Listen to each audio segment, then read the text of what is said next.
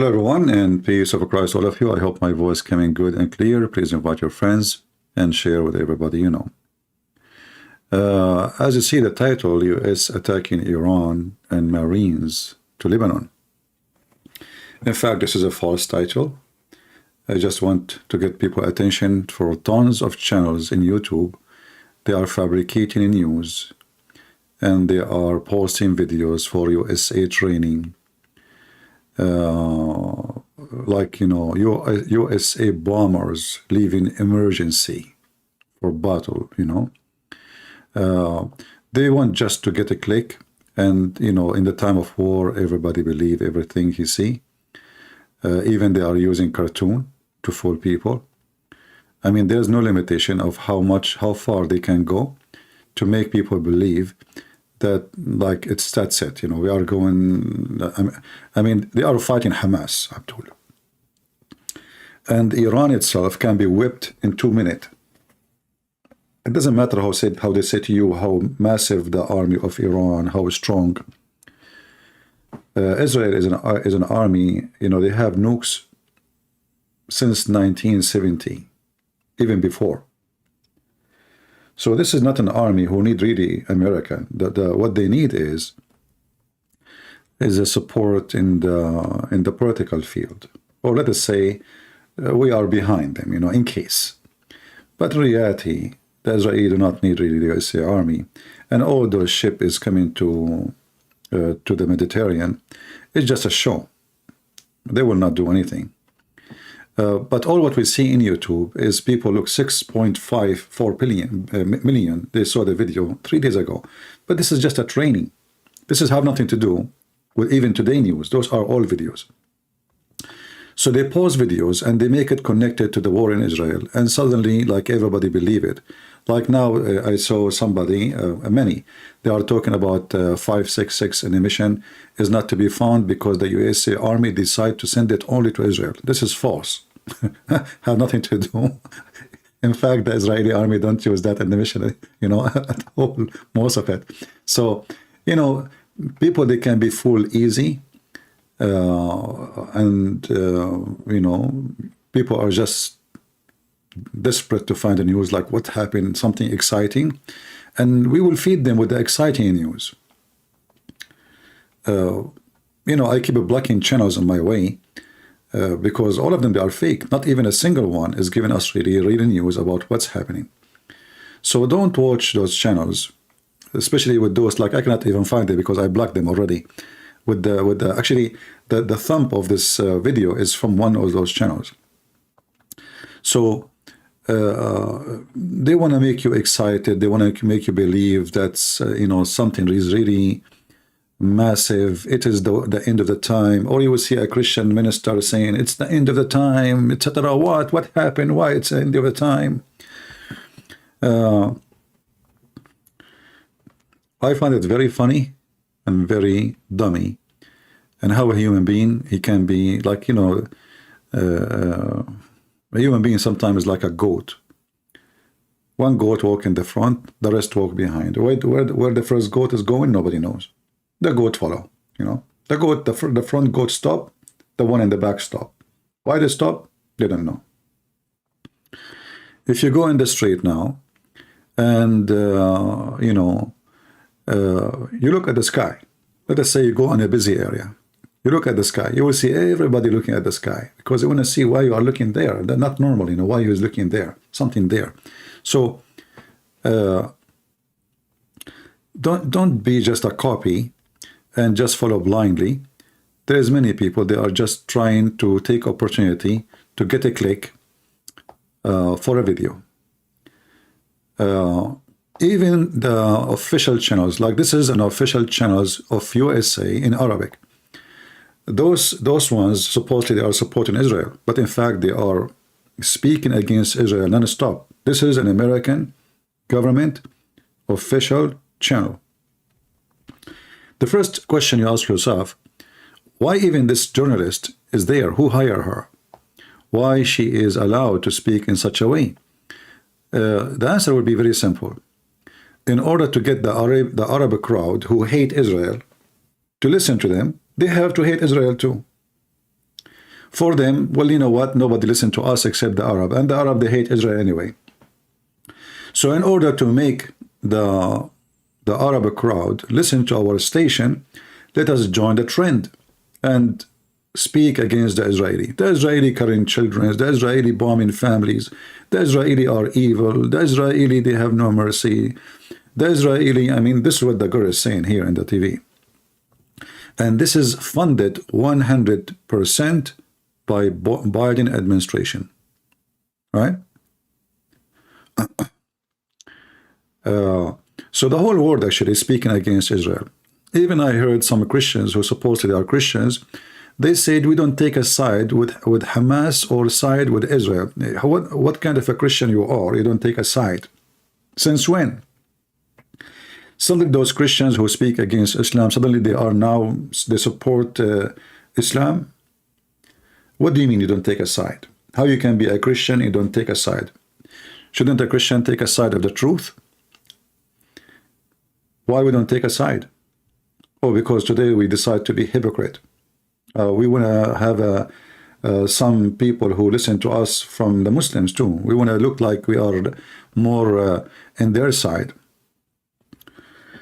You know, people who don't take a side, they are no Christian. They are just doing business.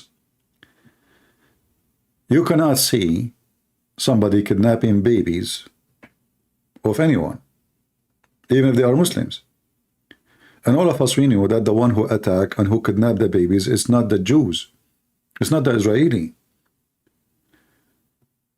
You will notice many liars, they, you know, and they will start telling you, well, you know, the Palestinian, they are under occupation. They are not under occupation. This is the land of the Jews. This is number one. You are a liar. In fact, they are the occupation. In fact, the massive land around them, all of it controlled by Muslims. In fact, what is left of Israel, you know, if we go right now and see the map of Israel, you will find that nothing left to the Jews. And that is all because of the stupid leadership of Israel. They think if they give the land, you know, they will live in peace and let us make an agreement. Okay, give them the West Bank. Okay, give them Gaza. Okay, what is left for you? Nothing. Nothing. And are you now living in peace? After all what you gave.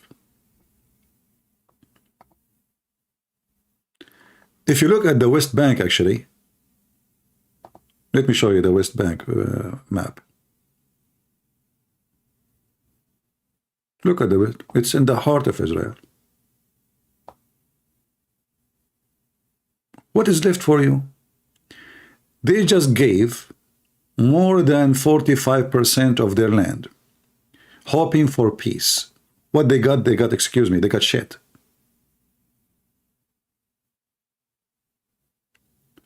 Jordan next to them is totally empty.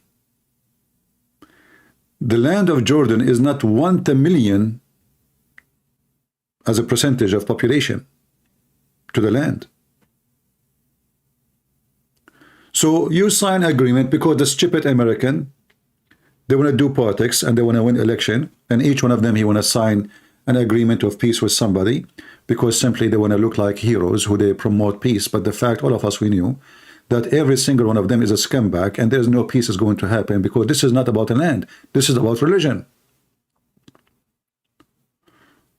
When Hamas made a speech, do they make a speech against Israel? No, they make a speech against the Jews.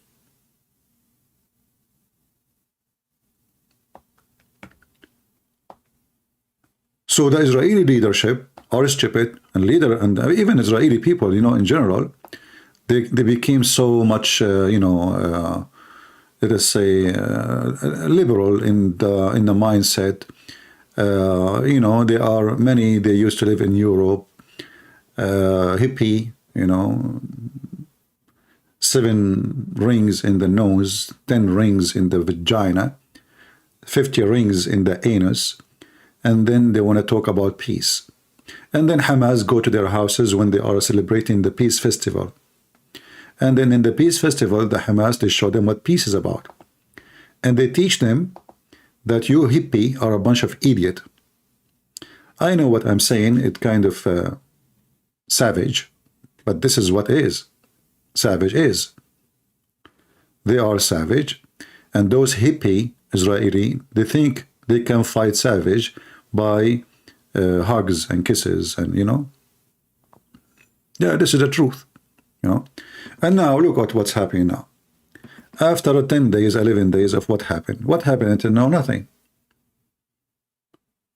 All the numbers you hear in TV reported from the so-called Palestinian, about 2,000 something get killed. Who is counting?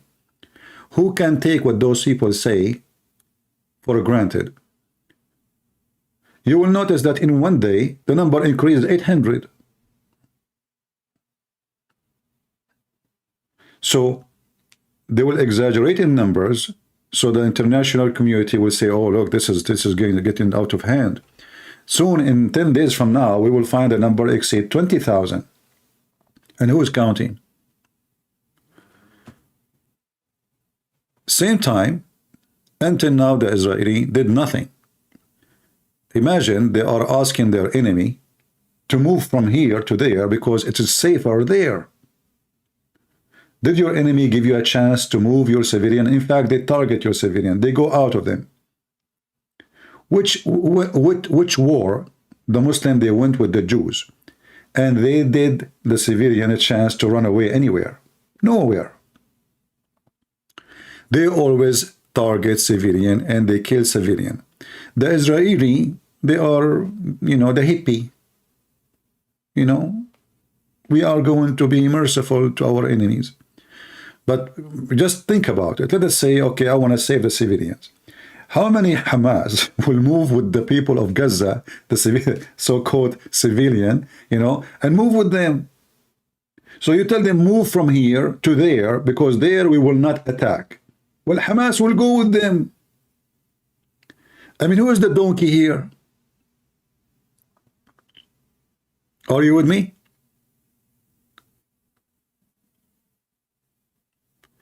If I tell Hamas that building is safe,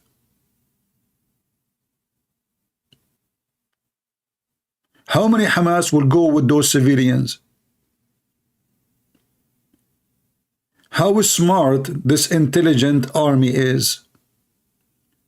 It's just to make the international community bless you, Israel. They will not bless you. They hate you. It doesn't matter what you do. They will call you criminal, killer. It doesn't, even if Hamas kill 1 million of you, still it's your fault. That's what they will say.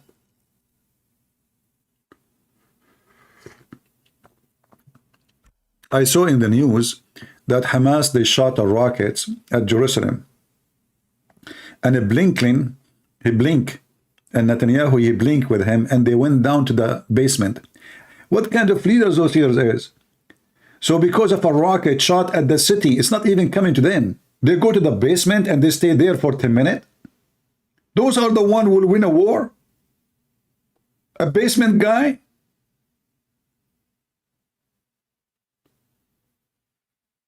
Imagine David, King David, he heard there's a rocket coming.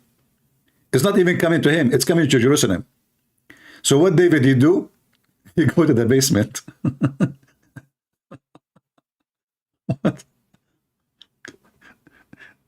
So we put our young, children's to face the rocket, and we go in the basement. Why? Aren't you a leader? You see, if he's a civilian, I say, okay, civilian here, what he can do. I mean, that's it. But why you go to the basement? Where you go? Especially you are in a building with very heavy concrete. The rocket of Hamas is not even a toothstick. Those are the ones they will fight and they go in war.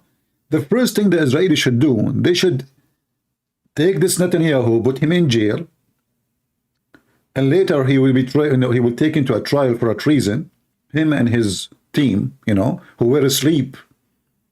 Have you ever heard of a border guard by 11 soldiers? The border with Hamas, 11 soldiers, and more of I saw them wearing their short. They are not even wearing uniform. The whole border is asleep.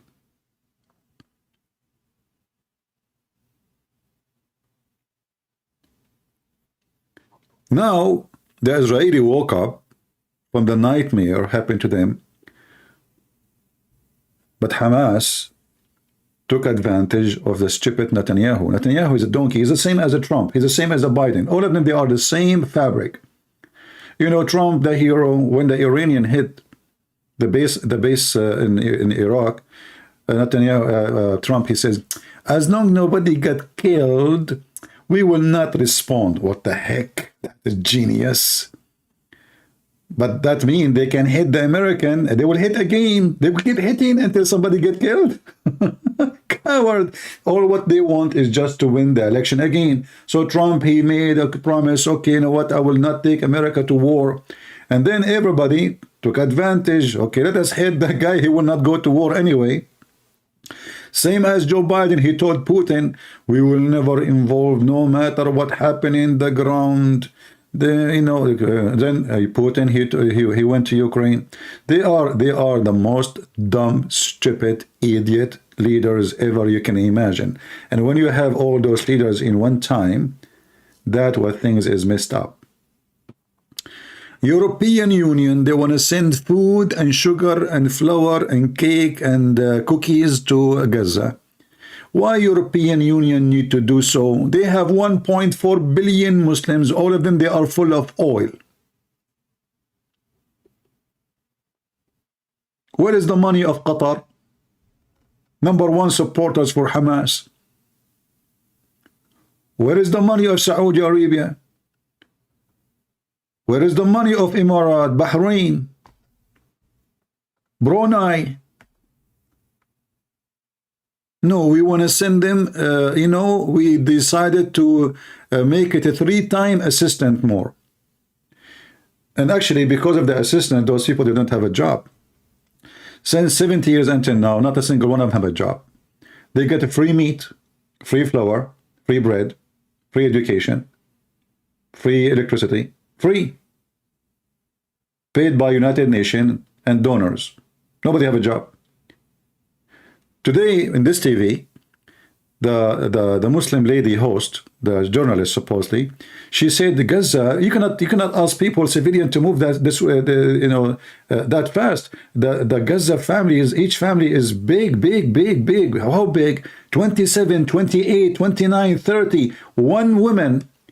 The average of Gaza women, of babies, is between 17 to 27. Every woman, she have between 17 to 27 baby. How they can feed them? They don't work. Thanks for the donation. We make babies, they pay. Right? So the whole world, is not sharing the truth with us. And then you watch an American TV station, like this TV station in front of us in Arabic. Everything there is poison against Israel. Every question, every answer. It's just to make the Arab audience like the station. They are trying to compete with the Jazeera, like who wanna put more hate against the Jews. So, you might agree with the Jews, like, we saw not long before the attack, an Orthodox Jew, he spit at a Christian in the street. But I'm not going to judge Israeli, all of them, and say, oh, this is how Israeli is. And even if they all is, isn't it this what the Muslims do to us? What about we read the Pact of Umar? At least this is individual doing it. In Israel, Christian person, he have the same right as an Israeli person. Do a Christian person have the same right in any Islamic countries? Do we? Do we have even any rights? Do they even count us?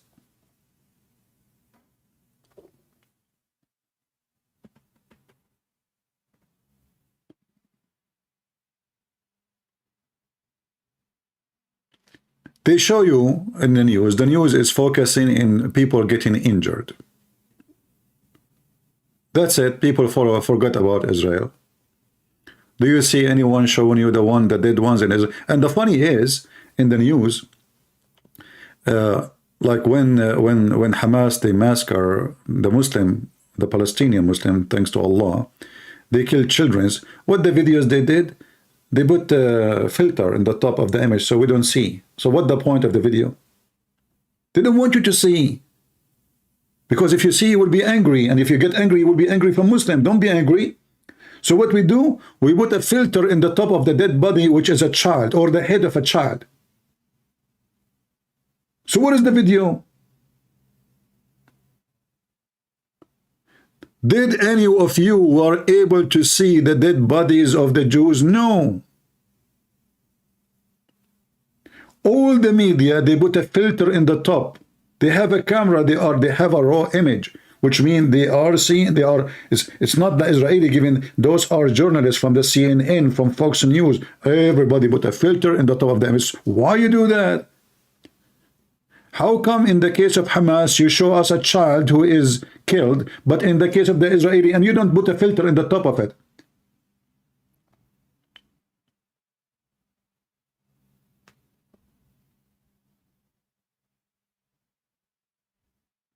Because they don't want you to support the Israeli. Are you afraid of our feeling? You don't want us. So what this journalist is for?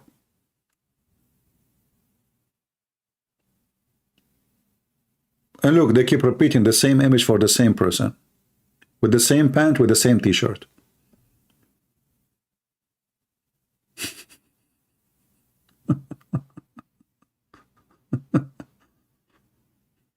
And they say to you that now in Gaza there is no fuel. So how the cars are running? Did you see the hundreds of cars are going, moving?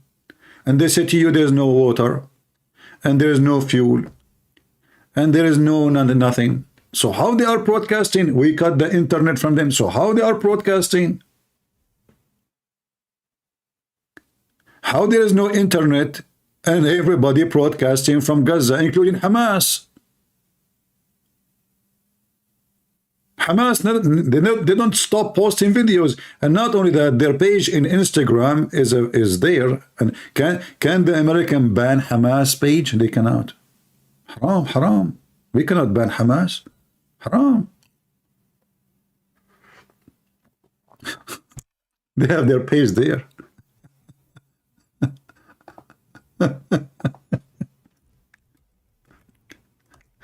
You know, even their website is still functioning. America can ban any website they want, not the website of Hamas. It's there.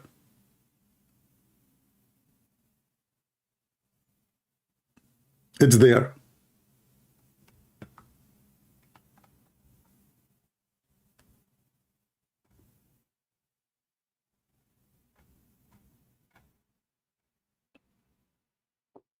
What a mad, unbelievable. And you know, people, they believe whatever they see in TV. And look, just this is one of the examples of the stupidity. How in the world the Israeli army allow journalists to have their cameras in a live scene of their weapon and positions? I never saw such a thing before. So you are giving Hezbollah and Hamas the exact position to you by a live feed camera from CNN? What the heck? What I know, if somebody holding a camera next to an army base, they will arrest him. Instead, they are inviting TV stations to record them and to broadcast live. Hey, listen, do you see where is the tank? The tank is between this, and this building. Just hit here. And if they first hit and they miss, and then they will ask them to do like a change the numbers, go to degree to the left. What kind of a stupid, or why even they allow journalists? Why all George journalists are there? It's just to inflame. So the Israeli stupidity is beyond stupidity. All the journalists speaking against them, and they invite them to speak against them. As an example, why Al Jazeera there? How in the world they allow Al Jazeera, who they are #1 top supporters of Hamas, Al-Qaeda? Is that democracy or this is stupidity?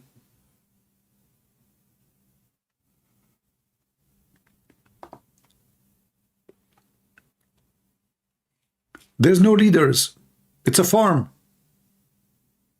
Huh?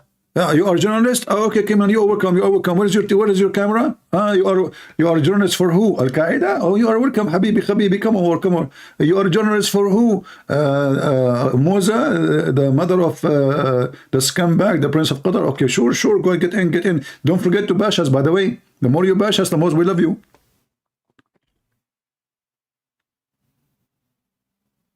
This is called democracy, especially in the time of war. I call it the most dummy, stupid. I don't like this Netanyahu.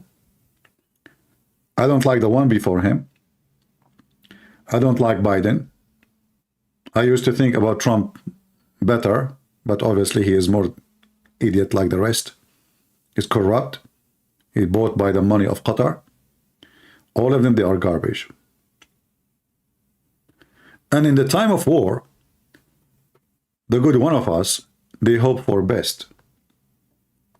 And the best never come. Because everybody is politically correct. They are telling the enemy where to go to be safe.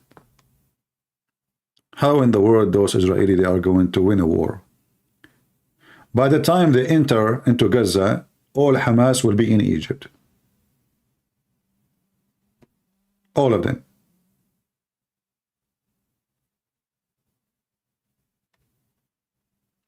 You enter Gaza, you take Gaza, you leave Gaza, Hamas come back.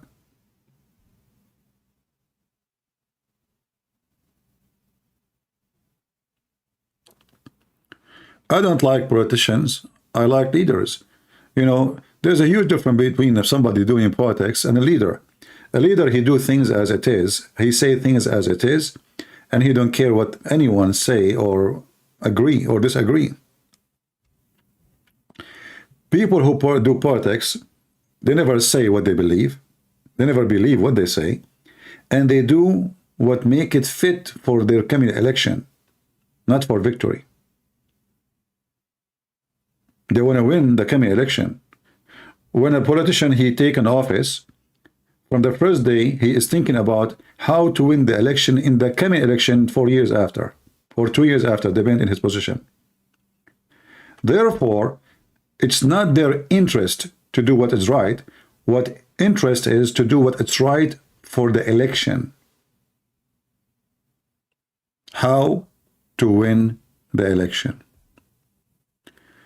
Real leaders don't care for election. They care for their citizen. They care for their country. They don't care really if they will have a job next month, next year or not. They care how to bring victory to their own people.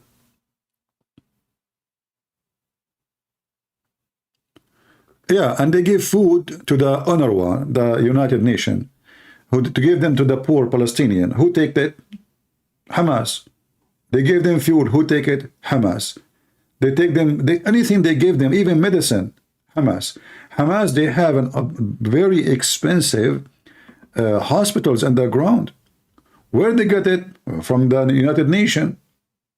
United Nations, they have hospitals for the civilians with highly equipped, expensive equipment. Hamas, they take it underground. All now what they are saying, assistance is coming to Hamas from Qatar, from Emirates. Look, everybody is now in the, please let me send more assistance. I want to send even Japan, European Union, even America, brother. Everybody want to feed the Hamasi. Who is going to take the food? Number one, Hamas, the fighters. They are feeding Hamas.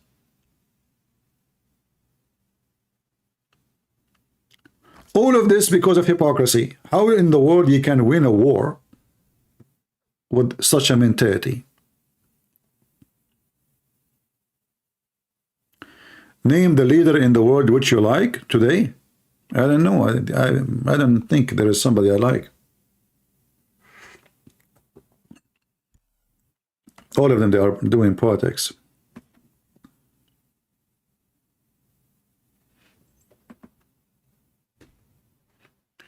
And then the Pope, the Papa. We pray for the go die, go, somebody take this guy, put him in the retirement shelf and send him a vacation to Hawaii. I mean, what this Pope for? He can't even say his name. He's like Joe Biden.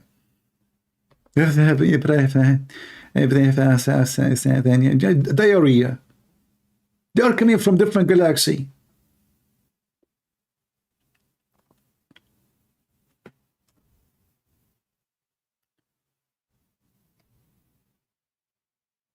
We cannot find,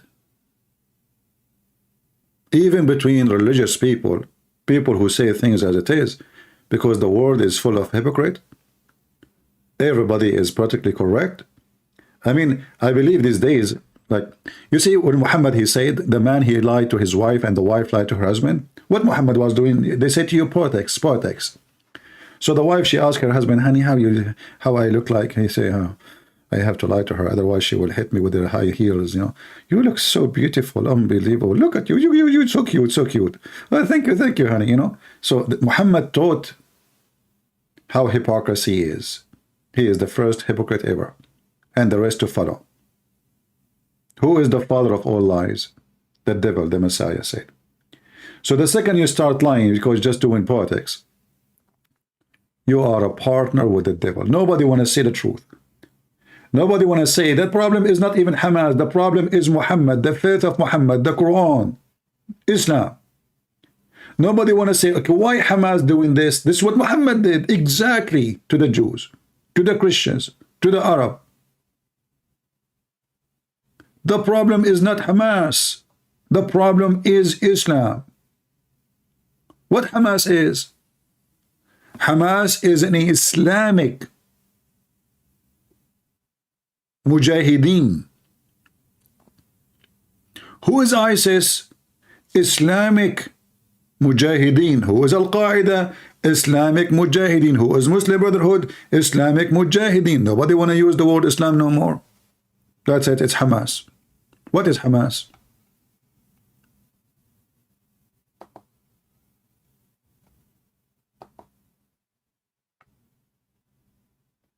And now they are burying, you know, they are burying babies. Like one of the images appear in the internet. Hamas, they have a doll. And supposedly this is in the hospital. Look, the guy behind, he is wearing the uniform of the hospital. It's a Barbie. It's a casualty, brother. Yeah. Barbie. The same they did in Syria. In Syria, they accused the Assad regime of using chemical weapon. And American, they support that. Yeah, he did. And then when they are recording the movie, those who they are dead from the chemical weapon, they start moving.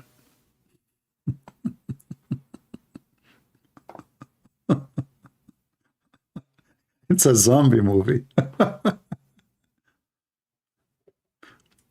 There is a, if you remember, there was a video about a child saving his sister. Anyone saw it? In Syria. A child saving his sister. So supposedly there's a shooting, and the child, he ran to save his sister. And the internet posted everywhere, the Shia killing the Sunni, because this is war between the Shia and the Sunni in Syria. And then the one who made the video, he said, this was a video I made, have nothing to do with reality. It's not even done in Syria. In the wartime, a lot of propaganda. And look at this scumbag, what's his name? Piers Morgan. Piers Morgan, he invite who? Mimi Hijab, he is giving them a voice, he is making them famous. I mean, who is Mimi Hijab? Is he a leader? And Mimi Hijab, what happened to your pink t-shirt? So those potatoes in the West, in the media, they gave a voice to the coward to promote their false agenda.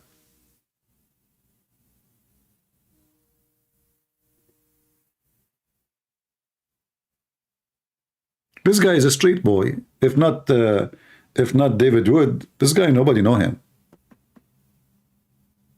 Thanks to David Wood.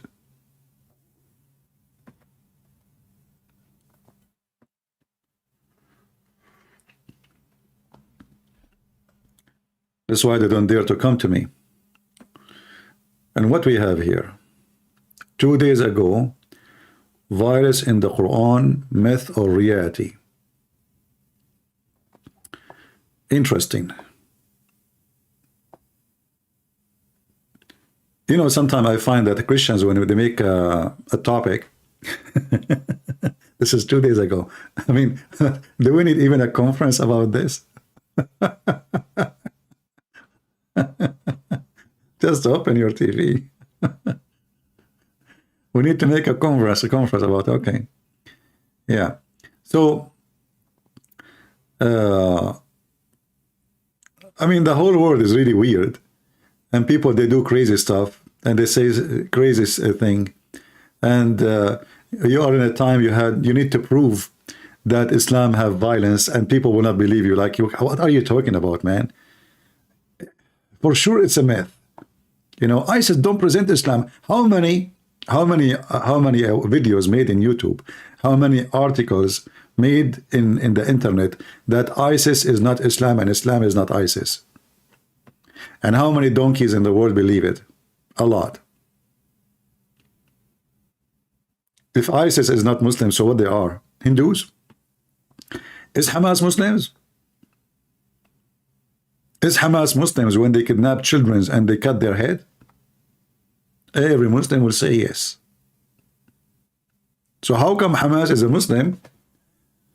This is the European Union giving more money to Hamas. They get you this blondie women speaking blondie words, giving us blondie assistance. We will increase our assistance to Hamas. And the excuse is civilians. Look how shiny they are.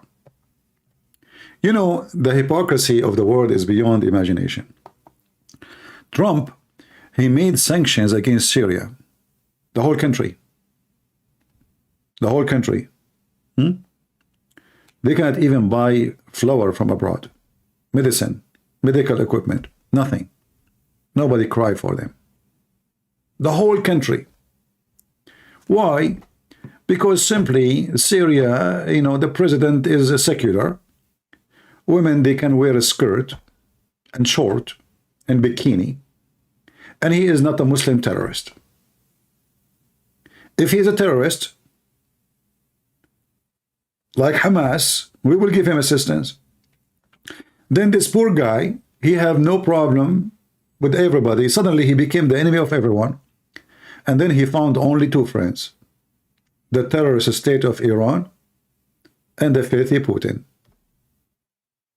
And now they blame him why he is a friend to Iran. Well, you give him no chance. Those are the only two people they want to help. His people are suffering. They are hungry. They cannot find food. So look, 6 days, 10 days, Gaza don't have food, but they have.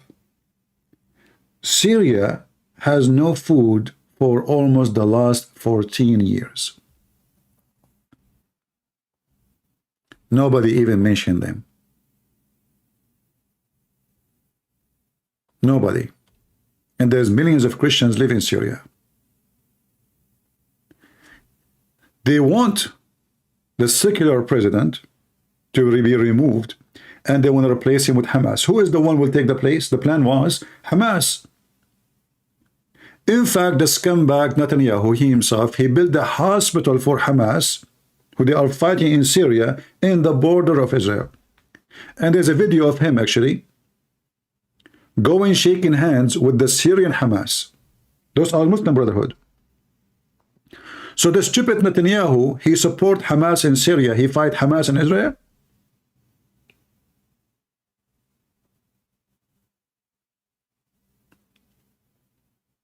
Do you see what I'm talking about? People, do you understand what I'm saying? If Hamas is evil, and they are, why Netanyahu, the coward, the son of Mut'a, he support Hamas in Syria? I can find you the video. Netanyahu is proud about it. We are proud of it. Lily Dawah, she said. They armed them, they support them, they encourage them, they took the injury of them. What a mess. And this is supposedly because this is the right thing to do. Here we go. You support the devil come back to you. This is exactly what the stupid American they did with Osama bin Laden. Who trained Al-Qaeda? USA. Who fed Al-Qaeda? USA. Who gave them weapon? USA. Even in Washington Post, they posted an article about the hero Osama bin Laden. You can go search right now. A hero, he came to Afghanistan to fight the communists. Who? Osama bin Laden himself. He was a hero yesterday, today he is your enemy. Do you know the song Who Let the Dogs Out? Do you know it? Who let the dogs out? This is Netanyahu coming to visit the camp of Hamas, the terrorists in Syria. Those are Hamas fighters in Syria. And look how Netanyahu is so happy, excited. Habibi, how I can help you, Habibi? سلامتك شو بتعمل عنا؟ قديش عمرك؟ قديش عمرك؟ قديش عمرك؟ How old are you? فوقنا خدسرة شمو عدنان يلدين يشكل نشين. His name is Adnan. لروبا بايوت كربيوت بايوت شمسيان. And look, you know, the doctors and everybody want to take care of the terrorists of Syria. This is reality. This guy is the one who supported them. When the Syrian army get closer to them to kill them, Hamas, the Israeli army, by the command of Netanyahu, shoot back at the Syrian to keep them away from Hamas. So now Hamas protected by Israel.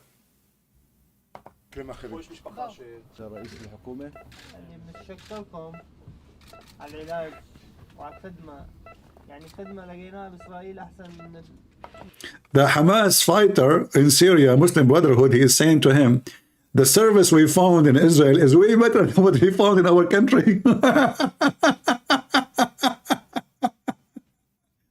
Can you believe it? He's saying to Netanyahu, listen, I am Hamas. I want to say thank you very much. The service you provide to us here is way better than the service we have with the terrorists in Syria.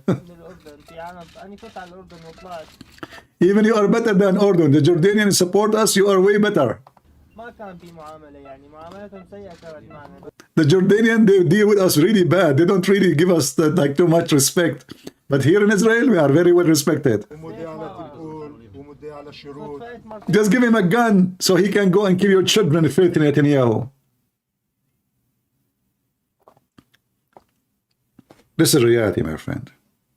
And in case you are looking, you wonder what is the name of the video. Netanyahu visits Syrian injured in civil war. This is civil war. Blame Iran for violence.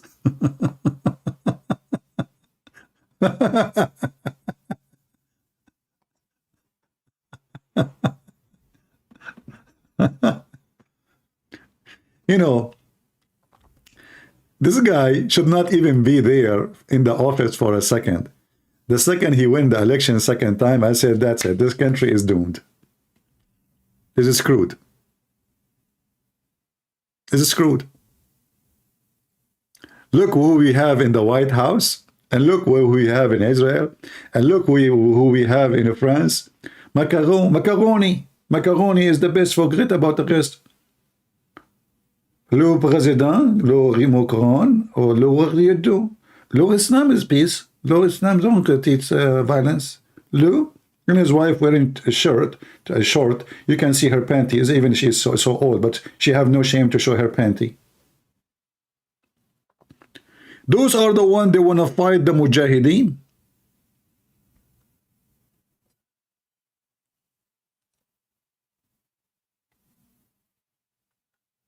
Macaroni. A terrorist from the Chechen Republic. He killed a teacher in France. What the French they do? We stand a moment of silence. Stop the border, kick them out, you coward. What silence?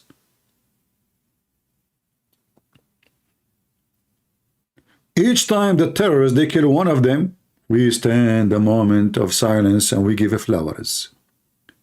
You know what? I decided to move to France and open a flower business. Because they will buy a lot of flowers in the future. I think this is a good business. Go to Europe.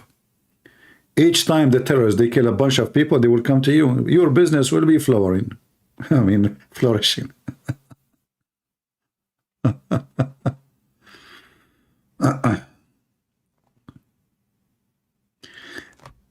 أنا لست بوذا أنا صوت بوذا.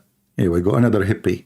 He posed for us. He is not Buddha. He is the sound of Buddha. And what Buddha he say? What Buddha he say when he do the talk? He fought. Don't you see how big his belly? Buddha people. You know, and the other thing, like, you know, those supposedly the hippie, you know, the yoga people, they think Buddha was like a peaceful, you know, the first one who start martial art and karate and ching fu. Oh, those are the Buddhists. You don't know what the Buddhists did in Cambodia? Buddhist. They slaughtered hundreds of thousands. Do you know what the Buddhist Chinese did? Did you know what the Buddhist Japanese did? So give me a break, Mr. Yoga boy. He is not Buddha. He is the soul, the voice of Buddha. You made me fart. Go and see what the Japanese did, the Buddhist Japanese, when they come to Korea, when they come to Philippines, when they come to China. They are Buddhists, very much devoted Buddhist.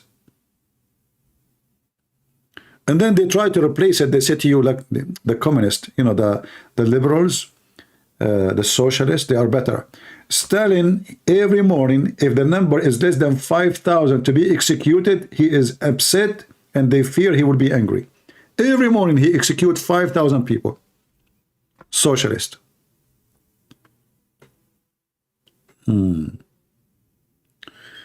Anyway.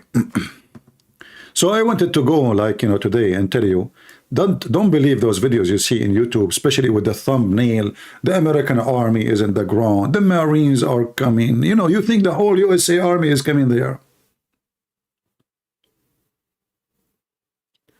In fact, these days, the strength of America is not in the ground. It's by missiles, Air Force. Nobody want to put his soldiers in the ground unless they have to. And the American, they have no reason. What for? So all those thumbnail you see, it's just a joke. No reality in it. The American even do not need, like you will see they send their airplane carrier, that just to keep it closer to the compact, but at the same time they have to keep a distance, so when somebody shoot, they have enough time to shoot down any missile coming to their airplane carrier. However, all the massive power of USA is not in a Marine guy holding a M16. This is not the power of USA. Even though 2,000 Marine, they were controlling all the country of Afghanistan, just 2,000. And Taliban don't dare to get close to them. But the massive power of USA is the weapon they have and the technology. And Israel is not short of that too. So when, you know, you see too much noise about we don't want the war to expand, you know, you think that Jordan will get in the war. No, they don't. The Jordanians don't even have an army. Israel can take Jordan in less than 5 minutes. 5 minutes. You see Gaza? Gaza is harder than taking Jordan. Gaza is way harder than taking the whole country of Jordan, because there's a lot. Those are prepared for a long time. They have massive city under the city of tunnels. Even that, if you give me the leadership of this battle, I will the easiest thing to do is just to flood them with water. You don't even need to fight them. Just bring hundreds of trucks and fill their tunnels with water. And let us see what they will do there. And if you want to make it more fun, put with the water some itchy stuff.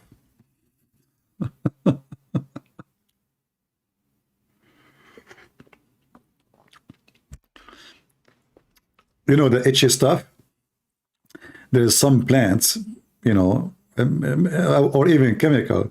If you mix it with water, it will make the skin of a person itch like crazy, you know. So just mix it with itchy stuff and throw it in the tunnel and let Hamas itch themselves until tomorrow. By the morning, their meat will come out from itching. Scratch, scratch, brother, scratch, scratch. So what? It's a tunnel. It might take more time, but even it's easier. Because there's many ways actually to destroy them. Put water, connect the water with high voltage electric.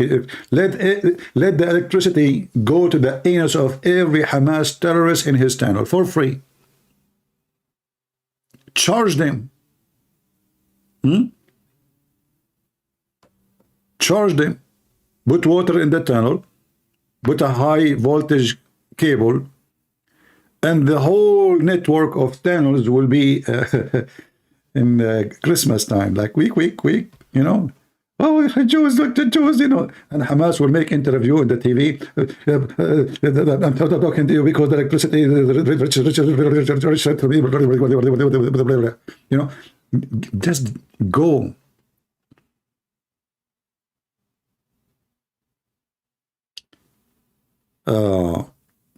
In the worst case scenario, would you take up an arm and fight terrorists?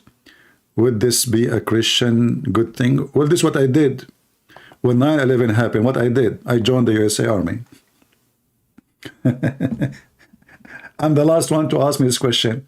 Where everybody don't want to go to war, because, you know, there's different to join the army in the time of peace and join the army in time of war. I joined in the time where nobody want to join. No man is a man. No man is a man if he don't do what the man do. A man is not somebody have a penis. Even though this is what decide his gender.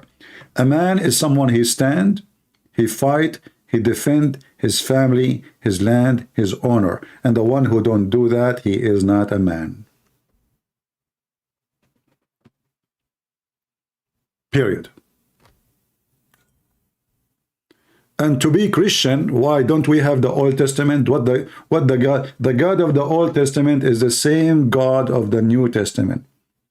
Why those silly Christians, they say to you that Jesus loved everybody. They forget that Jesus said, the one who don't have a sword, go and buy one.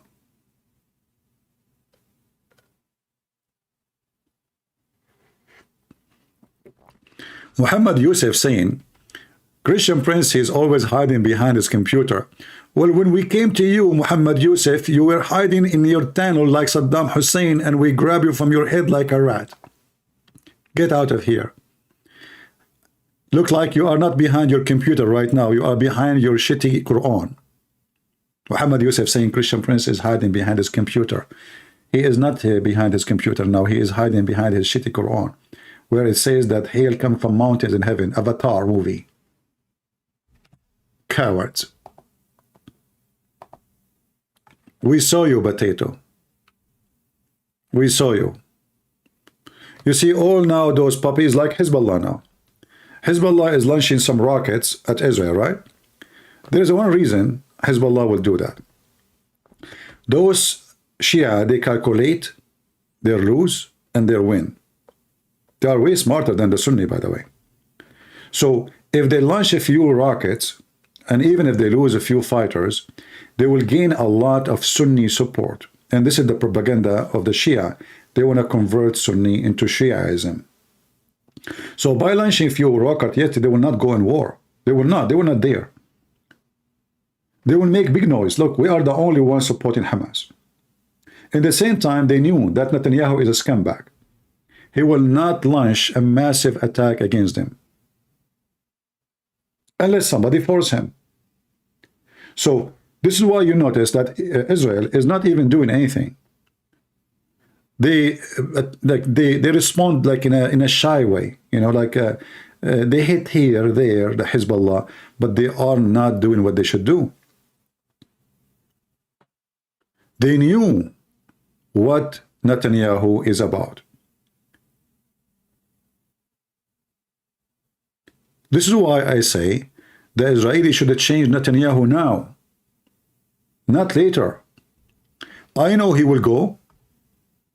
After what happened, he will go. He cannot stay, him and his team. But this is the time you need to have a new leader. Before you start your massive response. Not now, but not later.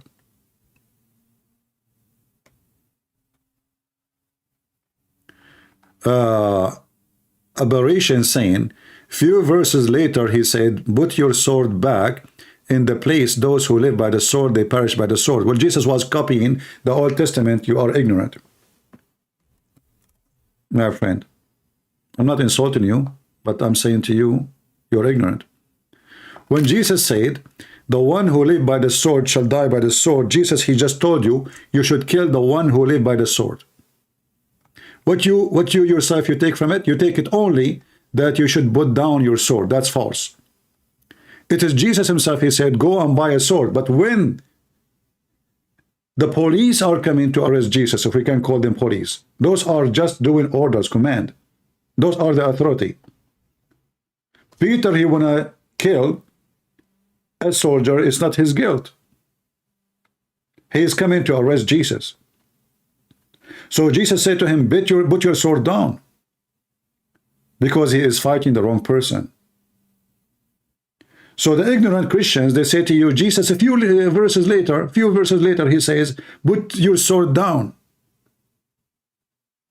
What Jesus was quoting is from the Old Testament. The one who live by the sword shall die, which means this is the penalty. The penalty is, if you are a killer, if you are the one who attacked by the sword first, you are the killer, you shall be killed. That is justice. What the coward ones, or who so-called Christians, they make it what? The opposite.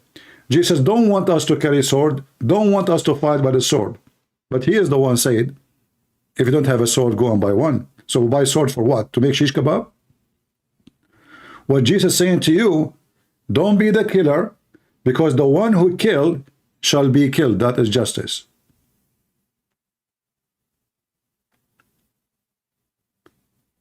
Those who they are hippie, coward, they are not manly enough to defend their family.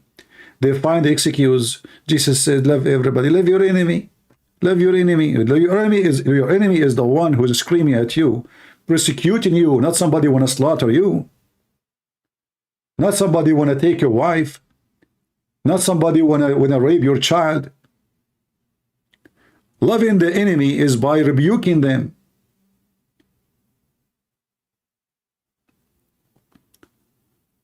You know,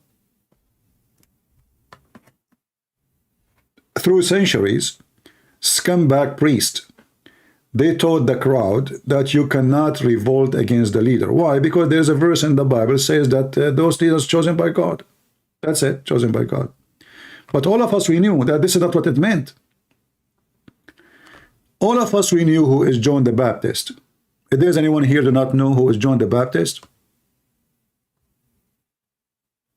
no, Sam Shamoun, you cannot call me. Sorry. I'm really upset from you.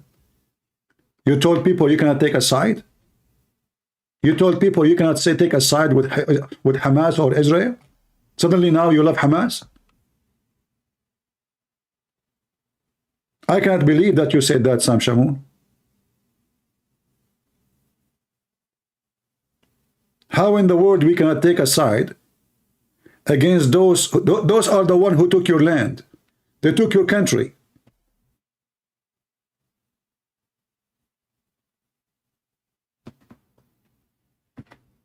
All of us, we knew what John the Baptist did. John the Baptist, he lost his life. Why? Because he did not accept a filthy ruler, a filthy king behavior, marrying a woman who she is not lawful for him. And then you will see a priest saying to you, we cannot revolt against a ruler. So who is John the Baptist? He was a bad person?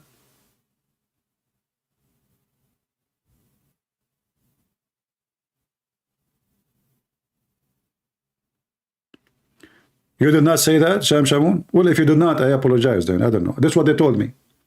I heard somebody saying that maybe they understood you wrong, that you don't take a side, and they said to me that you have a Palestinian guy speaking to you. Yeah.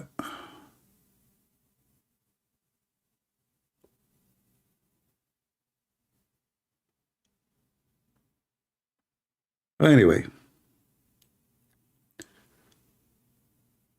as long as the video is there, people, they can watch it and they can see if this is true or not. But for us as a Christians, we take side with the truth, no matter what, how good the Jews or how bad the Jews. You see, we don't take side with the Jews because they are good to the Christians or because they are bad. This is not how truth works. If somebody owns something, he owns it. He's bad or he's good, this is a different story. This is the land of the Jews. When somebody says that, oh, the covenant does not go for those Jews, who said so? God, he made a promise forever, not temporarily. It's not up to you. It's not up to me. Those are the children of Israel.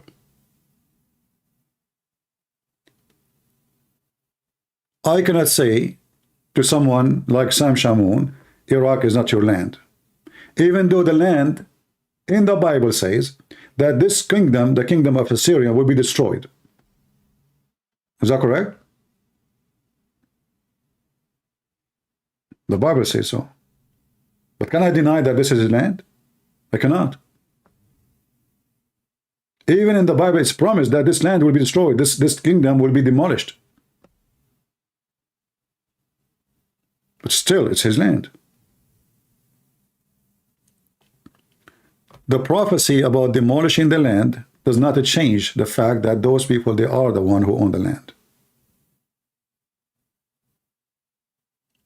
So we as a Christian, we have to be truthful and side with the truth. If Hamas owned the land, we will say Hamas owned the land. As simple as that. If Hamas does not, then Hamas does not.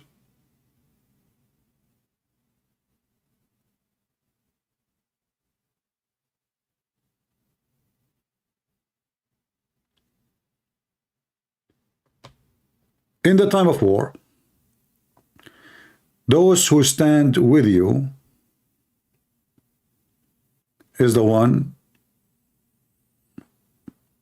if you are truthful, is the one who stands for the truth, and the one who opposes you is the liars.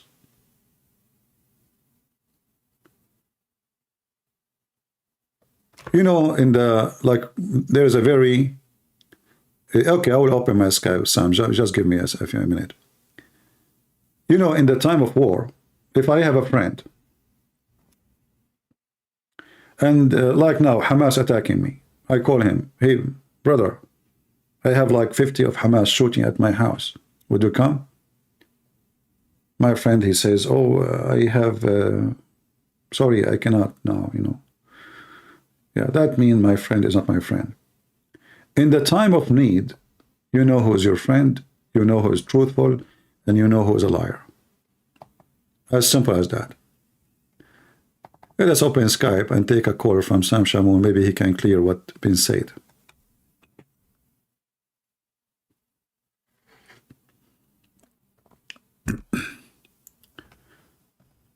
All right, Sam, text me in Skype, please.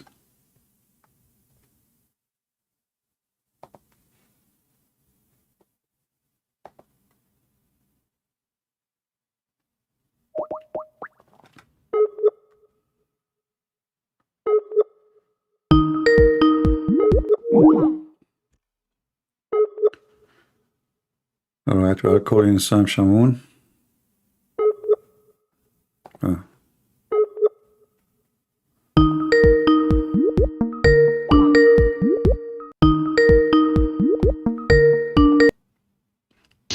Hello? I love you, man. What's up? Hey, my friend, how are you doing? Yeah. Can you clear for us, please, what I heard? Is it true, or I did not hear myself. I never heard you saying that, but somebody told me. Hold on. Someone lied to you, said I'm supporting Hamas. Stuck. No, they said that you said you cannot side with this or that. No. See, this is why. CPN, you wonder why I get angry and I cuss people out. I'm not patient like you. Okay. This is why I get angry with these fake Christians, these sissies.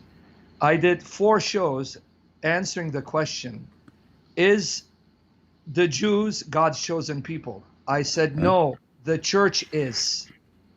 Christians who believe in Jesus, they are the true people of God. And a Jew who believes in Jesus, he will be chosen. I said Israel has the right to exist, and Hamas is from the pit of hell. All right. But we do not say Israel, the nation, is the chosen people of God. Because Jesus said, they reject me, the kingdom will be taken away from them. So now a true Israelite, according to Jesus, is one who believes in Jesus, whether Jew or Gentile. That's what I said. Yeah, but in Israel now we have a lot of Christians, right? The Israeli Christians. Yeah, and what I was telling them is, and those are, at the same time, the Israeli today, regardless of what they believe, the Israeli is the Israeli, and we should, let us say a person is an atheist. Yes. This land is for whom? What do you think? Yeah, of course. I said Israel has the right to exist in the land. And then I said in my broadcast, if you listen, I said, okay, Muslims, give Iraq back to the Assyrians. If you're complaining that supposedly Israel came and is the occupier, give Syria back to the Christians. Give Iraq back to the Assyrians. Give Egypt back to the Coptics if you're complaining. So this is why these Christian Zionists, they killed me. They got upset when I said, the church is the chosen people of God. The church. The church. But for sure. Anyone don't accept Jesus, he is not with God anyway. And doesn't matter if he is a Jew or not, the Messiah is the only way and there is no other way. Amen. And I said that my belief is the Jews will have to be in the land for Jesus to return. But I said that doesn't mean Zionism is pleasing to Christ. Zionism, the government, that's pleasing, because Jesus is not pro-Republican, pro-Democrat, pro-Israel. Jesus is the king of the kingdom. We need to be for his kingdom. Isn't it Zionism is in the Bible too? Yeah, well, the Zionism that's in the current state, you're talking about Zion. They're not, but how we can define who is a... They're not believers, CP. These Jews, they're not believers. So when I'm talking about Zionism, I'm talking about the ideology. I'm not talking about... No, but there is a lot of Zionists. Zionism today is a party, right? Political party, all right. But there's a lot of Christian between them. Yeah, that's the thing. The Christians, because a lot of Christians are taught the Jews are still God's chosen people. No, No. I mean, we just agreed, me and you, that the Christians who believe in Jesus from Israel, they are chosen people of God, right? Yeah, any Christian, Jew or Gentile, is the chosen people. Yeah, let us focus now in the Jews alone. No, they say, no, Israel is the chosen people of God. Well, they are Israel. They are Israel because at the end of the day, the one who inherited the land is Israeli, and those are Christian Israeli. So they are. So remember when God he went to destroy Sodom and Gomorrah. Yes. What prevented God from destroying the city? If there's how many decent persons? There was 10 righteous. Yeah, but that wasn't the point I was making. So can me and you agree that there is 10 righteous Christians who they are Israeli Jews, righteous Christian in Israel? If you listen to what I'm saying, I'm not disagreeing. Listen to what I'm saying. All right. The believer in Jesus, he's the true Jew, whether Jew or Gentile. So it has nothing to do with what they're saying. They're saying, no, Israel, the Jews, they are God's original chosen people. I'm saying, no, now in Jesus, Jesus says, if you believe in me, you are the true son of Abraham. That has nothing to do with the state, Israel. I never said Israel doesn't have a right to be there, or it's not God's plan, or we should be for the Palestinians. They're lying to you. The argument was different. Someone was. Well, the person who I spoke to is a decent person, but maybe got you wrong, because English is their second language. Yeah. They get emotional. Like here, this guy saying, I contradict them. See, these guys, they kill me. How D71? Can you come on my channel and watch the session, see if I contradicted myself? I told them in Romans 2, 28, 29, Romans 2, 28, 29, Matthew 21, 37 and 45, Galatians 4, 21, 31, Galatians 3, 26, 29. Paul says the true Jew is the one who believes in Jesus. So if you're Jew or Gentile, if you believe in Jesus, you are the seed of Abraham. So the church is God's people. And I said, God is not done with the Jews, because I even quoted Romans 11, 28 to 29, where he says, for the sake of Abraham, Isaac, and Jacob, he's not going to wipe out the Jews like he did Sodom and Gomorrah. He will not wipe them out because of his love for Abraham, Isaac, and Jacob. That's in Romans 11, 28, 29. So if the liars were honest, because Christians, we are condemned if we lie and bear false witness. Sam, what do you think about the covenant, which is in Genesis, that your land is from the Nile River to Euphrates? Yes, okay. Now, you're talking about the covenant made with the descendants of Israel. Now, Jesus comes and says, true Jerusalem is heavenly Jerusalem, our mother, Galatians 4:26. Hebrews 12, 22, 24. The Jerusalem above heaven, that's the true Jerusalem, and it's going to come down. The Jerusalem on earth, now that Jesus is rejected, read it, it's not me. Jesus is rejected. Revelation 11:8, it's called Sodom and Egypt. It says where our Lord was crucified, Sodom and Egypt. Then Jesus says, if you go to John 4, 20, 24, when he says to the Samaritan, it's not in Jerusalem nor on this mountain where you worship God, but you worship God in spirit and truth, because Jesus says, you reject me, your house will be left desolate. So I have no problem with earthly Jerusalem belonging to the Jews. That's not the point. That wasn't the point I'm making. Yeah, now but the covenant is about earthly promise. And then Jesus said, this earthly Jerusalem, I'm done with it. It's but still, the land promised in the covenant with Abraham to the Jews. So we don't want to mix between the end of the time and the promise of those who believe in Jesus, where they will be in the heavenly Jerusalem. No, that's not my point. If you're listening, CP, brother, just listen a little bit. I know you want to argue and debate. Jesus said, because you reject me, I leave your house desolate. Matthew 23, 37, 39. Luke 19, 41, 44. So the earthly Jerusalem, it's for the Jews. My point is that the New Testament says that the true Israel are those who believe in Jesus. The true Jerusalem is heavenly. Paul says, Galatians 4, 21, 31, if you read it, he says the Jerusalem on earth, that's Hagar. Go read it, CP. Open it. No, I agree with you. But in the same time, don't we have until now Christians in Jerusalem, believe in Jesus and they accept Jesus every day? By the way, brother, who's Howard 71? He's saying I'm back. Is this guy a dog of Satan, Mohammed? Don't forget, don't worry about it. What you're saying? But we have now, until now, every day, and this is why many rabbis are so angry from the Christians and Christianity, because there is Jews every day in Jerusalem and the area around. They accept Jesus. Is that correct? Yeah, they're all Jews. Right. So Jesus, he said, because you refuse me, I reject you. But he did not refuse those who accepted him, correct? No, you're making a different point from me. No, just wait, hold on. Just say I listen to you. Listen to me. So, in the same time, even when Jesus said, I reject you, I expel you from me, etc., still all his disciples, they were Jews. And who's debating that? Huh? Can No, you no, repeat no, what no, no, no. So- Listen. So now, even with the decision of you Jews are rejected me, but Jesus is still, he is supported by the Jews. Even at that moment when he said You're that. not supposed to support him. Sorry, Which Jews support him?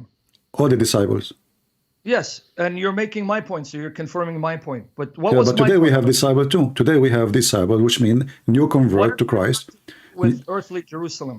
You're not making my point. You're making another This is point. not about earthly Jerusalem. This is about those people. They will not be forsaken because they believe in Yeah, and Jesus. that's So any belief in as long Jesus. there is a Christians in Jerusalem, Yeah. and they are believers, And the the same Christians in the same Palestine, as will they- Sodom and Gomorrah. This is my point. The same as Sodom and Gomorrah. If there is only 10 decent people, God will not destroy it. As So will long God destroy Palestine if there are 10 Christians in Palestine? what Palestine? There's no Palestine. If there are 10 Christians in Palestine, will There's he no destroy Palestine. There's no Palestine. In fact, the Okay, the existence of Israel is the best for the Christian who they are in But you Palestine. didn't answer my question now. Yeah. I answer yours. Answer mine. Yeah. Be direct. This place called Palestine. I know. You cannot Palestine. destroy something that does not exist. Say it again. You cannot destroy something that does not exist. Okay, but it's called Palestine. It's called The Palestine Christians in Palestine, before will those it be people wiped out? exist. Yes or no? This is the name of a territory, not the name of the people. The Christians in that territory, will that territory be wiped Well, out? Yes. or no? God will not destroy them because simply He destroy the Christians because they are going to be saved by the Israeli. A Palestinian Christian, they're if we not can gonna call be him, destroyed. listen, a Palestinian Christian will live 1,000 times better than living under Hamas. Do I agree? Okay, yeah, I agree with that, but that's Okay. not my question. So why God Repeat one more is time, going I'm to repeating my why God is going to destroy the Christians in Palestine You got if it. He So is going to Palestine, save them? they're No, no, Christians listen. there, they So cannot be God will save the Christian So in they Palestine cannot by be Israel. destroyed. That territory cannot be destroyed. Good job, CP. No. People too. People. But we are talking about the Christians in Palestine, if you call it Palestine. And if there are 10 I there, Palestine will be I destroyed. believe that Israel is going to save the Christians in Palestine, even though there's some Jews, they don't like them, they hate them. So Israel is going to bring the Christians out of Palestine into Israel? Okay. No, they Well, will that not bring them means out. They will not bring them out. This is the land of Israel. So the Israeli, because they are hypocrite today, and nobody dare to say the truth. Listen, because they don't dare to say that this is our land. You like it, you don't like it, drink from the ocean. So because we have politics, because we have politician, nobody dare to say the truth. So Christians who live in Israel, this is not Palestine, this is Israel. So those Christians will be way more better, saved by Jesus, if they agree to live under the Israeli. And I met many Christians from that land, and I spoke to them, and they told me, even Hamas, even Gaza, they wish to get a passport of Israel.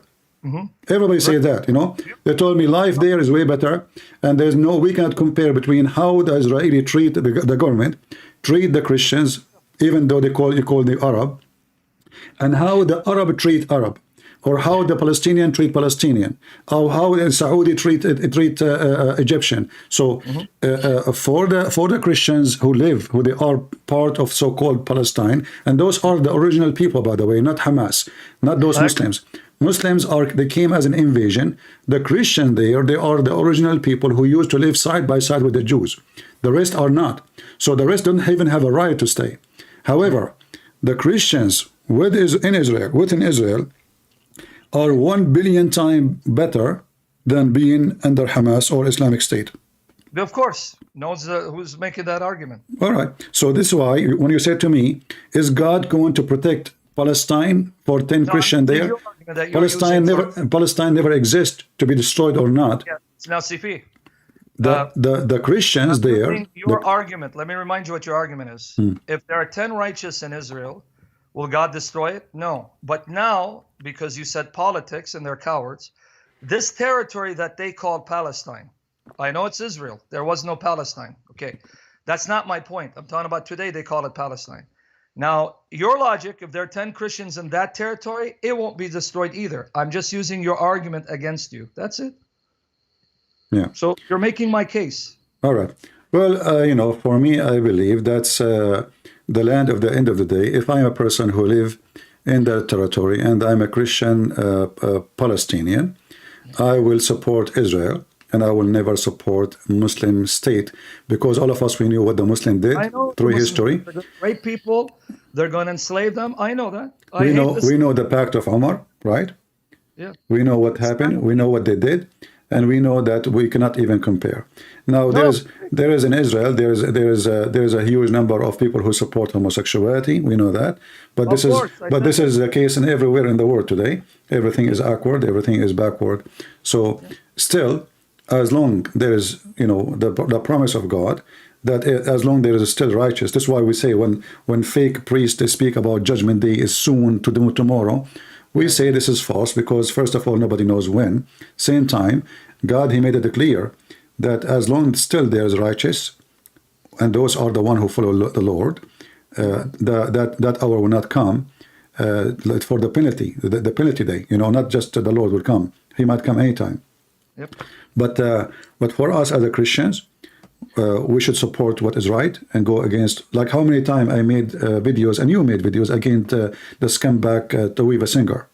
Yeah, that bastard. Yeah. Yeah, well, but why we do? He's a Jew, right? But he is a false Jew. Why? Because if he is a true Jew, he will not lie to his people, praising Muhammad who killed the Jews. At least, if being honest, you don't believe in Jesus, at least say, I don't believe in Jesus. I don't believe in Muhammad too. But the coward, he don't dare to say so, for he's a fraud. So we know that there's many fraud between them. But in the same time, there's many rabbis, hundreds and thousands of rabbis, who become Christians, preaching the gospel as we speak right now in Jerusalem. So those are the seeds of Israel, who they are going to bring Israel back to Jesus again. And we pray that all of Israel, sooner or later, will follow Jesus and they will be saved. We don't want only few, we want all of them.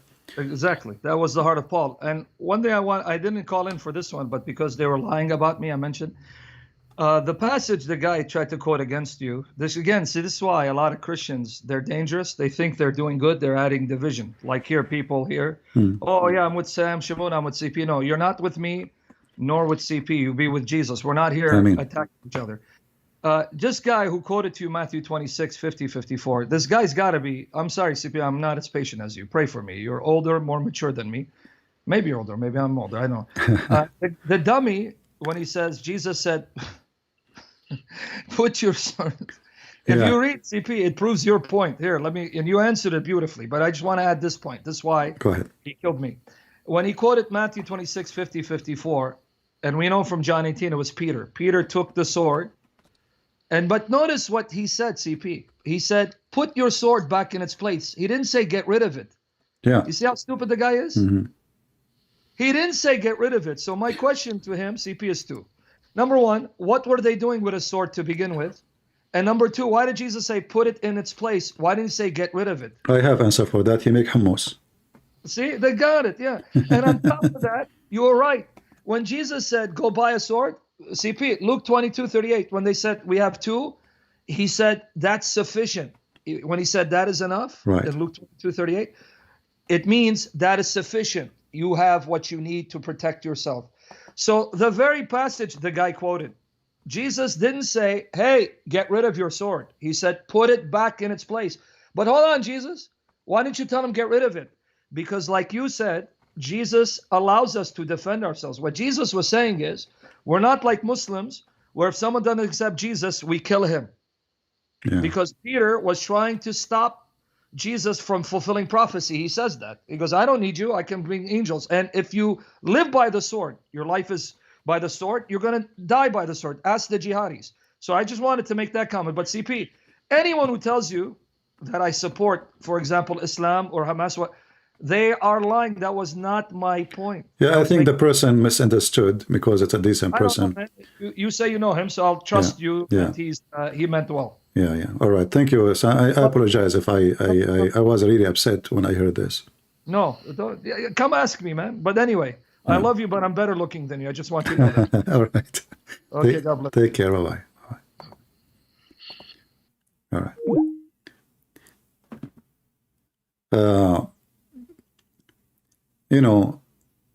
I spoke to many people. Actually, the problem is with Israel now that Israel themselves, they are confused. What is the red line? Who is the friend? there is a bunch of Orthodox Jews who they are very aggressive and hateful to the Christians. They were preaching and teaching that the Christians are our enemies and Muslims our friends. Non-stop. They even say we are allowed to pray in the mosque, but we are not allowed to pray in a church because the Christians are pagans. So imagine they are willing to follow a place of worship where the devil is worshipped. His name is Allah. But they think the Christians are the enemies. And now, the Jews in Israel, they found that there is no friends around them except the Christians. Nobody support them. The hippie, the liberals in USA, the atheist, they hate them to death. European, same garbage. Who is the one who support the Israeli? Muslims? Pakistan? Nobody. The only friends they have is the Christians. So I hope the Israeli, including those idiot Jews, Orthodox Jews, who hate the Christians, will see that because of the love of Jesus, you are being loved, even though you hate us. Even though you spit at us on the street. Did the Jews ask themselves, how come the Christians don't do what Hamas did? There is so many who they are considered as a Palestinian Christians. When the last time we heard a Palestinian Christian kidnapping a Jewish child and beheading the child? If the Jews are discriminating anyone, he is supposedly Palestinian. Why the Christians don't do suicide bombing? When the last time we heard of suicide bombing from a Christian going in a bus station? We never heard. So what the problem? The problem is religion. The problem is not an oppression. It's not an occupation. It's not a government. The problem is a religion, what they believe in. The second you believe in Muhammad and the faith of Muhammad, you turn into terrorist. You will find a person who was all his life peaceful, living in USA or England or anywhere. He converted to Islam after second day, he's a terrorist. It's a fact.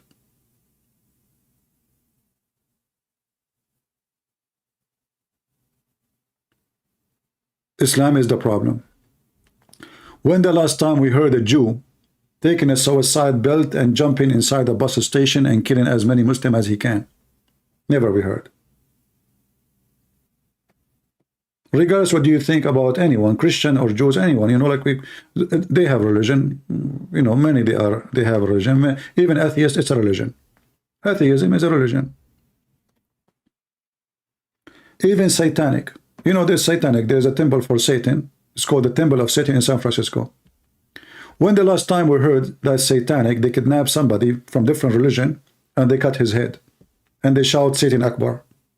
Even satanic have better morality and ethic than the Muhammadan.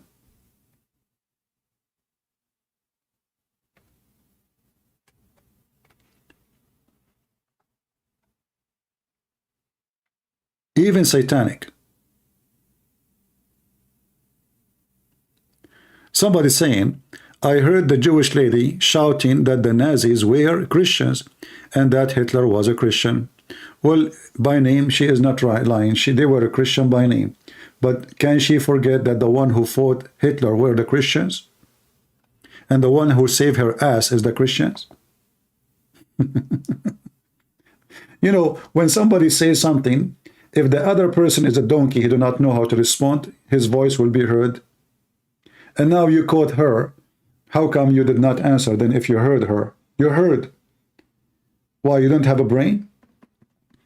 Tell her who is the one who fought Hitler. Isn't it the Christians? Isn't it the Christian they paid millions of lives to save the Jews? Can the Jews alone fight Hitler? They cannot. Can they make victory against Hitler? Absolutely not. So who is the one who fought Hitler? So Hitler, maybe he have a cross for his sign, but this is the cross of the devil. Have nothing to do with Jesus. It's a fact. And he was killing Christian too. Was he killing just Jews? 100 million human beings died. 6 million of them are Jews only. So what about the rest? They were Hindus.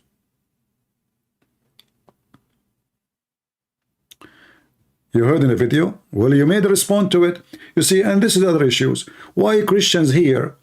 Why we don't see many activists who make videos and respond to lies? Why it's only few like me, Sam Shamoun, this guy, that guy? Why only few? We can count them by fingers.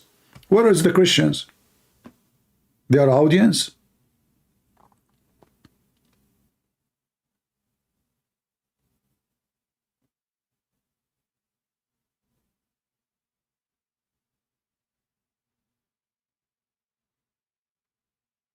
We have to say things as it is. A person he worships Satan is 1,000 times than person he worship Allah. I never heard of a satanic man who put rings in his nose, his anus, his vagina, his whatever. He is shouting Allahu Akbar, I want to kill somebody. He believes in Satan, still he is peaceful. He's way more civil than a filthy scumbag, a member of Hamas. So the name of satanic, the act of satanic is for the Muslims. Those who were, actually I saw a video, and the video says a satanic man, he converted to Islam. I said nothing changed, but now he will get into violence.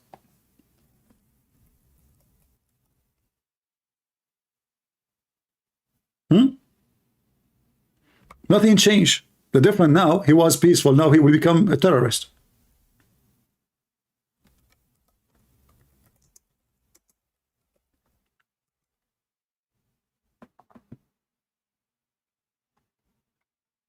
Look at this. Satanist prophet accept Islam. He's a prophet now. Look at this kid. He's a prophet, guys. He's a prophet. Satan have a prophet.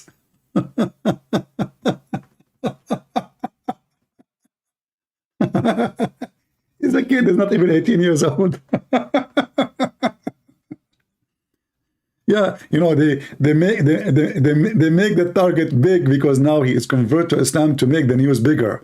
Satanist prophet conversion to Islam. Prophet, I mean, the second you say that, that means he is a prophet. That means Satan is God. So he was Satanist or satanic by name before. Now he is satanic by real. What is the next step? He is going to explode his ass in a bus station. He is going to if a girl, she is 6 years old like Mohammed.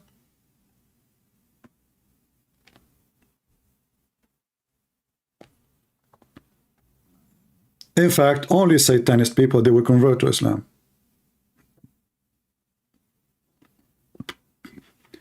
When you see somebody convert to Islam, the first question is why? You know, you will hear all kinds of reasoning, and the reasoning are very funny and stupid, but there is only one reason to make a person to convert to Islam, to be a pervert. Because the second I say I believe in Islam, what does that mean? I believe there's a God, he is making a lot of women for me, and he is smoothing their skin for 1,000 years, and they are ready for me, and their legs is open. Pervert. Otherwise, everything in Islam is not there. As an example, a Muslim said to you, "Oh, Christianity and the Trinity does not make sense." I find it very funny and very stupid of anyone to say that. Why? Because he is a person who believes that his penis will be endless. That makes sense. He believes vagina will fit for that, which means the vagina is endless. That makes sense. He believed that God is one. He cannot be 3 or 4. That makes sense. Well, God, he can be whatever he wants. Who cares about the number? What if God in reality is 1,000,000? Are you going to tell God, I don't like you to be 1,000,000, be 1? What makes sense? What makes sense about God anyway? Does it make sense that somebody can walk in water? No, it does not. Does it make sense that somebody is born of a virgin? No, it does not. Does it make sense that somebody, he put mud on your eyes and make you see and you are blind? It doesn't make sense. So those hypocrite Muhammadan, when they talk about sense, the second we ask them a question, serious question about their God, their religion, why it have to be logical?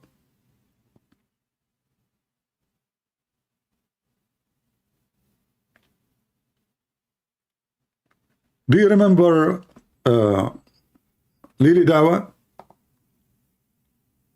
You know Lili Dawah? When they ask him about what makes sense and what makes no sense about Gog and Magog. Brothers and sisters, why it have to make sense?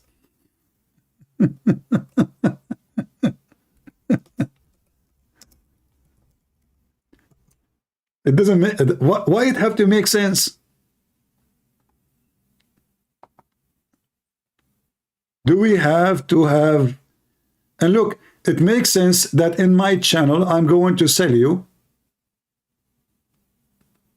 halal cat food. I mean, have you ever heard of religion? They have even food for cat, it's halal, kosher. What will happen to the cat if she eat the food which is not halal?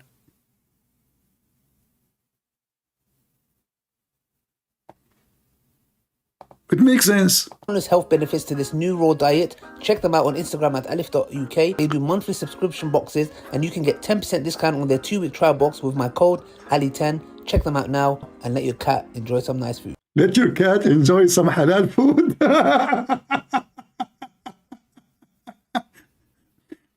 It makes sense that religion is a business. It makes sense if your cat eat food not halal, she will go to hell.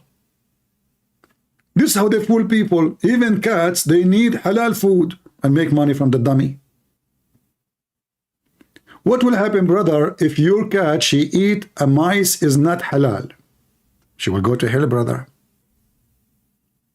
So what we do? We give them halal food. And you want to get discount? Go to my website, halal cat food, brother. And now here, they want to talk about what makes sense.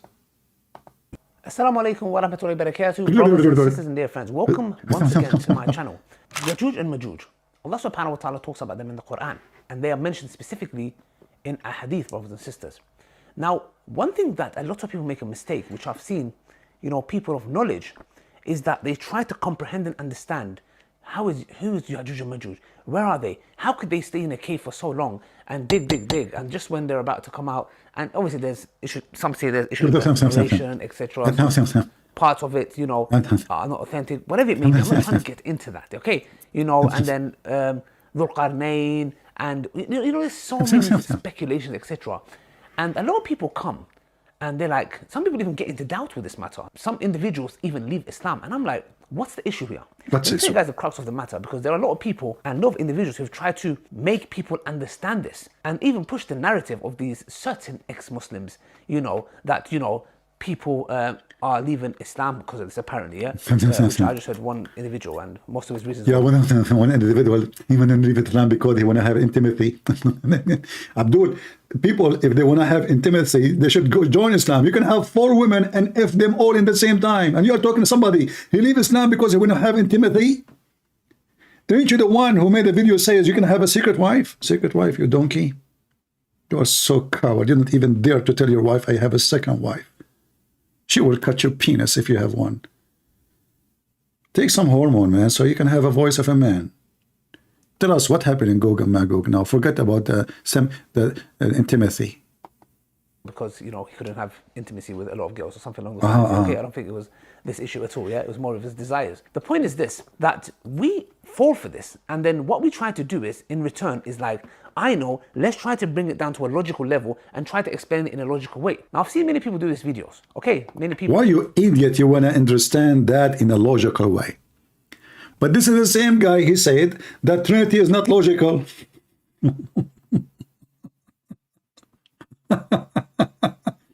And then the same guy, he said God cannot be inside his creation. 2 days later, God is inside his creation. Allah, he entered his creation.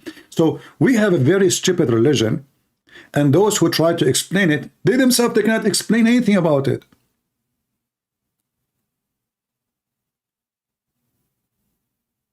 They themselves, what he's saying to you, why you need even to understand what's going on?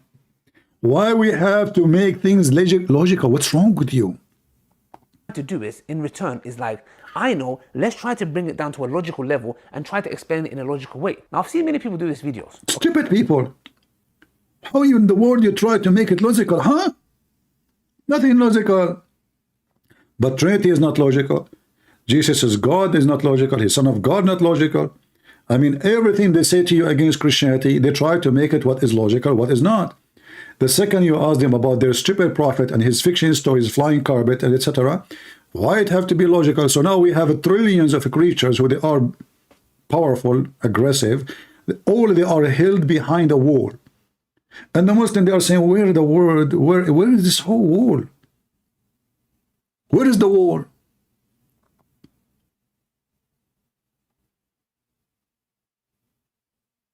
And everybody try to find a solution. Some they say now maybe Allah he made them rats and later they will become like a human. Look at this guy, Gog and Magog.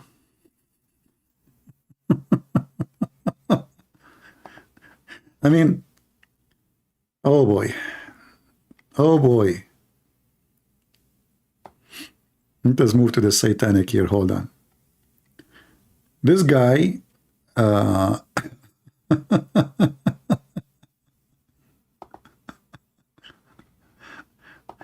You know, the drama of those Abdul is beyond look, this brother here, he is in his car, he is going, he can explain to you anything in the world.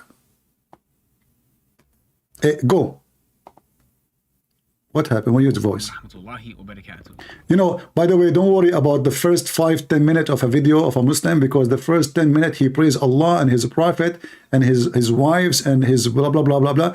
Allah pray on Muhammad, salute Muhammad, say shalom to Muhammad, Allah, you know, bless the penis of Muhammad. This is the beginning of the video. So you can skip the first 5-10 minutes and you will not be sorry. As I was preparing for this video, which, as you'll see, inshallah, it's a response to a lecture by Dr. Yasser Qadhi about Ya'juj wa Ma'juj, I received a text message. It was from a number I didn't recognize, but it was very urgent. Jibreel? Assalamu alaikum, Brother Sajid. It's an emergency. Please call me as soon as you get this. So I stopped what I was doing. I stopped working on the video, and I called this brother. Story. And I asked him, is everything... by the way, like when he texts you, you were scratching your balls. I mean, do you have to tell us everything? Then just get us, I receive a message and it says this and I answer. Well, I stopped doing everything. And he said to me, test me, it is urgent. And then I stopped doing everything. And then I told him, and then he told me, and go to the topic. This is why I told you this. You can skip the first 10 minutes of the video. Always Muslim, they say nothing. Go. Okay? Are you all right? And he was like, he said to him, are you all right? But you don't even know the guy. no, Brother Sajid, everything is not all right. Everything's not okay. No way. So what's wrong? What happened? What happened? He said, my son doesn't believe in Islam anymore. No way. I said, SubhanAllah. What happened? What did he say? And the brother said, my son, you know, he's too smart. Now we know what happened.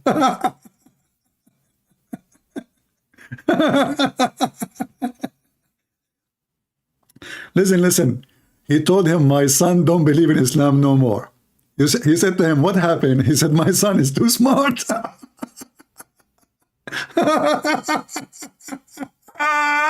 Unbelievable. What? Son doesn't believe in Islam anymore. I said, SubhanAllah. What happened? What did he say? And the brother said, my son, you know, he's too smart. He just reads so many books, and he's such a good student, And, you know, he believes in science now. He believes in science and philosophy. He doesn't believe in Islam anymore. And he wanted me to meet with his son. That's it. And, So, and you can convince him for sure. okay, sure, no problem. Sure. We set an appointment to meet. Uh-huh. And when I got off the phone, I was like, subhanAllah, this is exactly. Uh-huh. He's looking around. I want to find the word exactly. What is the word? What is the word? Exactly. Which one? You know, so the son, he is so smart. You are so smart even to put the word next to the word. Exactly what? Just lay the eggs, man. What this video is about that I'm working on. Oof, This is it. that's deep. It's about people preferring their so-called intellect over the revelation. Islam is not intellect. So where is the scientific miracle of the Quran and the Big Bang? May Allah bang you all. Huh? Islam is not intellect, so subhanallah. By the way, what does subhanallah mean? I mean, the guy, you know, those Muslims, if you go to the Arabic word with subhan and Allah, you will find that this word is really funny.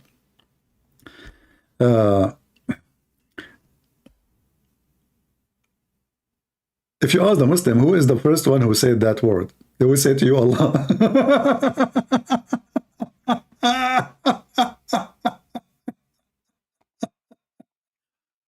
So what the word mean? Praise be to Allah. Allah said, praise be to Allah. Allah, he said, praise be to Allah. I know what the name of this scenario, this case. And look, this guy, look. All of them, they are doing business. Subhanallah. Only one is a Christian prince, is not. $14. $25. You are selling t-shirts in the same time doing da'wah. And the other guy selling halal cat food. And Mimi Hijab selling nagla seed. Subhanallah. All you share one thing, the same business. So anyways, I met with this brother and his son. No we had way. a conversation, and I asked, okay, so what's going on, you know? And he started talking about evolution, which he was taught in high school. He started talking about this psychology class that he took in high school, and this scientific theory and that philosophy. And as he was comparing these philosophies and these scientific theories to the Quran and Sunnah, he said the Quran and Sunnah go against these scientific theories and philosophies, so I don't believe in them. So I asked him, I said, did you go to public school? He said, yes. I said, you went to public school for... Guys, I assure you that the whole story is a fabrication. He asked the guy, why you don't believe? What the problem? What's going on? He said, I believe in evolution and philosophy. What is that?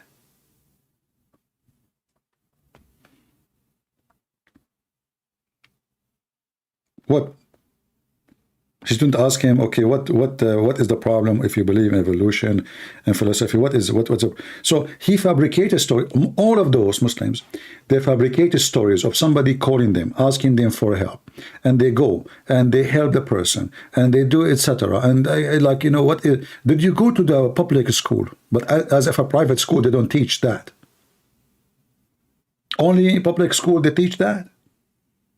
Go. For elementary, middle, and high school, and now you're in college here in America. He was like, yes.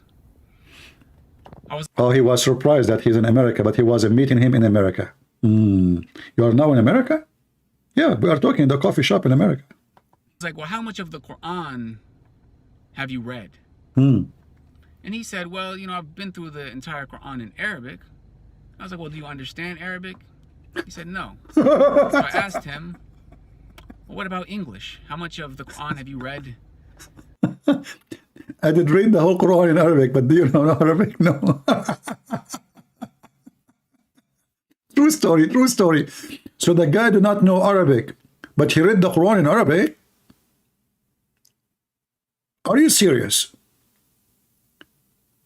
The guy do not know Arabic and he read the entire Quran in Arabic?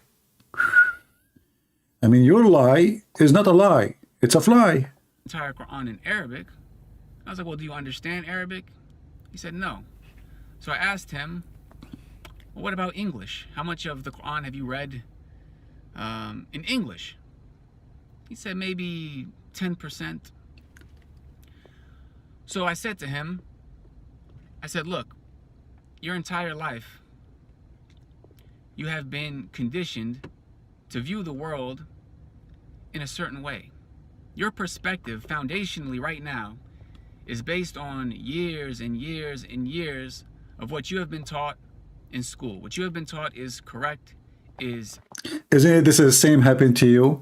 That they've been telling you for years and years and years that the Prophet have a flying donkey and he always speak Arabic? Eh? And he have two wings? Isn't it this is what's same exactly for you? You've been taught for years and years and years that women in heaven, their ass will be 1 mile, which is very small, if you ask me. I like it 2 mile. Why 1 mile? 1 mile? What I would do with 1 mile women ass? I can't even use it for hiking. Not even for biking. 1 mile? What Allah will do is if he make it 2 mile. So you are telling the guy why he don't believe, but you believe in this garbage? Been telling you for years and years and years and years and years that in the day Suleiman, he have a flying carpet, can fit an army 3,500 mile long. And you are trying now to be logical with the guy? So listen, he's trying to be logical to convince him of something illogical. True story. Academic, is intelligent, and all of it is based in... For sure for hiking, because Allah, he made... Oh, listen. I was actually going to open a business if I convert to Islam and Allah gave me those women who have big ass. Because I can make a business, I can take her to the park. And I put like, we will get $100 if you can climb on this ass. Remember, Allah, he made the skin of those women is so smooth. So how in the world anyone can climb? So $100 if you able, $500 if you lose. Can you imagine how much money I will make? Mission impossible. And I will put a sign next to the butt. Mission impossible. Who can climb this ass which made by Allah? Very smooth, you know. Now I don't know if Allah will make me install some handles to climb it. Okay. Disbelieving in Allah. One thing that we don't seem to realize is that when you send your kids to a public school, you might as well, it might as well be called an atheist school. Because that is the perspective through which they are teaching. If you send your kid to a Christian school, a Catholic school, I think a Muslim would be much more hesitant because they would be cognizant of the fact that their children are going to be encouraged to worship Isa alayhi salam. And they would beware of that. However, people don't seem to be aware of the fact that when you send your kids to a public school 6, 7, 8 hours a day, every day for decades, they are not only being literally taught. So now what is the solution? Don't send your kids to public schools. Send them to Muslim schools, brother. Unbelievable, unbelievable. Yes, brother, yes.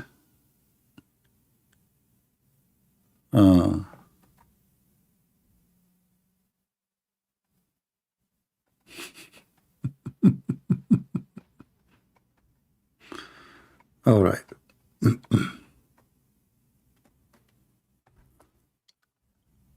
Let's see what's going on here.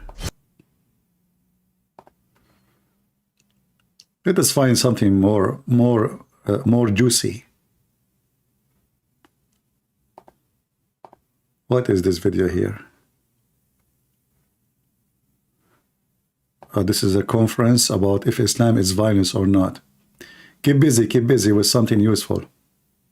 For sure, Islam is not violence. What are you talking about?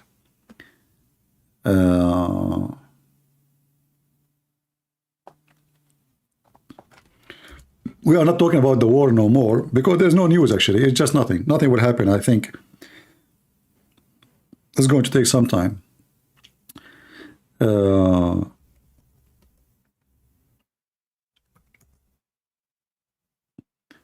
So we are looking for some stupid things. Let us see.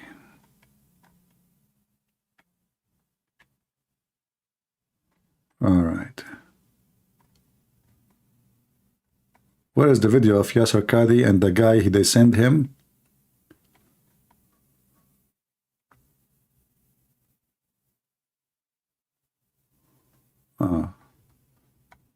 I don't know which video actually.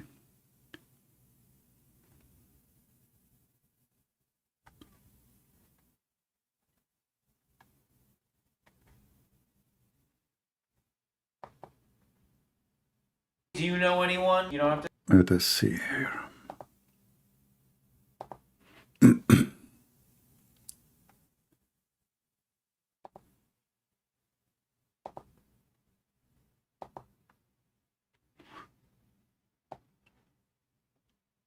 Go, Yasser Qadhi, go.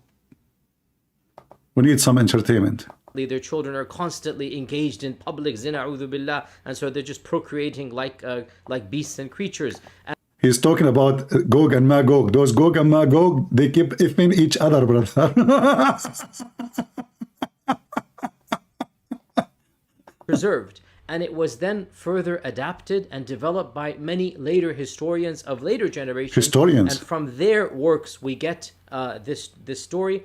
So for example, Al-Idrisi, who wrote his famous geography under the Norman king Roger, he wrote this his famous work on geography, Kitab al-Rojar. He preserved the story. Al-Mas'udi, the famous historian, he preserved the story as well. Al-Bayruni as well, he wrote it. Al-Muqaddisi, Ibn al-Jawzi, all of those, they preserved the story of Gog and Magog. Famous historians whose books are popular in the libraries, they took it from Ibn Khordaz Bih. Now, this entire chronicle, this entire narration has actually been translated into English, and you will find it in various academic articles and publications. And it is actually of great interest to many modern historians because Salam Tarjuman, in his dictation that he said, he gives a very detailed city-by-city description of his itinerary. And it does seem that where he went, it corresponds Hold on. mini army of 100 top-notch soldiers and horses I and skipped. cavalry Okay, and guys, equipment by mistake, I skipped the cheese of the video. Let us go from the beginning. Sorry. for the era of any of the major books of hadith or tafsir have been compiled. The famous Abbasid Khalifa al-Wathiq Billah, he saw a dream that greatly disturbed him. He saw in his dream that the great wall that was built by Dhul Qarnayn to block Ya'juj and Ma'juj had been opened up. This dream caused him so much distress, and of course he was the Khalifa, and he had the entire army and the entire teams at his disposal, and so he decided to send an expedition to the ends of the earth and to see how true his dream was. After asking his advisors who to send, they said they had the right man for the job. Who? And they told him about this traveler. Let me guess. Ali Dawah. Who is the right person for the job to find Gog and Magog? I mean, aren't you even ashamed, you idiot, to mention this? So how the guy, he was able to find it in the time of the Caliphate, and now we cannot find it. We have Google. We have satellite. In the time of the Caliphate, a guy with 100 soldiers, they were able to find the gate of Gog and Magog. What happened to it now? Tell us. Whom history has recorded as Salam at-Tarjuman. Salam, the polyglot, the one who spoke many languages. Tarjuman means he spoke many languages. Frankly, we don't have much information about Salam. Tarjuman does not mean speak many languages, you idiot. It's mean the one who translate. You are a donkey. Salam, other than this particular story. So the Khalifa calls Salam to his palace, and he gives him a mini army of 100 top-notch soldiers and horses and cavalry and equipment, lots of money. What equipment exactly? I mean, they have a horse and a sword. Equipment? Did he give them GPS? He gives him, multiple types of passes and letters to guarantee his safety to the ends of the earth. And he tells him, your job is to go and Why the caliphate at that time controlled the whole earth? Potato? find the wall of Dhul Qarnayn and to Go and find the wall of the Qarnayn, okay? Find the wall. The wall. We cannot find the wall, so we control the whole earth. I gave him passages to the end of the earth, and yet, find me the wall. tell me whether it has cracked open or not. The only cracked open is your head, you donkey. So Salam took on this assignment with great gusto, and he spent the next 2 to 3 years traveling province after province, working his way In one direction. eastwards, until finally, according to his own He went to the east. Remember, because Gog and Magog, they are in the east. account, he did reach the fabled gate of Ya'juj and Ma'juj. There, he verified that the gate was indeed in intact condition, fully He found the gate. Okay, as long as there is a gate, he did not see people. There's no guards. There is no nothing. There's just a gate. And by the way, I thought Zulqarnain, he built a wall. There's no gate. Since when there was a gate? Where the gate is coming from? In which story? I mean, it's obvious this is stupid because the Zulqarnain, according to the Quran, he built a wall, not a gate. He found the gate. fortified, no holes in the gate.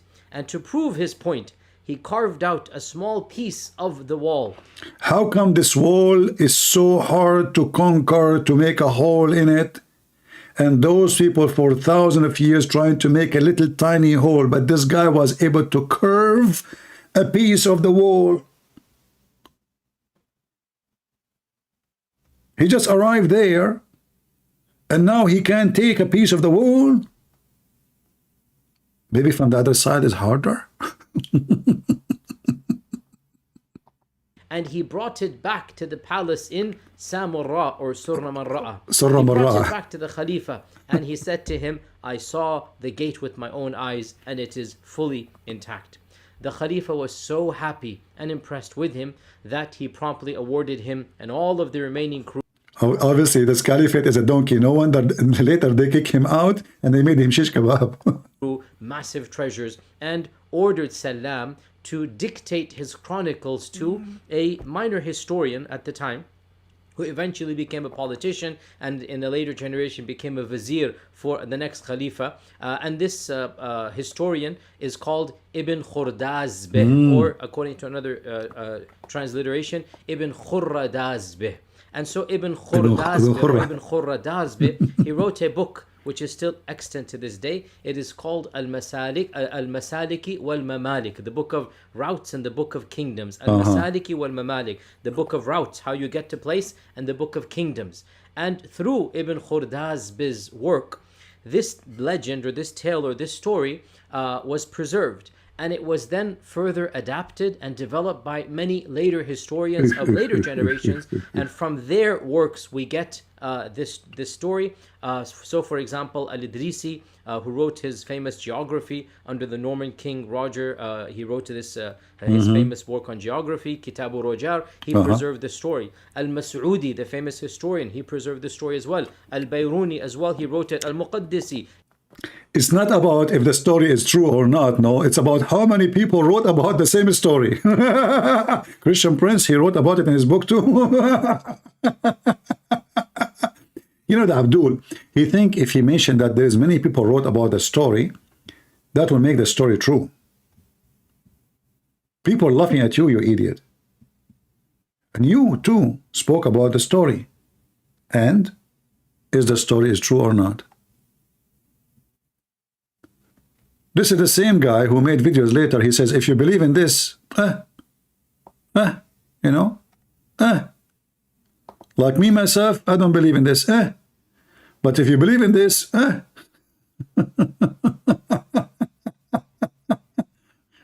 Do you believe in this? Day. The same guy.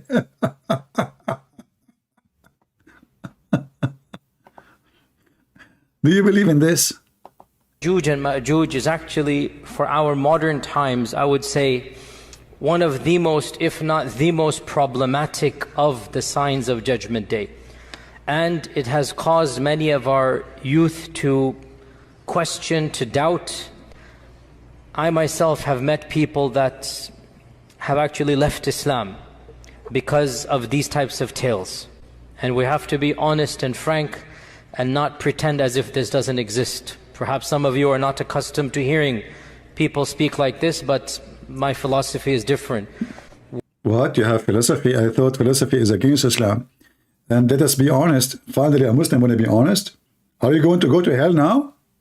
We are dealing with a crisis of people leaving our faith, our own children, our own young men and women. And of the reasons why is that we are not answering some of these issues that they bring, and we dismiss them. The issue of Ya'juj and Ma'juj is something that doesn't just occur in the hadith. It is explicit in the Quran. It is. Standard medieval interpretation of Ya'juj and Ma'juj is the following. This is what you find in Ibn Kathir. You find it in the tafsir literature of As-Samarqandi and of Al-Tha'labi. And basically, this is the mainstream interpretation for our classical and middle ages of Islam. If you look at any book of tafsir, any book of history, the notion was the following. Ya'juj and Ma'juj are a bizarre, exotic tribe in the nether regions of the world that have been trapped by Dhul Qarnayn thousands of years ago, and they're still trapped to this day. That Ya'juj and Ma'juj are a living tribe, blocked to this day behind the wall that was built 4,000, 5,000 years ago. That wall miraculously is still there. People can see on the one side, and on the other side you have these savages that Allah knows how they're eating, drinking, replicating, whatnot, and they're still there for eons and eons and eons. Eons. Dare I say, anybody who knows science and geography and modern civilization, you cannot believe that there is a tribe for 4,000 years. You cannot believe. Can you? But this is the same guy. Did you hear what he said? You cannot believe in this. Can you? But this is the same guy. Look what he said.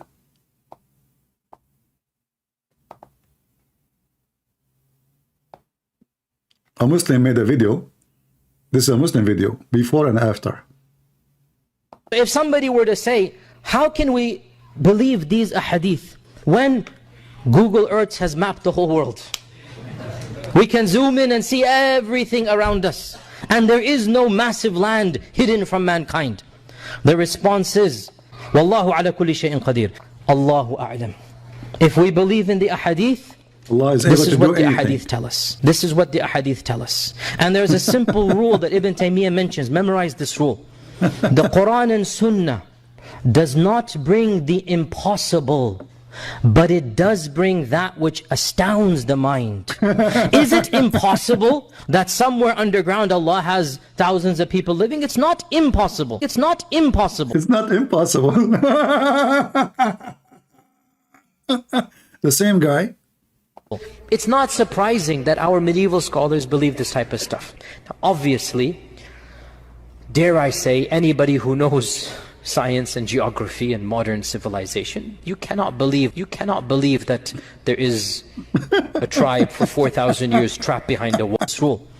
The Quran and Sunnah does not bring the impossible, but it does bring that which astounds the mind. Is it impossible that somewhere underground Allah has thousands of people living? It's not impossible. It's not impossible. It's not surprising that our medieval scholars believe this type of stuff. Now, obviously, dare I say, anybody who knows science and geography and modern civilization, you cannot believe. You cannot believe, can you?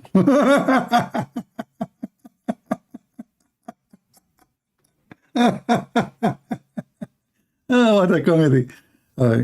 What? science and geography and modern civilization, you cannot believe that there is a tribe for 4,000 years trapped behind a wall. I mean, if you believe this, that's your position. I cannot believe it. I'm just being, I cannot believe it. The same guy in different place, he says this Allah he do it. He can do it. Allah he can do it. You know? So you notice that those who the Muslim, they call them scholars, they are a bunch of scumbags. And obviously, they themselves are the most confused. How fast you change your position? Either you believe or you don't believe. Either Allah is capable or Allah is not capable. If you believe in this, that means you're a donkey. This is what he's saying. If you believe in this, science and geography and modern civilization, you cannot believe that there is a tribe for 4,000 years trapped behind a wall. I mean, if you believe this, that's your position. I cannot believe it. I'm just... But this is exactly what the Quran is saying. That only in the day of judgment, those Gog and Magog, they will be able to escape from the wall. This is why we find Islam is very stupid, is laughable. Isn't it?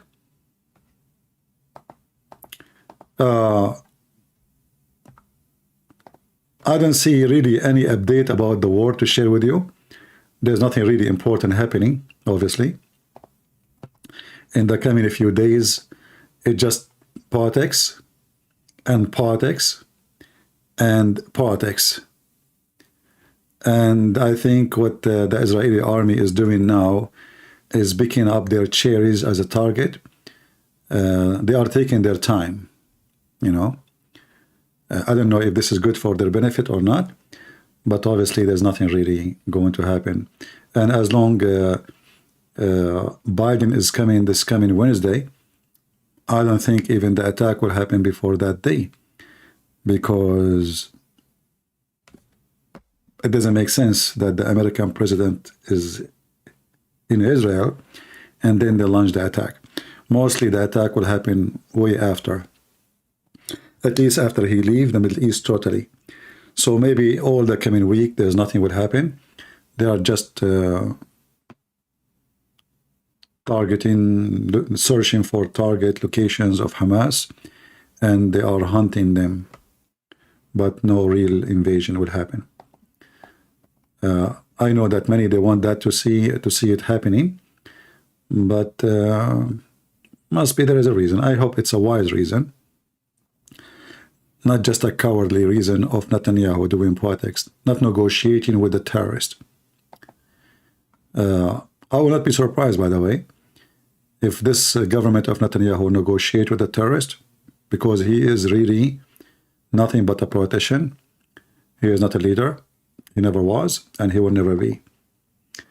So we will see. A true Arab Abduls don't take other races of Abdul as Muslims. No, this is not a true. But Arab Abdul, he believes he is supremacist. This is why the other Abdul, they have to speak his language, pray to Allah in his language, for Allah is the God of the Arab. But do the Arab Abdul accept non-Arab as Muslims? Yes, they do. But they don't believe that they are, the Arab are the supremacist. They are the white supremacist. This is why every Muslim, he have to follow the Arab Abdul, not the opposite. If a Muslim want to make himself a decent Muslim or someone to follow, what he do? He dressed like Arab. Look at Yasser Qadhi, what he is wearing. Look, any of them, you know, the second they want to make themselves a level to be a sheikh, they have to dress like the Arab, even though he is from Pakistan, Afghanistan, whatever.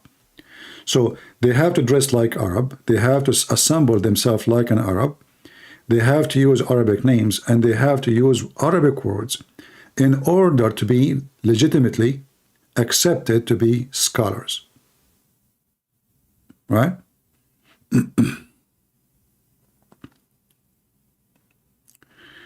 I cry that the Lebanese people don't speak Syriac anymore and Arabic. Well, in the churches until now they speak Syriac. especially in the Catholic churches or Maronite churches in Lebanon, they pray in Syriac. But I agree with you, few people, they are less and less people speak it.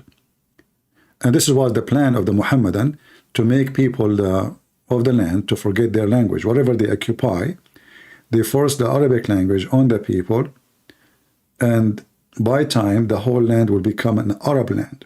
So they occupy Syria, Syria now called the Arab Republic of Syria, but this is never been an Arab country. Same as Iraq, same as Egypt. And you will notice right away they add the word Arab next to Republic. They have to say Arab. Orthodox didn't use Syriac. Only the Syriac Orthodox, they use Syriac. The Syriac Orthodox, they use Syriac language. As an example,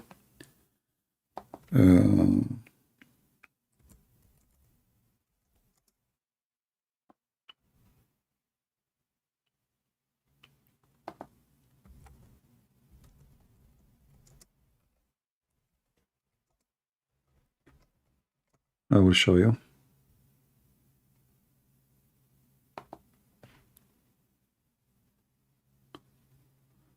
As an example, this video here.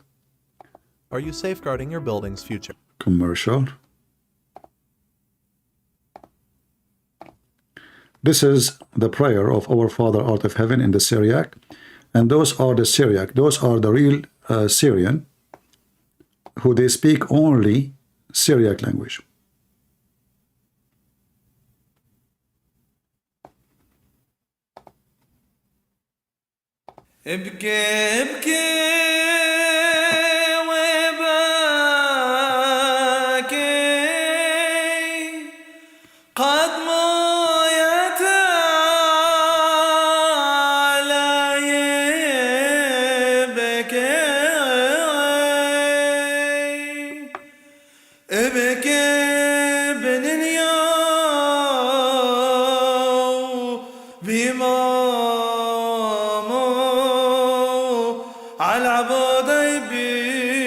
Yeah, this is not our Father out of heaven. Let me find it, our Father out of heaven, so we can play it. Give me a second. But this is a Syriac monk. Let us see.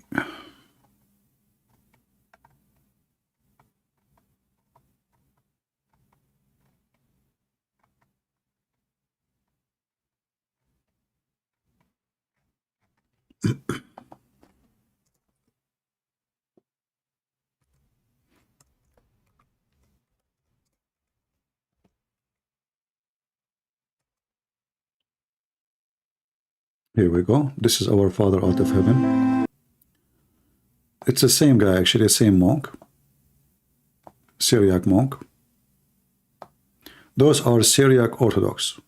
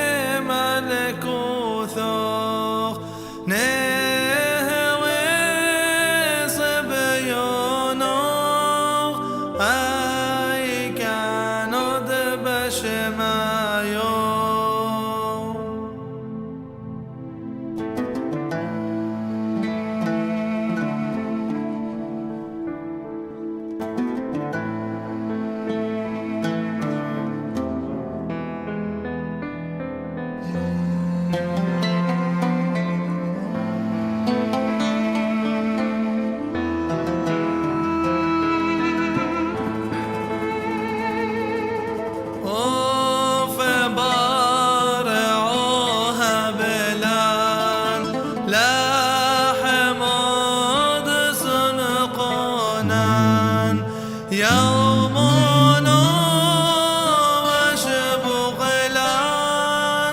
حوبين وحطوها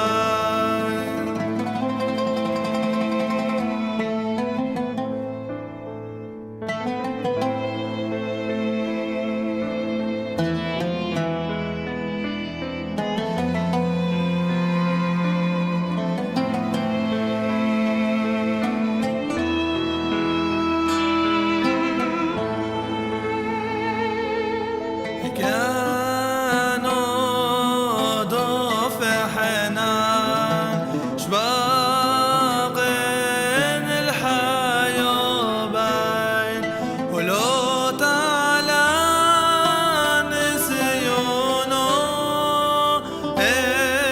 إلو فاصولا من بيشوم طول دينو ملكوثو حايلو تشبحتو علم علمينا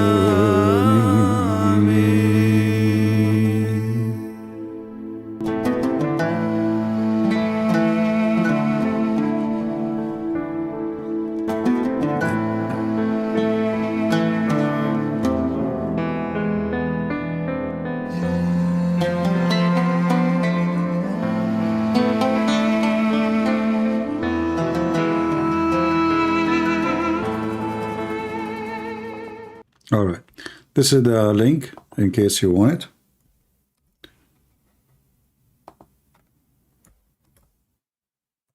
For the video, for those who ask for it.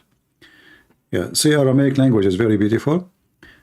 And I believe strongly that Muhammad, when he started asking the Muslim to sing the Quran, he was jealous from the Aramaic Christians because they recite the whole Bible as a song.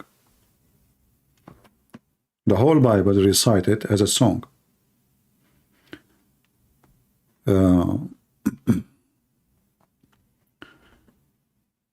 So he was, even the Quran, when it's written, you will find that those Arab, they are not really, they are not into books. They don't have books really. So you will find that the word chapter is not, this is not from the Quran. Chapter is not from the Quran. There's no chapter. The word even surah, this is stolen from the Syriac. What surah mean? They don't even know. Verse number. So they were trying to copy the Bible, but they fail because the Quran is a very messed up book. If you go in the Quran, and we can go there, you know, we will find, it says here in the news, Pentagon put its arm in the Middle East all over. Yeah, maybe they are preparing for something big. We will see why all those weapons are coming. Is just for show or for play? We will see. So if you go in the Quran, you will find right away that the Quran is really messed up book. How we can find out in 2 seconds? You see, if you look at the Bible, you will find that, as an example, how God created everything start with the book of Genesis. Everything is organized. The creation, step by step, etc. In the Quran, it's messed up. Creation is all over the place. You can't even know, like, where. Do they have like a chapter of the Genesis? No. Do they have a chapter for Exodus? No. Do they have the chapters' names even don't make sense? They were even confused even about what the name. As an example, at Tawbah have many names because everyone give a different name. So those names are created later, but I will show you a verse in the Quran.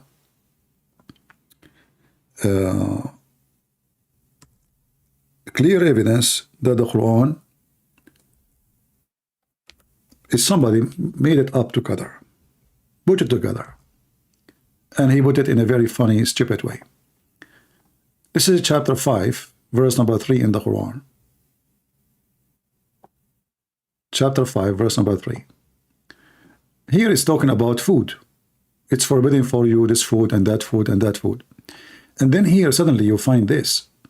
It says, this day I have perfected your religion for you, completed my favor upon you, and have chosen for you Islam as your religion. This verse, to be accurate, it had to be the last verse in the Quran, because this verse confirming that today Islam is completed. The favor of Allah is completed. And it's like the end, you know, the end of the movie, the end. But right away, you will see that there's a verse after speaking about food again. But as for him who is forced to severe hunger, he can eat pork. Are you with me?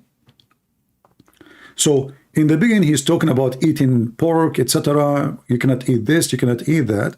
And then suddenly, this day, I have perfected your religion. So the religion is perfect based on this. All the chapter after this sentence are false. Because you cannot say Islam become perfect today. Today, you know, he mentioned even the day. This day. I perfected for you your religion. That means nothing is missing. All the teaching is there. But this is a chapter 5, verse number 3. This is the beginning of the Quran. The only way for this verse to be accurate is to be the last verse in the Quran. To say today, I completed my teaching for you. Now you know everything. Islam is perfect now for you. So you have no need to seek any more knowledge. But they have it in the beginning of the Quran. So obviously, the one who put the Quran together, he inserted this verse in a very, very wrong location. Right? It's a clear evidence. This cannot be. Actually, even many Muslim scholars agree that this is the last verse Muhammad he received from Allah. So how it is here? Who is the one who made a mistake? Same time, if Allah gave Muhammad Quran in a certain order, who are you to change the order which is given by Allah? The Muslims, they claim that the Quran never been changed. At the same time, they agree that the Quran, according to Revelation, is not the same as the Quran we have today. So who is the book author?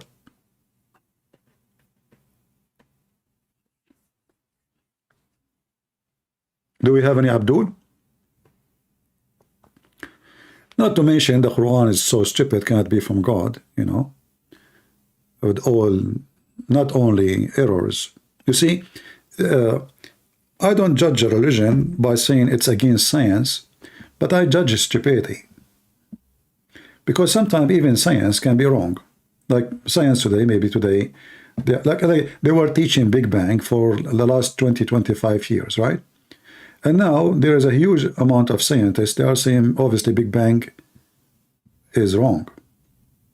Or there are many opposing it, and there are scientists too.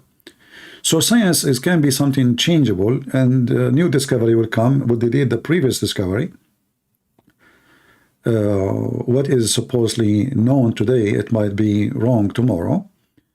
Like the black hole as an example, the nature of the black hole. So a human being, he have little knowledge, and time provide him with more knowledge supposedly, and then when the new knowledge arrive, the previous knowledge being thrown in the garbage or confirmed. So science is not really a fact unless we touch it, we see it. Something is far away from us. It might be delusion. Like as an example, for a long time they thought there is some plant, even a planet, sorry, and they gave them names. And then by time they found that they are not even exist. Those are just a delusion, a gas, a reflection of light. So even you see it with your own eyes in the telescope, and you give it name, you give it dimension, you give it location, you give it etc.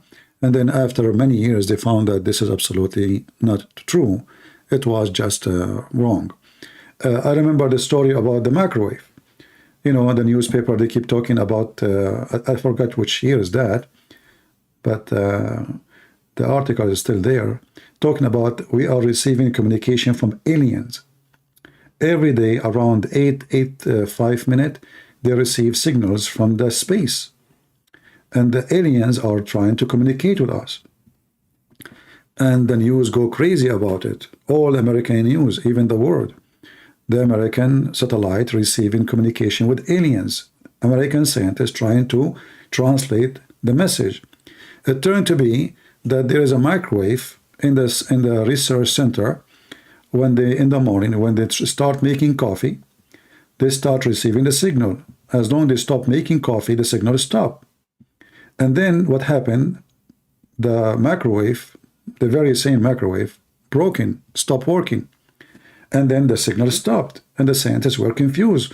Why the alien are not communicating with us no more? But when they got the new microwave, the alien are sending messages again. So this is science, this is supposedly, those are the top-notch scientists in the country, and it was a microwave. They are making coffee, and then that microwave is making signals, and they thought it is the alien, and that's it. They are communicating with us. So thanks to the coffee and the microwave is broken, otherwise we will still until now think that we receive a message from an alien microwave. Yeah. So we don't go blindly with science. But there's certain things, it's a fact. We do not need really to, to go around it, like the earth isn't flat. The earth is not. Things we can feel, things we can see, we can, like now, until now, actually, they don't even know what is inside the magma. So every day there's a new discovery. According to them, now they knew things about what is inside the earth magma. But we live in the top of this earth, still we are unable to see or to know what is really deep inside our earth. So how in the world we will be able to know what is in Mars? You know what I mean? We live here, we have the oxygen, we can dig, we have the equipment, we have the computers, we have the manpower, we have everything to help us. We have volcanoes, which is coming deep from inside the earth. All of this is still, we do not know really what is inside the magma. So if we type right now the magma, we will find a new discovery. Scientists, they'll find a new discovery. So if this is how hard it is to find out what is the earth is about, how we are going to trust somebody tell me what is the nature of a planet is millions of years ago, of distance. We cannot trust what they say. However, faith and science, most of the time, they don't match. As an example, science doesn't say that a woman, she can give birth without a sperm of a man. That is against science. We as a Christians, we believe in it. Muslims, they copy that from the Christians and they believe in it. But is it scientific? Absolutely not. It's impossible for a human being. Maybe other creatures, it's possible. They are like fertilization maybe, but for a human being it's impossible. This is why we call it miracle. So science is not really a reason to believe or not to believe, unless you are a person who believes in science only, and even that science itself can be deceiving, and it's not a fact, in many places. Faith is different. Faith is about, science can be totally opposing what we believe in. Still we believe in our faith, we don't believe in science. Like, in the Bible speak about that God created the earth and the heaven in 6 days, correct? I can do what Zakir Naik do when they ask him about the Quran says the earth and the heaven are created in 6 days. How that fit with science, he said the Quran speak about 6 days, but he means sixth period rather. Sixth period. Absolutely, this is false. The Quran says 6 days. That means 6 days. So we can be hypocrite, like the Mohammedan, or we say it's a metaphorical, which is not really what the Bible says. The Bible doesn't say metaphorical. It says 6 days. Very simple, Day number 1, day number 2, number 3, that's it. So either we take it as the Bible says, or we try to find a solution bending the words to make it fit with science, and that will make us hypocrite like the Mohammedan. A person who have faith, you don't care really what people say and what science says. Same time, I don't really agree with anything in science when it's come to the creation, because most of it is a theory, not a fact.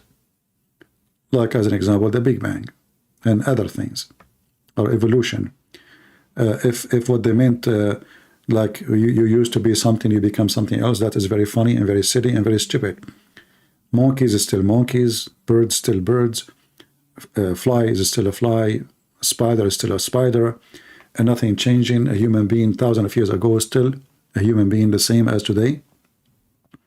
And we are not seeing any change, nothing changing. If a human being can, if the evolution based on I can change my body to make it fit with my needs, well, I need to fly. A human being is struggling to make airplanes or airplane taxi. Obviously, human being, he loves to fly, but still we don't have wings with all the desire. You know, a human being, he decide to be male and female. How you can do that? How you can decide that I'm going to design myself for the coming thousands of years or millions of years, and I will start from now making a change in the body, and then after millions of years, those cells will be creating a male private part and female private part, and they match together in size and in technical action. All of this is something like silly and stupid. It's impossible, because if the body is in control of the change, then we have to agree that this body have a brain which is can plan for the coming billion year, not a million, because it take, according to them, millions of years, if not hundreds of millions of years, to make that change happen. So, and if the need is the reason for the change, well, then there's no need. Why? Because as long as they are able to multiply, let's say we have two cells or one cell, and the cell is able to split itself and multiply. So what the need of a male and female? There's no need. It's already multiplying. If this is the reason of evolution, is the need. As long I can multiply without sex, then there's no need for sex. And then you add to that the pleasure. I mean, how you can add the pleasure to the machine? You know, like, because the pleasure, if you think about it, is made to encourage the creature to do the act, because he's seeking the pleasure more than the benefit of it. So that will guarantee the multiply, let us say, system, because they will do it anyway, because animals now, they are seeking the pleasure. They are not seeking, like a donkey is not thinking about making babies. The donkey is thinking he is a male. You know, this donkey need a female. He's horny. As simple as that. So all of this cannot be a creation of one cell was somewhere in the swamp thinking about a billion of years from now, I'm going to design this. That even itself is not logical, it's stupid. Right? And as long as they believe in logic, then this is against logic. Right? Will you continue teaching Arabic? Well, I have my Arabic page. You can learn Arabic without me. You have the class there. Just repeat it. Practice. You can learn Arabic by yourself. All right? So, you know, you after you study very well science, and most of us, we are educated, we have degrees. Some of you have a, you know, maybe bachelor degree, maybe some of you, like, you have a middle, just high school. Some they have a PhD, some they are doctors, engineer. But you will find that it doesn't matter how much educated you are, you'll find that the logic of science about the creation is not logical. And, you know, because the liberals or atheists, they control education, universities and institutions. If you are a person who want to do PhD against evolution, they will not even accept you. They will cancel you. They practice science terrorism. It's not only Muslims, they practice terrorism. Atheists, they are terrorists, the same as Muslims. The second you say something against what they call science, they cast you out. You will not be accepted to teach PhD, or to be a professor, or to be in a school, or to be in a university, if you don't agree with their science.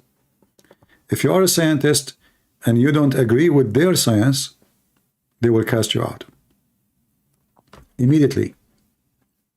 So this is why you will find that the terrorists, the atheists, they are in control of all academic institute, because if you don't agree with them, you are out.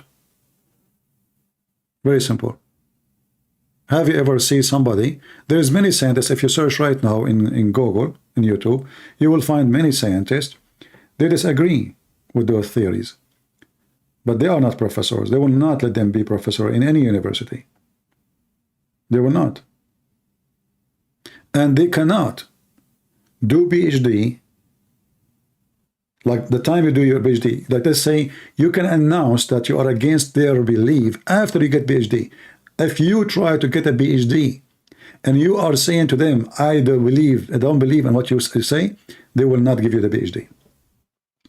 So many, what they do, they play taqiyya, protection, which means you lie.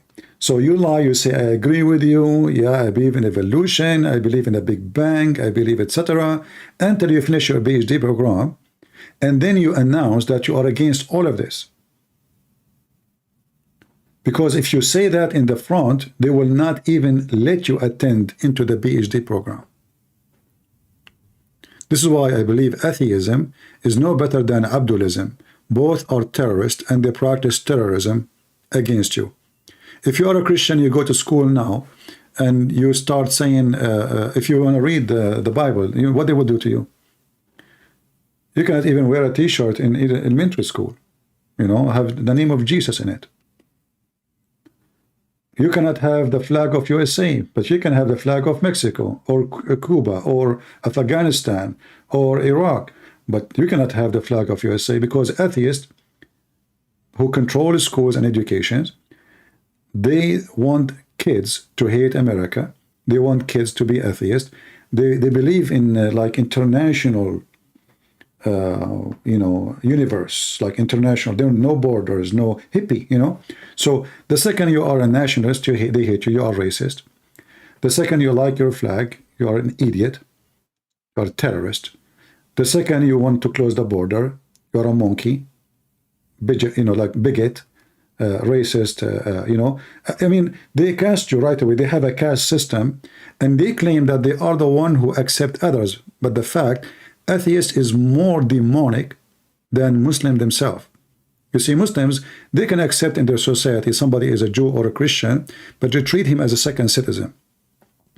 Atheists, if they are totally in control, they will eliminate the Christians, the Jews, or any believer. Totally, they will eliminate. So for me, I find that atheism in control are even way more worse than Mohammedism. The most evil system is atheism. Next after that is Mohammedism.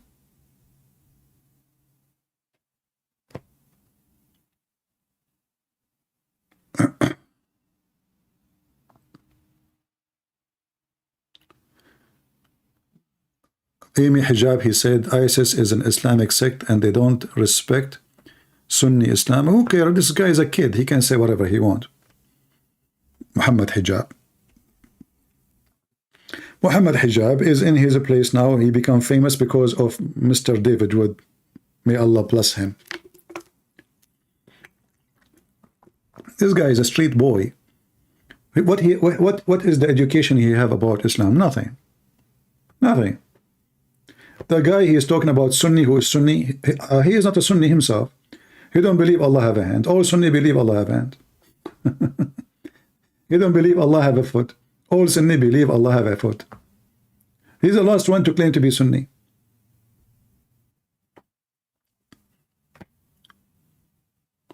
But there is people in YouTube, they got famous because of the blessing of David Wood.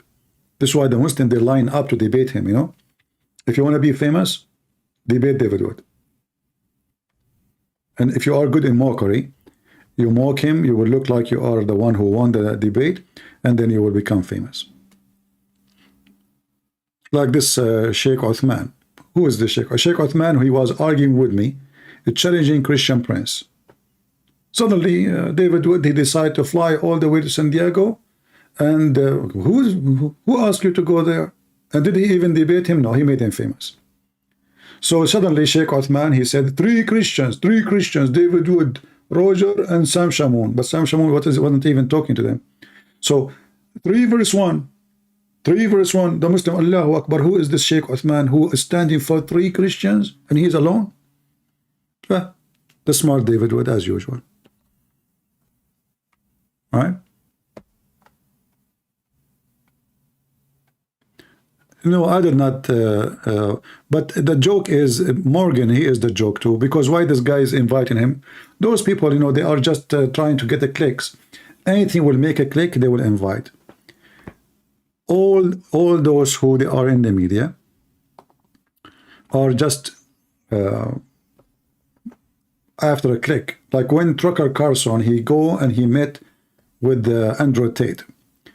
I mean, why in the world somebody, he claimed that he is a journalist. When I meet somebody, he is a pimp, literally. What is the interest? But this guy, he is looking for anything can be considered as a chaos. Something he like to oppose. If you say it's white, he say black. If you say it's black, he say it's white. This is how Tucker Carlson is. And there is many donkeys believe in this guy. But in reality, he is a filthy scumbag. He have a very filthy mouth too. If you watch his interview with Andrew Tate, the F word is every 2 seconds. They are trashy people, and you know, they are angry in the same time. Like as an example, Tucker Carlson, he said why they hate Russia, because they are the only Christian nation. Russia now are the only Christian nation, and Putin is a Christian. This is why they hate Russia. But this guy, he go and meet a pimp who joined Islam, and he support ISIS, and he support him. But according to him, they hate Russia because Russia is the only Christian nation left. So are you Christian? So you are a Christian and you go and support a pimp who is a Muslim, who do human trafficking and rape, and say the F word every 2 seconds? And people are fooled. You know, they believe those are the famous one, the celebrity. You know, you follow them blindly. Human being generally is like a mosquito. You know, they see a light, but the light is a fire. They go inside the fire, and they get burned.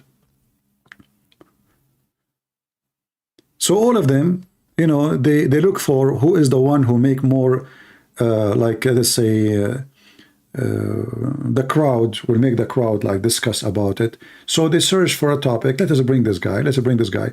Like when what the other guy, I forgot his name. He brought Rashid, brother Rashid, and Spencer, and those 2 Muslims.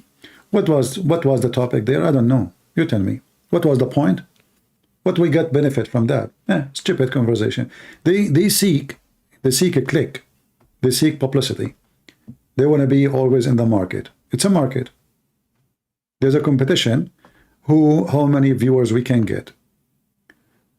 So we invite people we should not invite, just for the purpose of making the crowd talk about it.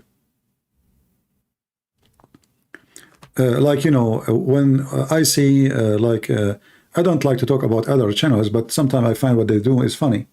Like the daughter of Patterson, right? She went all the way and did an interview with Andrew Tate. Why this woman, she going there? What is the interest? Why a woman, she is even interested to go? She is seeking a click. She wanna preserve her place in the click business. So this guy, you know, now he becomes so famous and people talk about him. Let us go and do interview, and now they will talk about me. And now they're all talking about her, that she slept with him. She's happy about it. And here you ask yourself, if this Patterson is a good man, how in the world he have such a daughter? If he is a smart man, he can guide you, and he can tell you what is right, what's wrong. How come he could not teach his daughter some manner and some ethic? I don't want to use the word whore, but you tell me what the word I will use.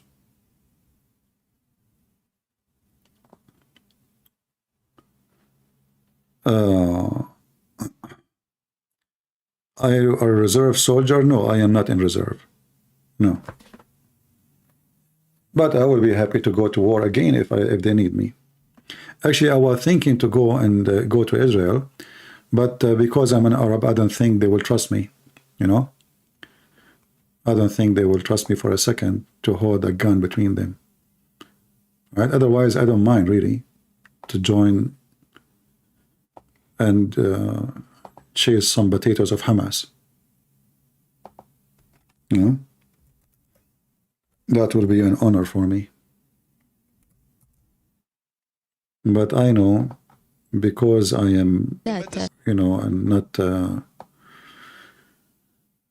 what we can say, you know.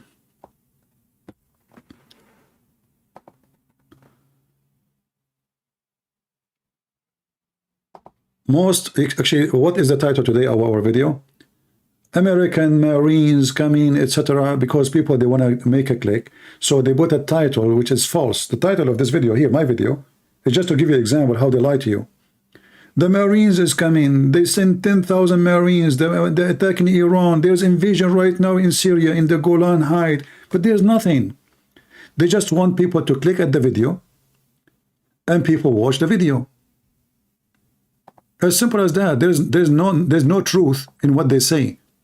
All what they want is just how to fool you, how to make you click. If you want to see something real, see something official, like this is US Air Force. Okay, well, this is real now.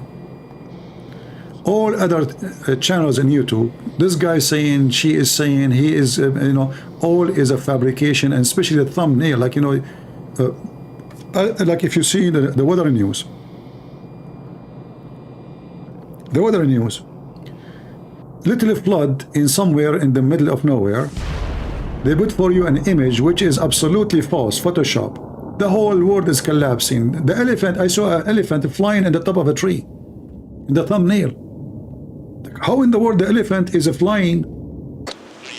Because this is what people want, you know, people, they want, you know, exciting news. They want something hot. You know, you have to make them like to click in your video by even giving false news, false videos, false anything false. And people, they don't care. They want to watch. You know, just give them something, anything.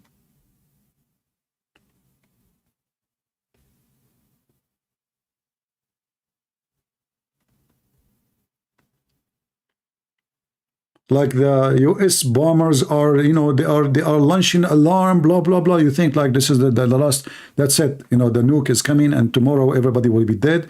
It turned to be this is a training. I saw these videos and I click, and me myself, I click at them. Me myself, I click at them to see what's going on. It worked. But then I start blocking each one of those who I like. You don't trick me twice. The second I found that your channel is false information, I block it. I don't let them. I'm not going to let them to trick me again and again. So always you have to be careful about where you receive your news and where the news is coming from. This thumbnail in my video, the one you see right now, is a copy of somebody. US started street fighting. Where? And this is about the war now.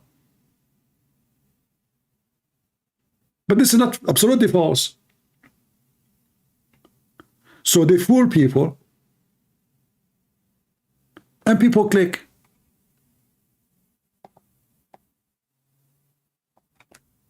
I advise you always, if you see a channel giving false news, especially it's obvious false news, block it so you don't receive from them anything anymore.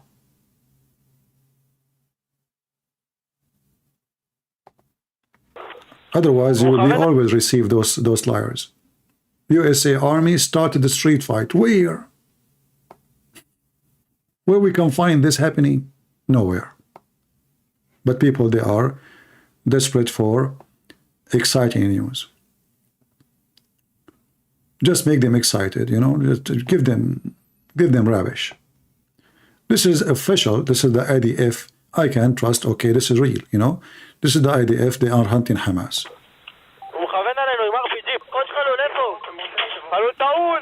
Abatun. Get him, get him. Bye bye.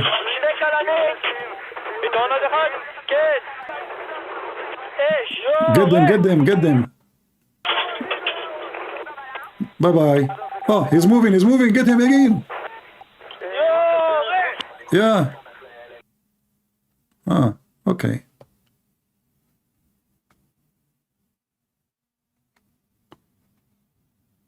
Warning. And then, you know, you have YouTube. YouTube, only Christian Prince videos, they are haram. I kept receiving from YouTube, we found that your video is not good for underage. What underage? I mean, those videos are only in my channel, it's not good for underage.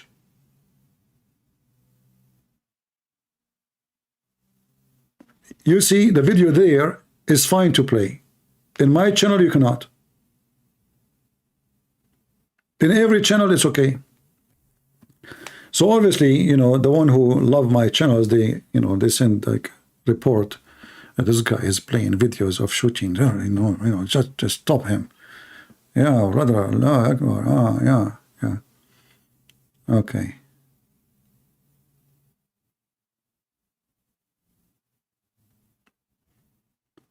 What he can say, right? Warning.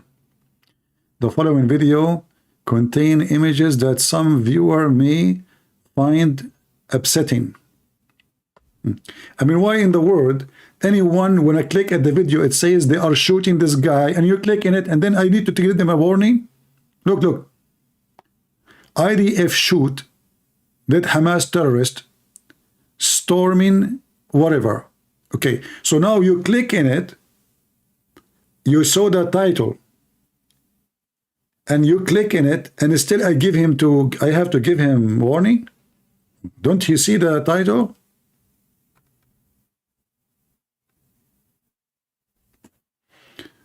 Hey, my friend from Ghana, how are you doing? Like, there is a guy who do hunting, and he was you know, taking the fur of the animal. I forgot which animal. So people reported him to the Hamas of YouTube. You know, YouTube is a Hamas too. Terrorism of Hamas. So, I mean, the guy, he do hunt. So now he cannot. He can imagine, guys. I mean, imagine how stupid the world is today. We eat meat. We sell it in the stores. We make barbecue. Beef, pork, chicken. We have them pieces. But you cannot put it in the video. Look, what the heck? What's wrong with those people?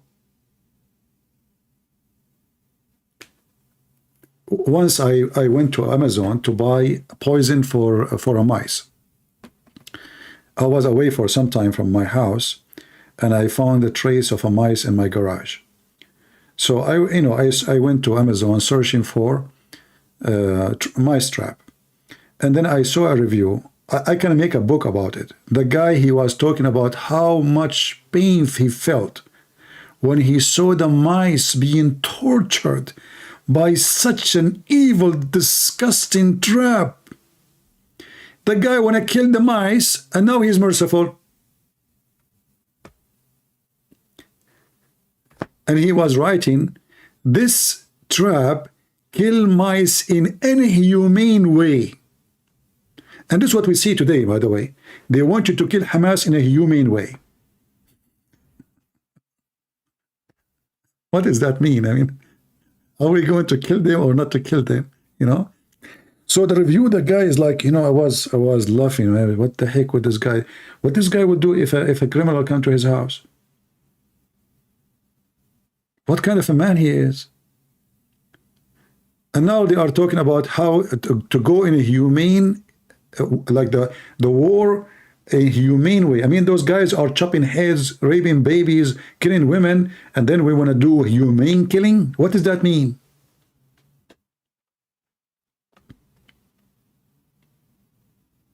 How stupid a human being is. How hypocrite.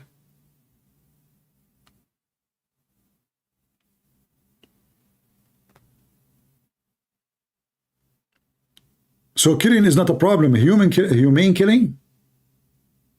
Like, is it a humane to send a bomb and those who they are inside a place that they burned alive? What a humane. This is what the bomb do.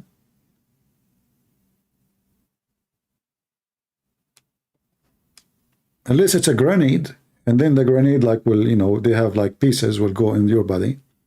But when you send a massive bomb, the first thing will happen is the massive power of fire will burn the whole building, and then the building will explode. And then they talk about a humane. And you know, the same countries who speak about a humane killing, they are making nuke.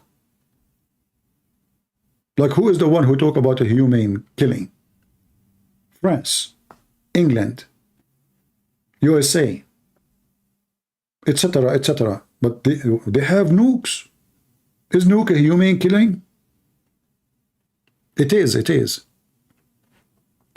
So, you know, like in the world of politics and politically correct, everything is awkward, everything is stupid. And, you know, if you are a person who says things as it is, you will struggle in the world today. You have to go around things in order to, like now, how I'm going to play this video. You tell me. It's in my channel, it's forbidden. In someone else's channel, it's okay. All right? So now I was going to play it actually, but I know what will happen if I play it.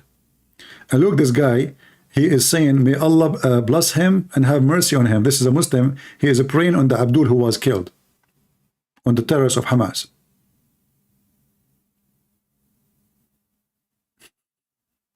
This guy in Arabic is praying for the guy.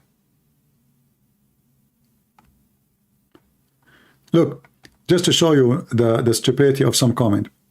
Pray for peace. This guy, he must be Christian. Must be a Christian. You know, Christians, and this is the awkward population of Christians. Pray for peace. Enough, man. Enough. Things about innocence, people. The title is a terrorist from Hamas, and the Christian guy praying for the innocent. Enough, man. Enough. This guy's Hamas. Pray for innocent people. The weirdo Christians. There's weirdo everywhere, not only.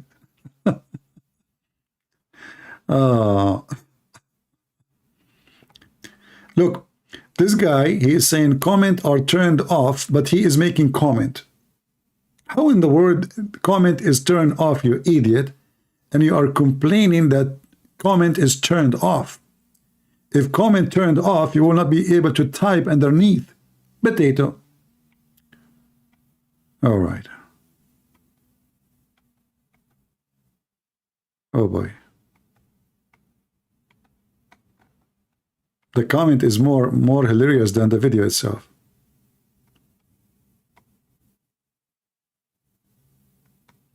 This guy is saying, free Palestine, may Allah give him Jannah. What do you mean, may Allah? Are you sure he is not? You are not sure he will go to Jannah? I thought he is sure. What do you mean, may?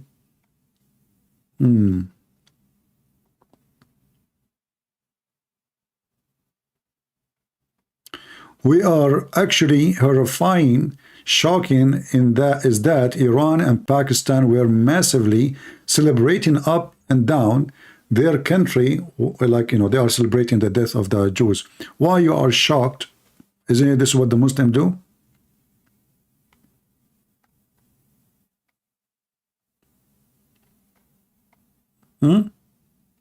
Sometimes you find the comment are very, you know, funny. Why you are shocked? This is what they are Muslims. What the Muslims do. Hamas, they release a video of a hostages, and they were like putting some kind of medical treatment around her arm, and they made her speak. So Hamas, they are showing now, they are doing even medication to the Jews. This is a Jewish woman. She been captured by Hamas. Obviously, her arms are broken. And they are showing the world how merciful Hamas is. Right? I believe you. I truly believe you.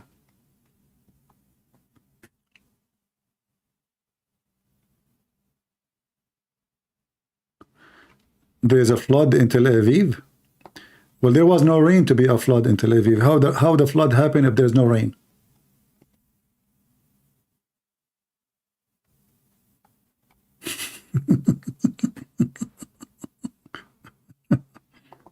Hold on, let me look from my window. Oh, it's flood here too. Yeah. You wish you can broadcast me to the world? Well, you can. Just share my link. And then your friends will stop being your friends.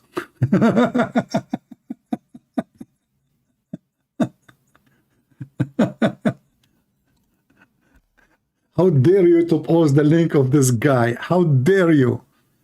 Huh? Look how nice Hamas is. They are giving medication to the Jewish girl. How beautiful. Do you see? They are even fixing her arm. They broke her arm, but they are fixing it now in front of the video. Yeah, we will see. Scumbags.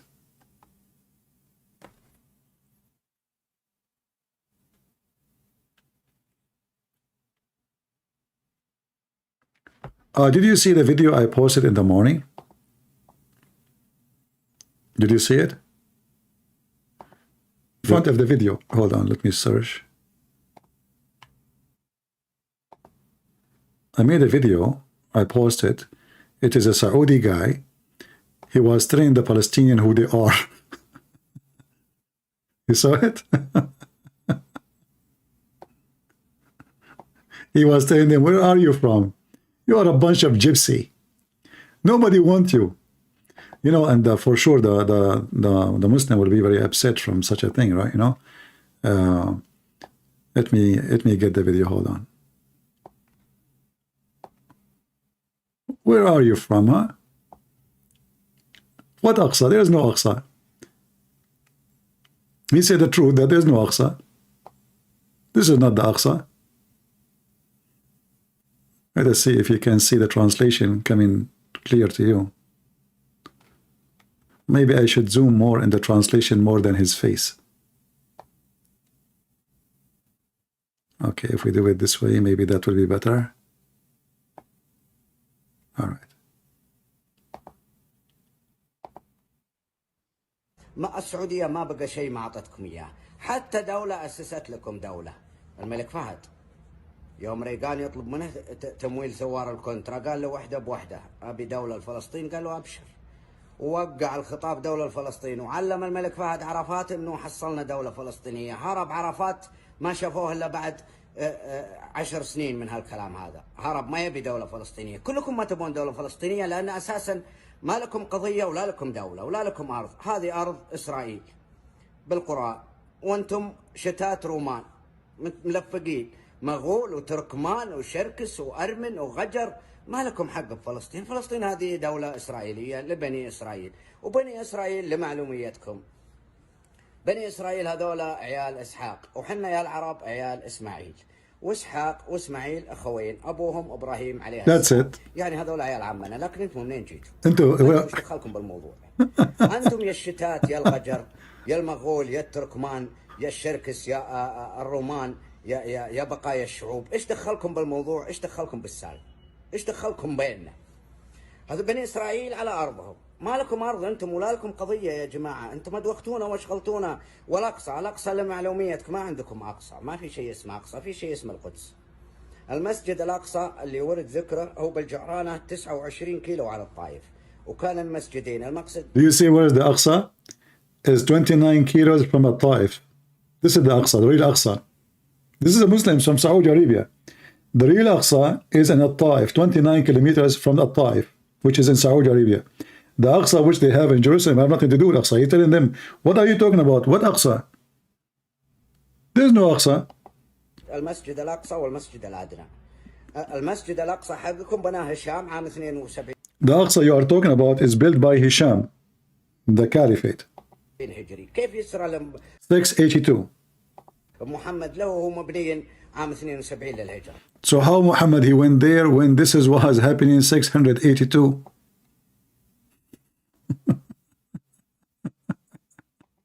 يعني بعد وفاة محمد ب60 سنة. After the death of Muhammad 60 years.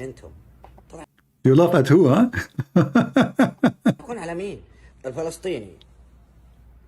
أنت ما أنت عربي. ولا لك أرض ولا لك قضية. الأرض أرض إسرائيل. والقضية قضية إسرائيل معكم.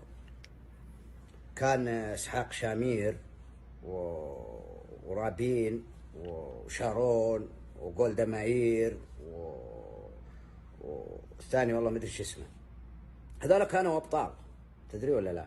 لكن You notice here that the one who was aggressive to deal with the terrorists, did you hear what he said? Did you hear what he said? He said those are heroes, أبطال. هذول أبطال. جولدا مائير, شامير. He called them heroes. Why? Because they have no mercy on the terrorist. And this is what I'm telling you. Those people respect only the one who is aggressive, the one who is not doing politics, the one who do bring victory to his nation. Not like Netanyahu. And he will call Netanyahu now, he will call him coward. The same as I say always, Netanyahu is a scumbag, not only coward, he's a corrupt man. So the previous leaders of Israel, way different from what we have now. Now we have a leadership of politically correct.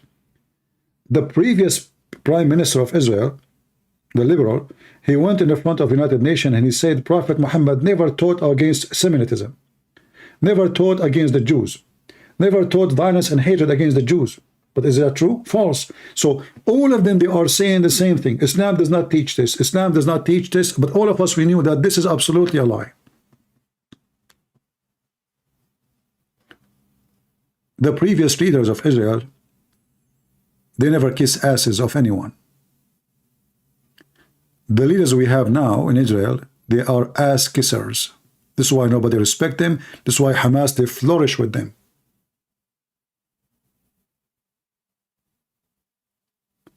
When terrorists, they see a leader, he is weak, they flourish. It's like you have a house, and the house is guarded by a lion, and the lion is gone. He's not there. What will happen? Every hyena will jump on it. If you tell them the lion is in the house, even if he's not there, they will not dare. When they see that a nation replaced their lion by a cat, all the dogs will come.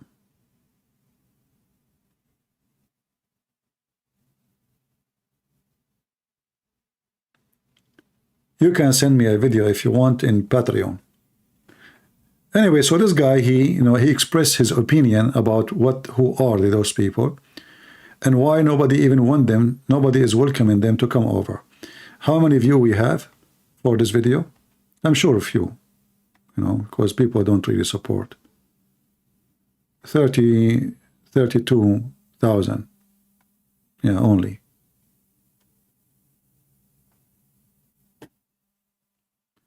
Yeah, and don't be deceived. Don't think that those people love the Jews. No, they don't love the Jews, but they are so done with so-called Palestinians.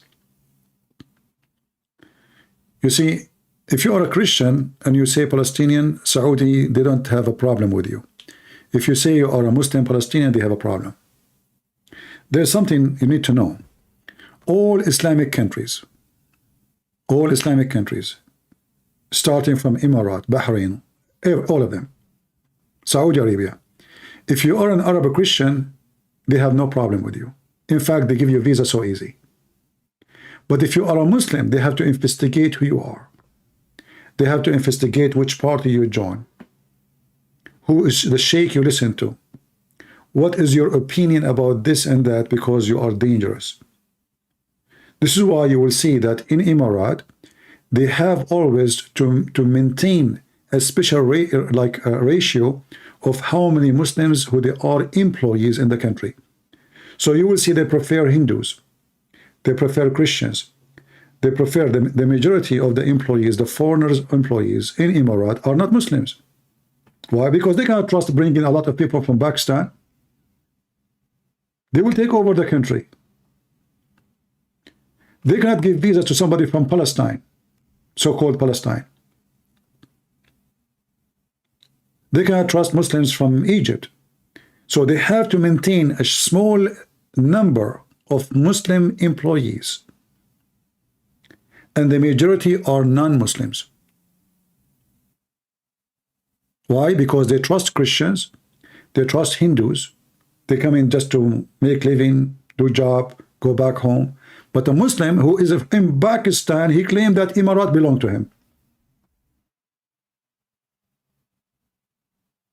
A guy who lives in Afghanistan, he want to tell the king of Saudi Arabia how to run the country. Do you see the difference?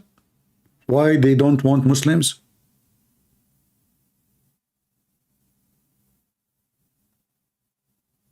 Muslims, you bring them over to your country, they want to take over the country. They want to tell the ruler how to run his own land. They want to even tell the citizen how to live, how to eat, how to drink. That's why nobody wants Muslims. Muslims don't welcome Muslims.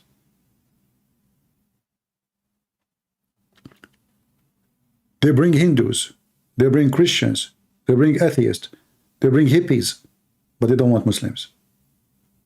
When a Muslim he apply for a citizenship, sorry, for a visa, a citizenship, in any of the Gulf countries, they have a special agencies to send them. They even bribe the intelligence of Pakistan or etc. to give full report about this person. They search the internet, they search his post, they search his Facebook, they search Twitter, they search TikTok, they search everywhere to see who he oppose, who he support. And they will be very paranoid about a Muslim coming to their country. A Christian coming to their country, never. They are not worried. It's a fact. They trust Christians, Jews, Hindus, atheists, but they never trust a Muslim, never trust a Muslim. And that's what he's saying to you in this video, if you listen carefully. نتنياهو جبان لأن نتنياهو ما حرككم مدري وش يبي بهالأسلحة مكدسها عنده يا أدمي يا نتنياهو أحرق هالعصابات هذه وهالشتات وهالملفقين وريح نفسك وريح العالم منهم وريحنا احنا منهم. ليش مخليهم؟ ليش فتح لهم الحدود يهاجرون؟ نراحوا للأردن سووا ويلون الأسود، ونراحوا للكويت انهبوه يوم صدام احتله، انهبوا يلبسون لبس الجيش العراقي وينهبوه. الخسة والنذالة والحقارة ما يتركونها، هذه تربيتهم وهذا دمهم وهذا عرقهم. ليش ما تريح العالم منهم يا نتنياهو إذا أنت رجال وبطل؟ ها؟ الله يلعنكم ويلعن حتى نتنياهو اللي ما خلصنا منكم. لأن نتنياهو تارك لكم الحبل على الغارب. والمفروض نتنياهو هو اللي يأدبكم وهو اللي يخلص العالم من شروركم. Here you need something to know, very important. You see, when a Saudi man he say that in public, that means this is what the public believe. Saudi Arabia don't like those people, don't like them. Do you understand? Like if I live now in a society, and if I say something against what the society, especially in an aggressive Islamic society, what do you think will happen to me? Do you think anything will happen to this guy? No, because all of them, they believe in the same. They don't love the Jews. This is not the issue. But the Saudi themselves, they experience how those they are called Arab, how much they are jealous from them. In the Middle East, you will hear a phrase, it says, the most holy land and the most filthy people. This is what they call the Saudi. Every single one in the Middle East, he described the Saudi this way. All of this for a reason. They are jealous from them, regardless of being filthy or not. Because the one who described him filthy, he is not better. Trust me, they are not better. So since the Saudi, they became rich and wealthy, all those Middle Eastern countries, they start like making fun of them, insulting them, describe them in a very horrible way. But in reality, they kiss their ass to go to Saudi Arabia and to work there. And then after they give you a visa and you make money and you come back, you spit at the Saudi. They are bad, they are disgusting. As long as they have money coming from those countries, when they go there, they salute them, they call them yes sir, they work for them as a driver, they work for them as a farmer, they call them yes sir. After they leave or they kick them out, then they spit at them. If you ask now in Pakistan, what do you think about Saudi? I assure you, they will say a million F word to them. In the same time, if you say to him after 5 minutes, do you like to have a visa to work in Saudi Arabia? You say, please. Please. What do you think about the ruler of Emirat? Oh, he's a kafir, he is, A'udhu billah, he allow nightclub, etc. Okay, you say to him, do you like to work in Emirat? Please, do you have a job for me? Take me. Please, can I go?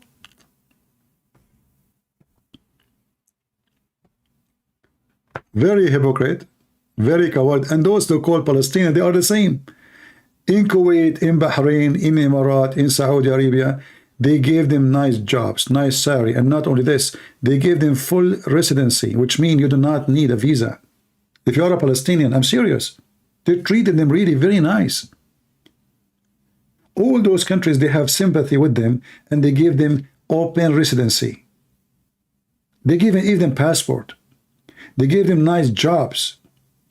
They don't pay for school. They don't pay for medical. They don't pay for anything. After that, after all what they did to them, you go and see what those Palestinians, they say about Saudi Arabia. Saudi Arabia sent them hundreds and billions of dollars. There's a video. Maybe I can't find it. Let me see.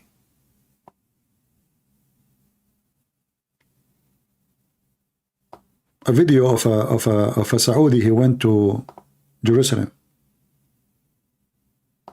They start spitting at him. Same they did with Emirat. They start making fun of the Emirat, insulting the Emirati.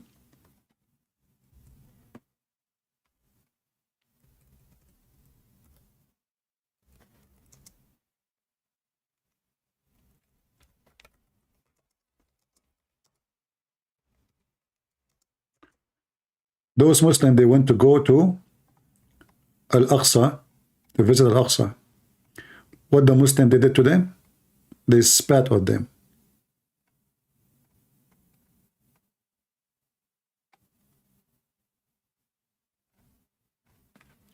Let us see.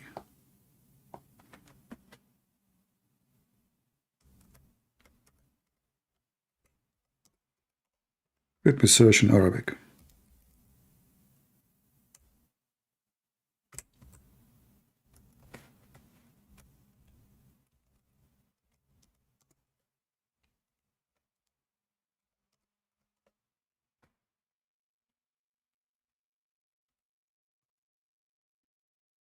Well, it's morning time. I better make coffee. I cannot go to sleep now. Let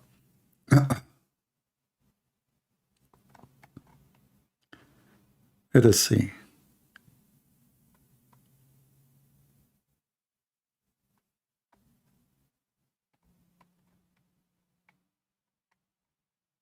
Yeah, I see many of those videos actually, but I don't see.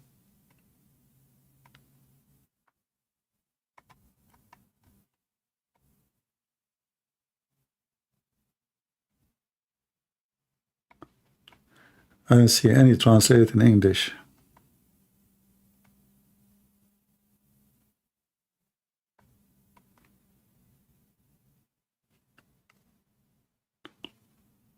Look, this is a Saudi guy. This is Al Jazeera TV. This is Al Jazeera TV. A Saudi guy walking in Jerusalem. The Muslim, they start harassing him.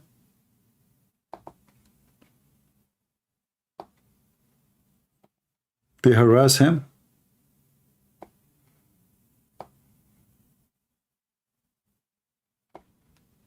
Insult him. Throw things at him. Just because he's Saudi.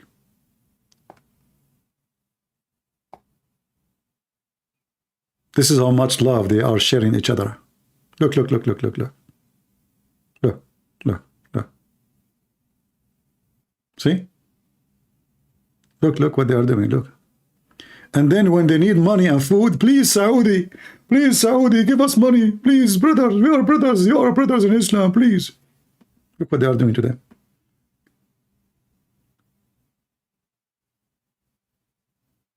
This is the truth.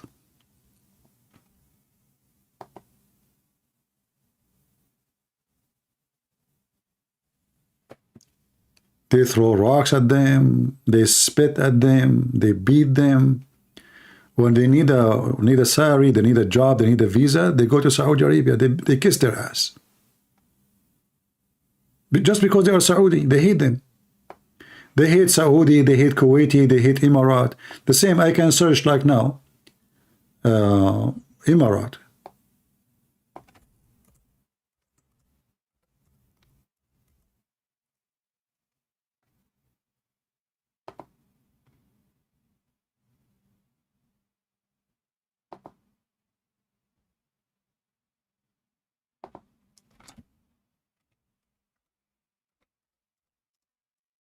This is why all those countries, you know, they are fed up with them. That's it. We don't want them no more.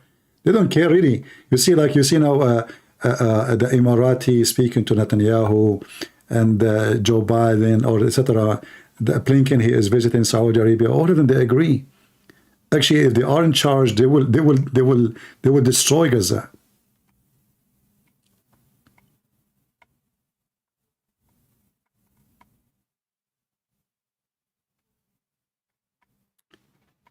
Let us see here.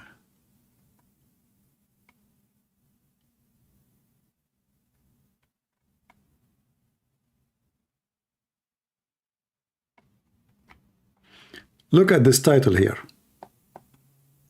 This will tell you what I was saying. It's in English, but I will use Google Translation to translate. A TV series in Saudi Arabia. It says, أعطيناهم كل شيء ويسبوننا ليل نهار. Translate. We gave them everything and they insult us and they call us names day and night. And this is the truth.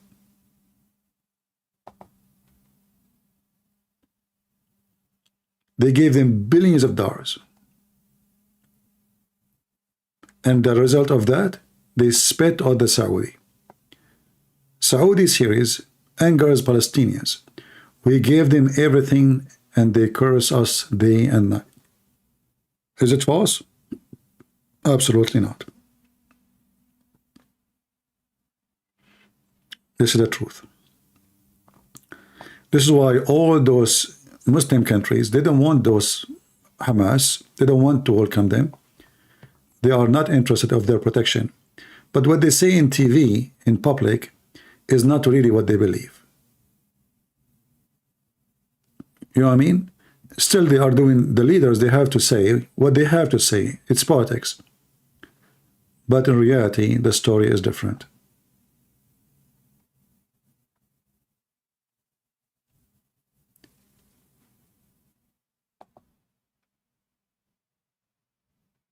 I assure you that if I go to Saudi Arabia, after all what I did against Mohammed, the Saudi, they will be more welcoming me than welcoming anyone from Hamas or from Gaza. I assure you that. You know, the Prince of Qatar is #1 supporter for them, but he will not accept to open his borders for people from Palestine. He won't accept. He accepts only leaders. Why? Because he want to use them for his agenda. Only leaders of Hamas.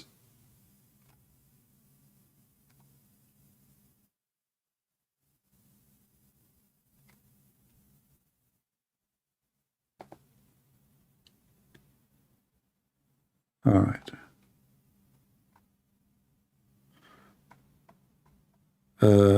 Lisa is posting a book of who?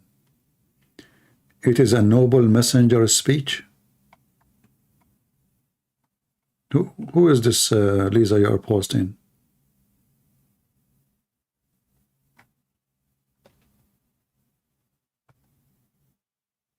Please don't post anything without my permission. Don't post links for others without my permission. I don't know you are posting to who.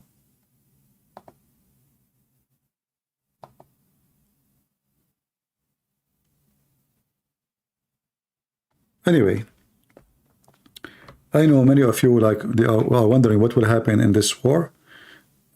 Me myself, I don't trust this man Netanyahu, but I believe because of what happened, he have to do something big. But do I trust that he will do something big? No. This guy is a businessman. He's a coward. If you have a little ethic, he should resign immediately. And he should give the position for somebody in the army. See, war should be led by people of the army, not politicians. Never. War cannot be led by a civilian. Civilian, especially a civilian, never been in war, never been in the army. Civilian who do not know even how to take a magazine out of a gun. You need somebody who live the war. He been in war and is highly trained as officer, as a commander. War should not be run by civilian in any way, any mean, because civilian, they will make stupid decisions. They are civilians. We saw in the news how Netanyahu and Blinken, they went to the basement just because they heard the alarm. I mean, what kind of leader this leader is?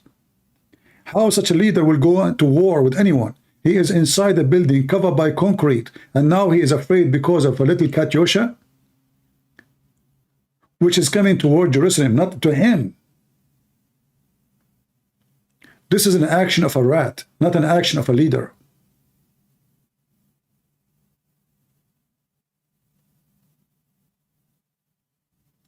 A leader is somebody, fear is not exist in his heart.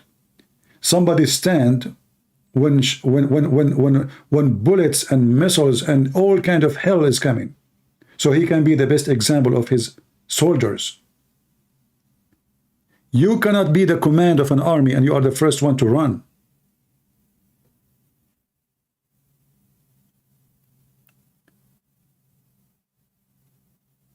All of them, they are a bunch of cowards. Like imagine I am now with Netanyahu and we heard the alarm. I will not move. They are not even out in the street. I mean, already they are protected.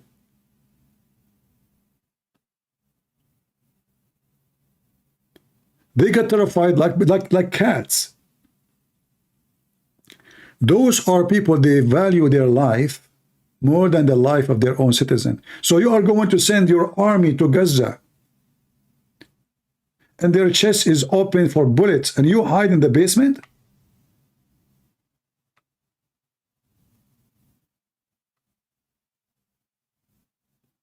Is that how leadership will be? How about those young women? Women, they are even sending women in the army. So the woman, she is standing out in the street and you, Netanyahu, you go in the basement?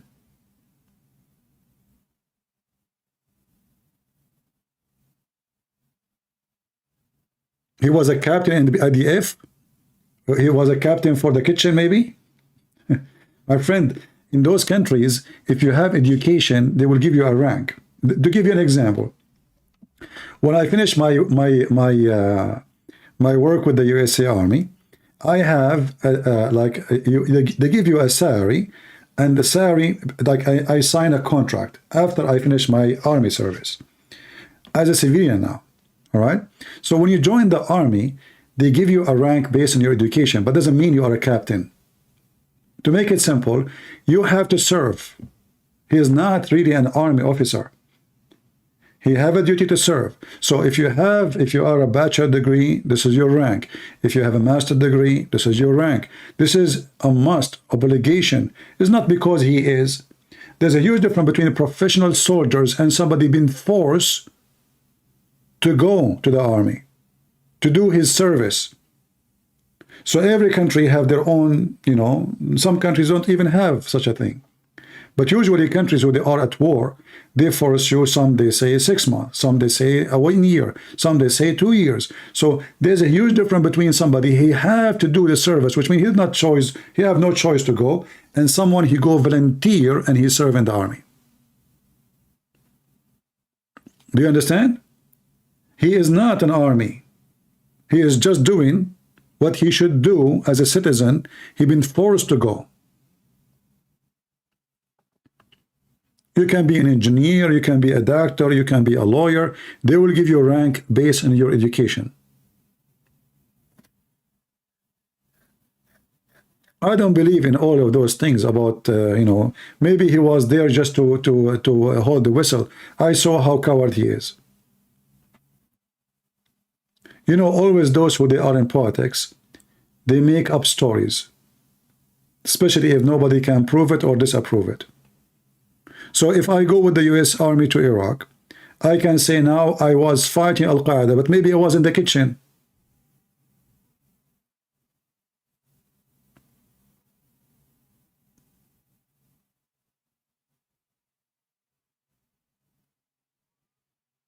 You know what I mean? But his behavior is proving to me that he's a coward. Running to the basement.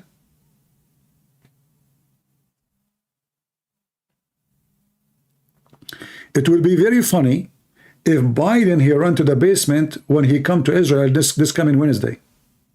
That will be hilarious.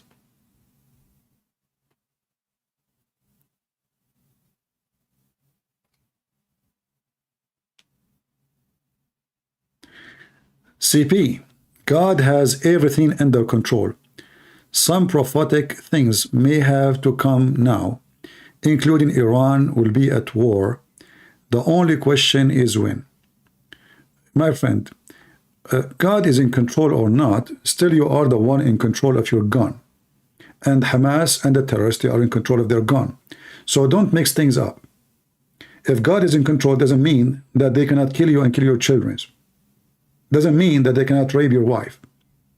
So some, they find the relaxing statement is God in control. Well, God in control, but he said that the sun will rise upon the evil and the good ones. So everybody will get the benefit of it. So God in control, yes, but doesn't mean that God will send you a bullet. It's you have to make the bullet, put the bullet in the magazine, and shoot at the criminal. You don't say God in control.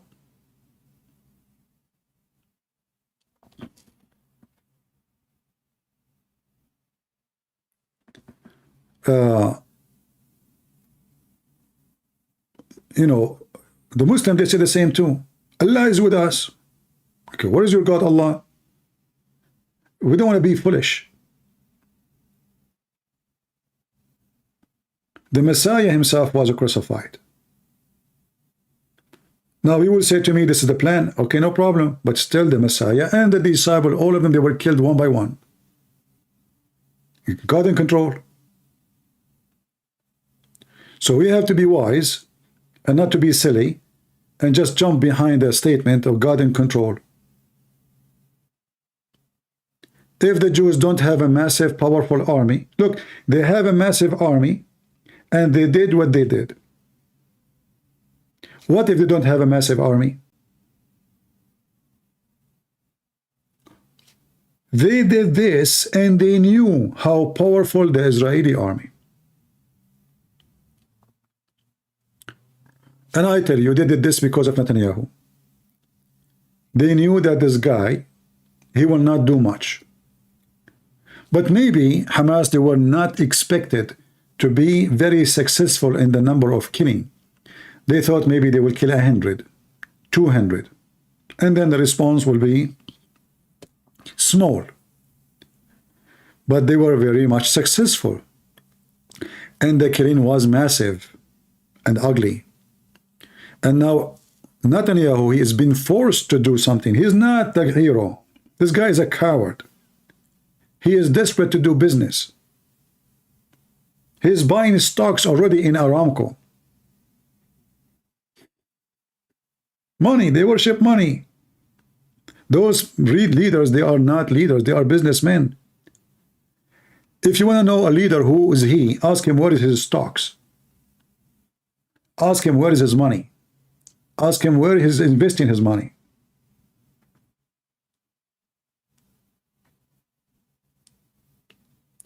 Why Trump did not go against Erdogan? Because Trump, he owned a lot of a property in Turkey.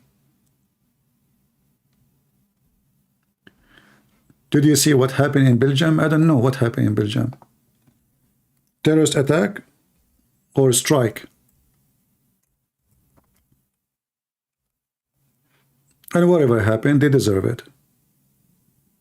You invite the terrorist to your land? You deserve.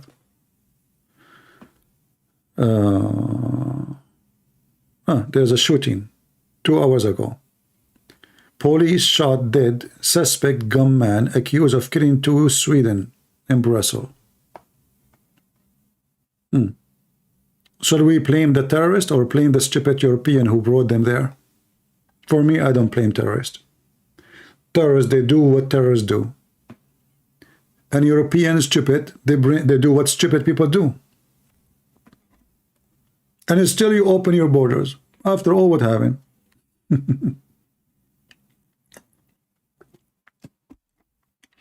You know, European nations are like self-destruction nations.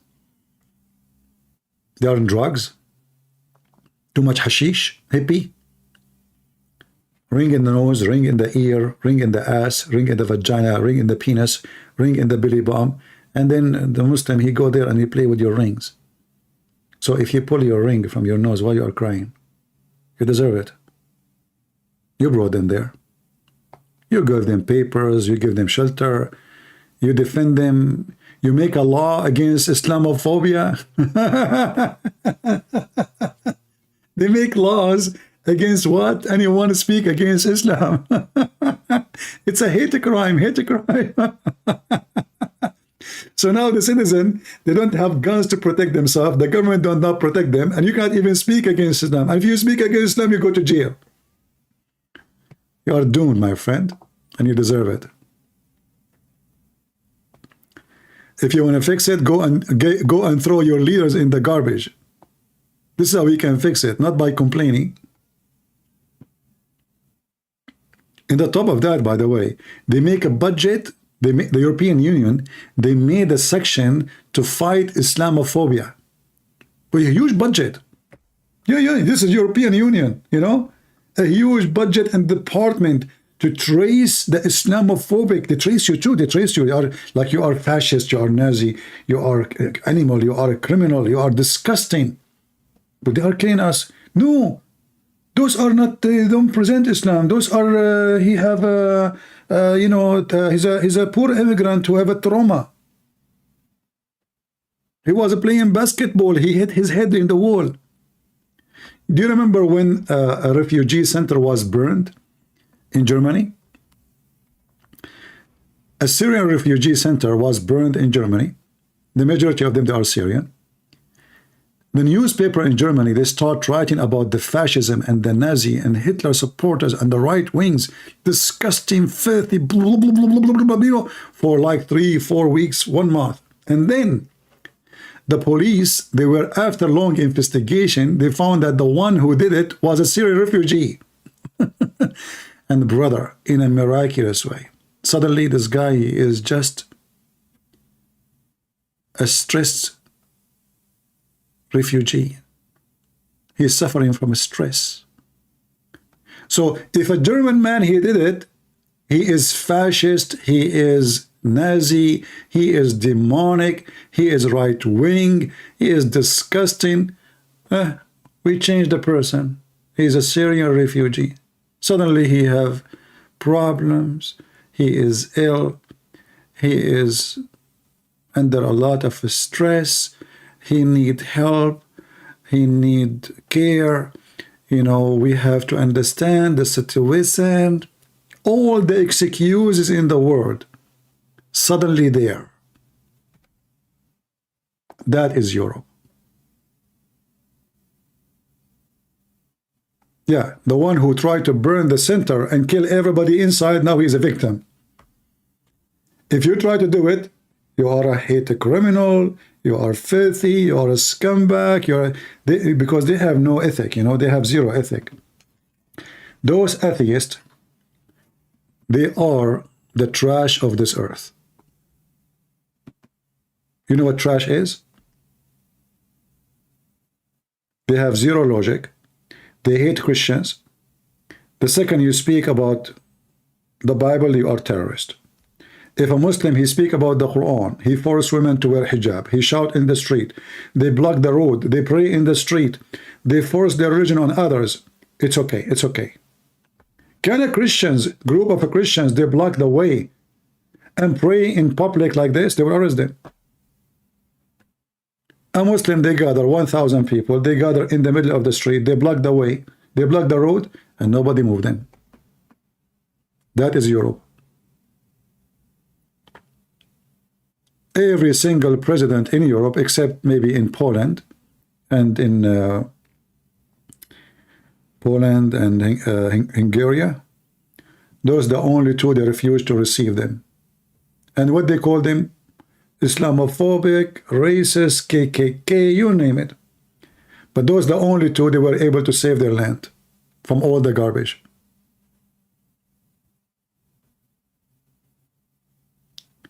God says it gets worse because the church will be raptured in 2026. My friend, I have a better timing for you. I don't know. Because I receive now a prophecy. Let me see my facts. Hold on. Because in heaven they're still using fax, you know, they are not using the internet. Here we go, another example of stupidity. The whole world is against us, and we have a smart Christian. He decides when the day will happen, and when the judgment day will happen. That's it, it's 2026.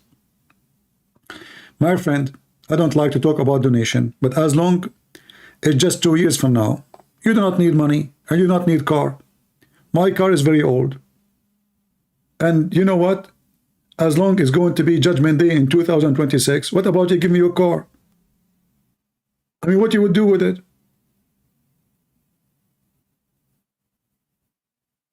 As long as you are sure, give me your car, man. Why I want to drive a car is 20 years old? At least let me drive a new car until 26. You are going anyway. By the way, what is the car you're driving? Just tell me good news, please. Don't tell me it's an old like mine. However, even if your car is old, listen, I will take it. You know, and maybe you can ask the people who they are, like, agree with you. They can give me their cars. I like to collect cars before I die.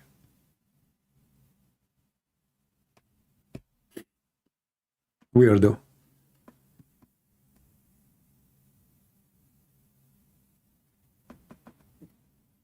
Do you have cheese at home?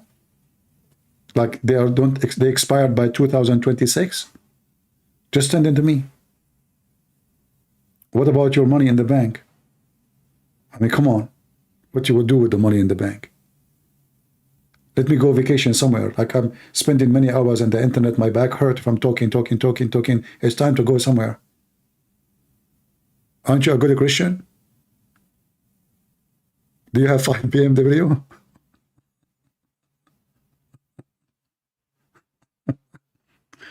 Lord have mercy. Yeah, there's many naive people like this, you know. They believe the scammers, whatever they say to them.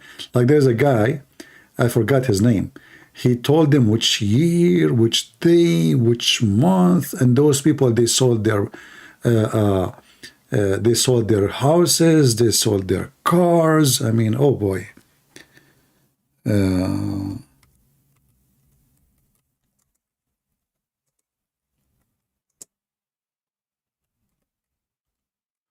Let us see. I'm trying to find.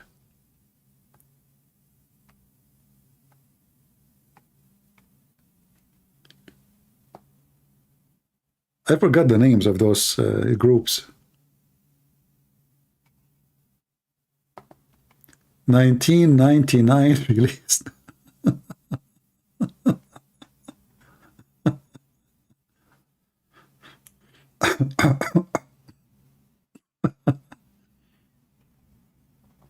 I mean, do you see the Saudi guy with his eyes weird, like the way he is looking? You, those people who believe in those things, you look more fool like this guy.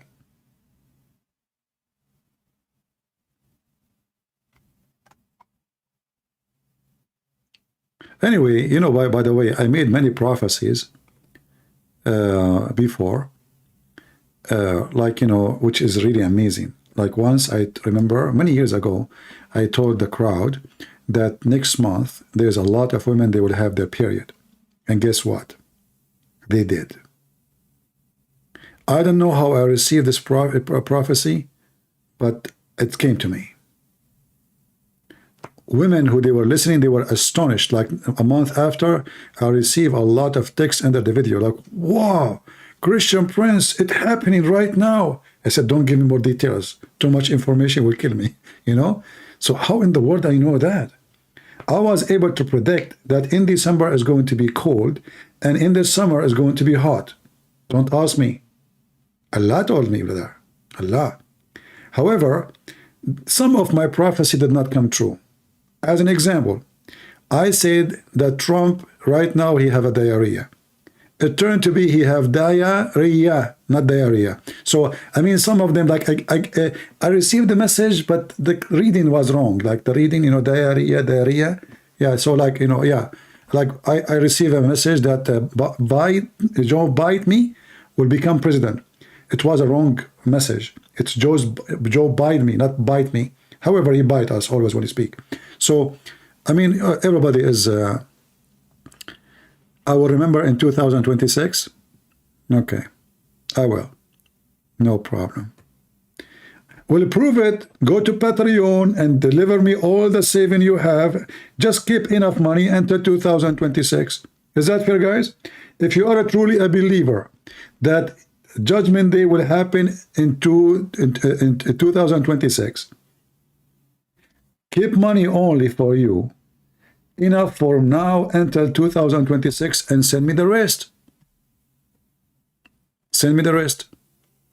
Yeah, it's in Revelation. It says, guys, in Revelation 19:10, it says 2026. Okay. I saw that.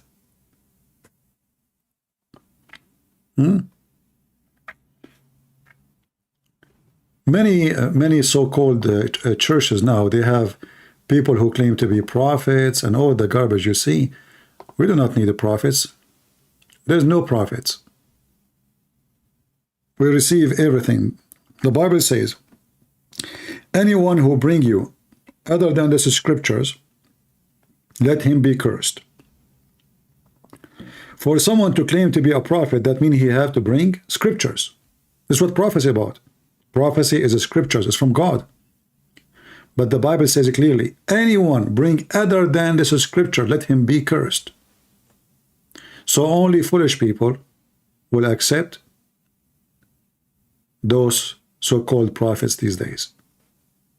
We do not need them. They are just scammers and doing business. And there's a lot of naive.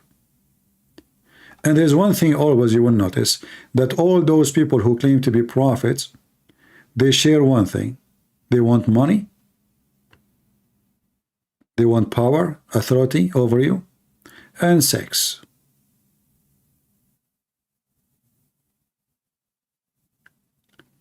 A person who is serving God, if I claim to be a priest, I am not.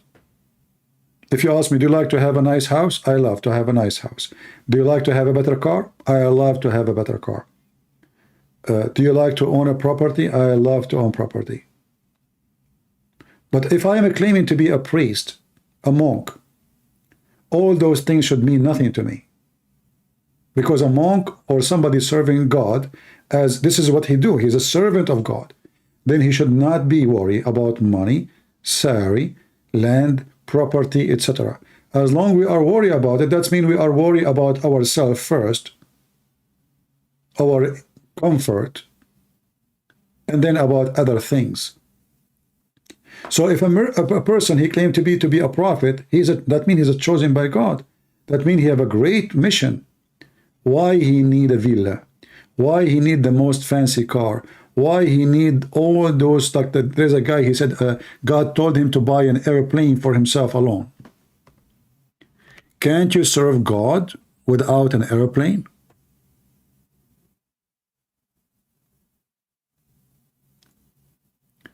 Me, I am not a priest, I am not a bishop, I don't claim any of those.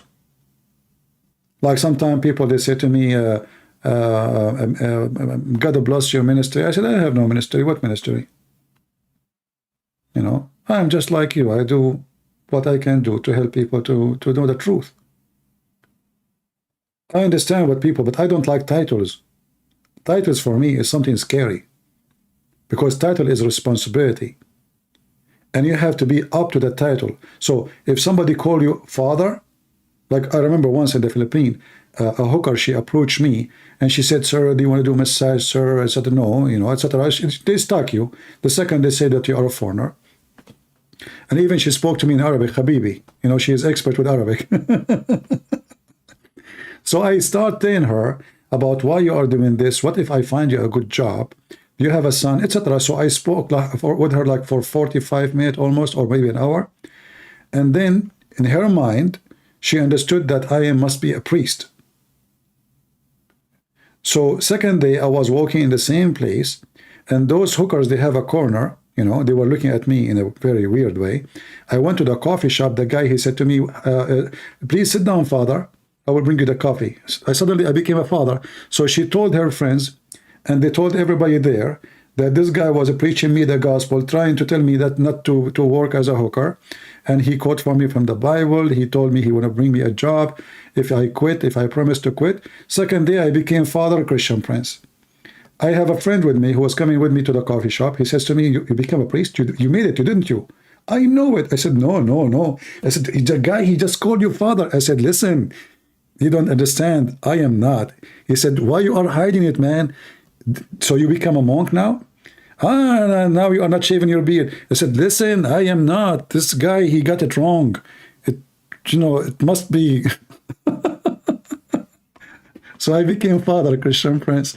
And since then, if I go there, they call me father, you know. I said to him, I'm not, you know. I said, okay, father. I said, listen, don't call me father. He said, okay, father, okay. Yeah. You know, I go to the counter. That's right away. They knew what coffee I drink. They say, please sit down, father. I said, oh boy. You know? Yeah. Father. I'm not, you know? So this is a big title, and you have to be a person who deserves it. So when somebody claims to be a prophet, this is not a priest, this is not a monk, a prophet. And yet he wants to have a new car, he have a nice big villa, he have a big money account. Obviously, you are really a prophet. You know, if you go and see the disciple of Jesus, how they live, how they die, what they do for a living, you will notice none of them, even Jesus himself, he never owned a donkey. He never had a servant. The Messiah himself, he washed the feet of his disciples. If you check their life, you will see how poor they are, how humble, how down to the ground. Nobody live in a villa, nobody have servant, nobody have slaves. They are poor people serving the Lord. What we see today is totally the opposite.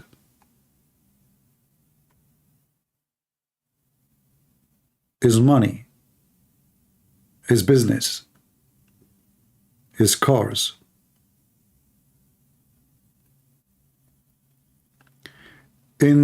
We have a spirit of a prophecy.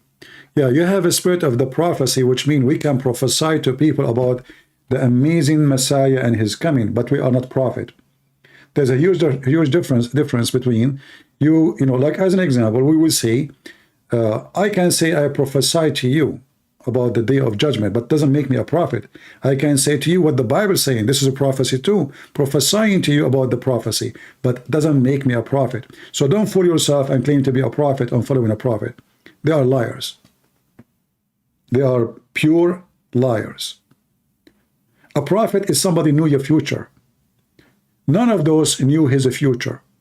None of them he knew what tomorrow. And you know what? Just to show you how stupid you are. 2026, you will spit at yourself and you will laugh at yourself for what you just said to me. Claiming that there is somebody, he is a prophet, he told you in 2026, the day of judgment will be. When I speak about what Jesus said, as an example, if I read for you the book of Revelation, I am prophesying to you the prophecy, but doesn't make me a prophet, for I'm not the source of it. In fact, the only prophet is God, no man. For what is a prophecy? Prophecy is something no one knows but God. And all prophecies come from God. So when somebody, we call him prophet, in fact, he is not really a prophet. He is prophesying for what God said. He's reporting the prophecy for you. For the only prophet is God, no one else. But anyway, the world is full of dummies. 2033? A second ago you told me 2026. Okay, well, I will make a prophecy. And I think my prophecy will come to be true. And I will prove it.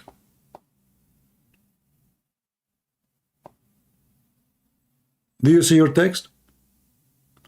I prophesy that after a few seconds from now, I am going to block you.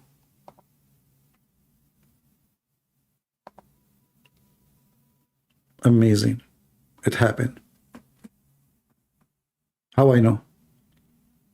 Take a hike, buddy, and change your drugs. We don't want garbage. I hope you like and enjoy my prophecy. How in the world I know that this will happen? It's really hard to know, right? Sometimes me, myself, I wonder how I was able to know this. Man, oh man. This is really crazy. Hard to imagine.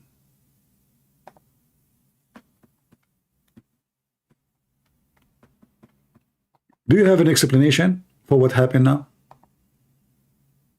I'm sure many of you are astonished, for I prophesy of something and happened a few seconds after, not a few years.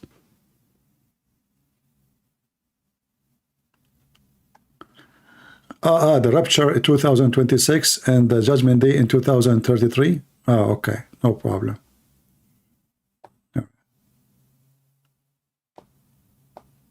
Fine. So now when we have we are going to use hydrogen, now the judgment day will happen. So finally we are free from the gas. Come on. Don't do that. Why I am upset? Because I don't like stupidity. I'm not upset, but I don't have time for stupid people. Take a hike to a different place. You change your name, you come with a different name, we don't care. We don't have time for donkeys. Donkeys talk is a waste of time. Go and find a carrot somewhere else. If you give the microphone for a donkey, what the donkey will say? Donkey say what donkey says. As simple as that. Right? So if you don't like to hear the sound of a donkey, don't give the microphone for a donkey. So you're asking me to give you a microphone. I don't. It's morning time for me. It's time for coffee. I don't want to hear a voice of a donkey. Same time, any decent Christian should not worry about when the day of judgment shall be. Isn't it the Son, he said? Not even the Son, but the Father? Who are you? Are you saying that you are better than Jesus? Are you? Are you saying that you have information Jesus himself don't have? So the Messiah, when he answered them, actually, to close the door of all the scumbag who try to use the Bible to fool people and steal their money, like Jehovah's Witnesses and all the garbage. He said to you, nobody knows, not even the Son, but the Father. So anyone will come to you with the claim of knowing the day of judgment. He is for sure a fraud, and he is satanic. I am a graduated from Oxford. That explains why my English is bad.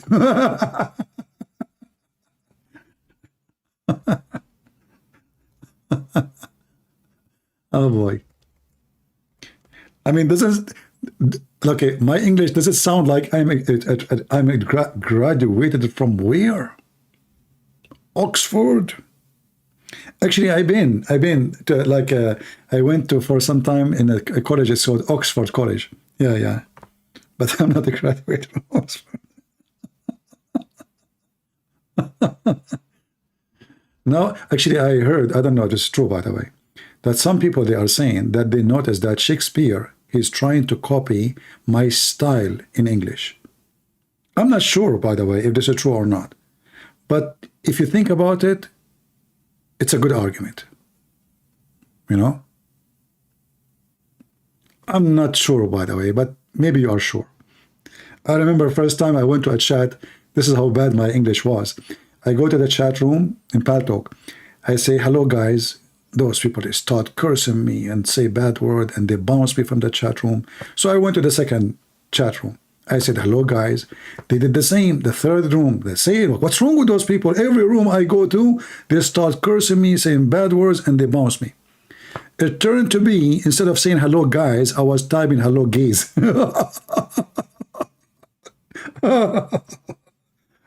Unbelievable. Yeah. And I was wondering, what's wrong with those people? Why they are so rude to me? I'm so friendly. Like I go inside, hello, guys, you know, and then they're like, what the heck, you know, you coward, you are the, you know. I said, what's wrong with those people? I'm friendly, nice, being hello. You know, I did not say any, like, it just, I said 2 words, hello, guys. Yeah. So obviously I graduated from Oxford, and I think from Stanford too. And well, hold on, let me remember. From all kind of board, you know, whatever, you name it. Oh boy. In the school, first day I arrived at school. First day I arrived in university. So, you know, I was late to join them. So I entered the classroom. The professor, he said, sit down. I sat next to a girl. So at the end of the class, the professor said, he said to me, by the way, here we do like a group study. So choose a group and join them. So I have a girl next to me. I don't know anyone yet, you know, she is next to me. So I said, can I be with you? She said, sorry, I'm lesbian. Said, oh, really? Okay, nice to meet you, you know. So second day in the morning, I saw her in the cafeteria.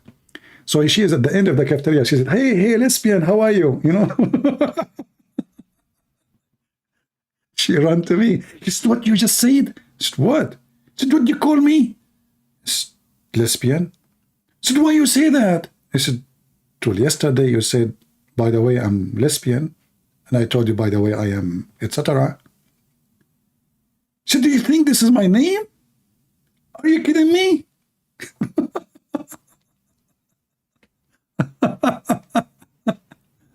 And here you notice how a second, like yesterday, she was proud to say to me she's lesbian. Second day, I called her lesbian. She get upset. What's wrong with people? You know.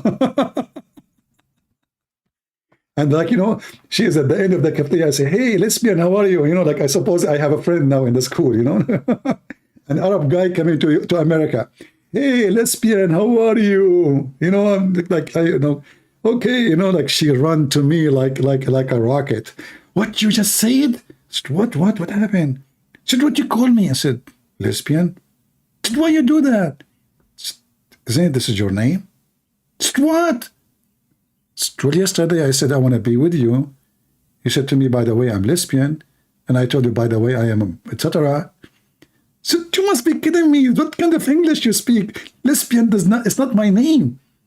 Oh, okay.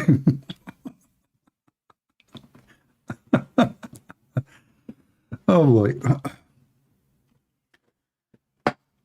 Yeah, this is because of Oxford. Oh boy. Who wanna make me coffee? Otherwise I have to go. We need some gas. Savage, yeah. Let us see what is the news. Any new update in the news? Maybe not.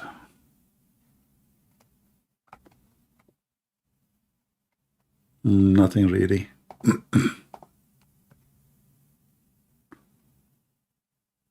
Yeah, I guess for the coming few days we will have no news except just normal stuff, you know, talking about humanitarian and food and supply and all kind of stuff, which is nothing really.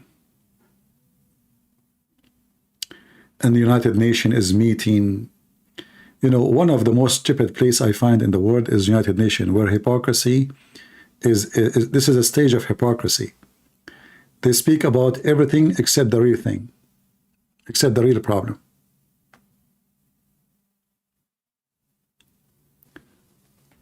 Let's see.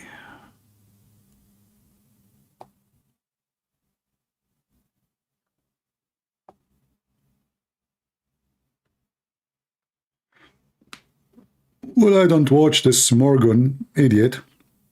He is just an idiot like the rest of them. I don't waste my time with those people. You know, first of all, when somebody brings someone to like a show program, the first question you ask yourself, what is the benefit of this? Who this guy, Mimi Hijab, he present? He's just a kid. He say whatever he wish. At least if you want to invite somebody, he is a leader of the Islamic community, a big sheikh, a big scholar, not a jeans boy. So this guy is just an idiot. He's just looking for, you know, to promote his program, to keep the audience busy.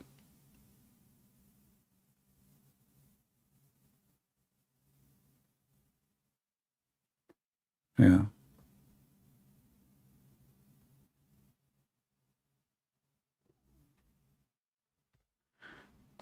The American people need you to lead American. Well, I will never be anything important in America because I don't go to Congress election or senators. And, you know, I don't think American, they will like my accent. But I'm here not for a particular reason. I'm here to say the truth, not for a job. CP, you are never wrong, are you? Well, I have to say I was wrong once and I turned to be right. That's deep. So our friend here is saying, Christian Prince, you are never wrong, huh? That's deep. You are never wrong. Prove me wrong. Talk is cheap. If you want to, instead of saying to somebody, you think you are never wrong, well, prove him wrong. Prove me wrong, and then you prove it. That's it. Right? It's not about if I think I'm wrong or not. If it's about if I'm wrong or not. Prove me. Shall you? Shouldn't you?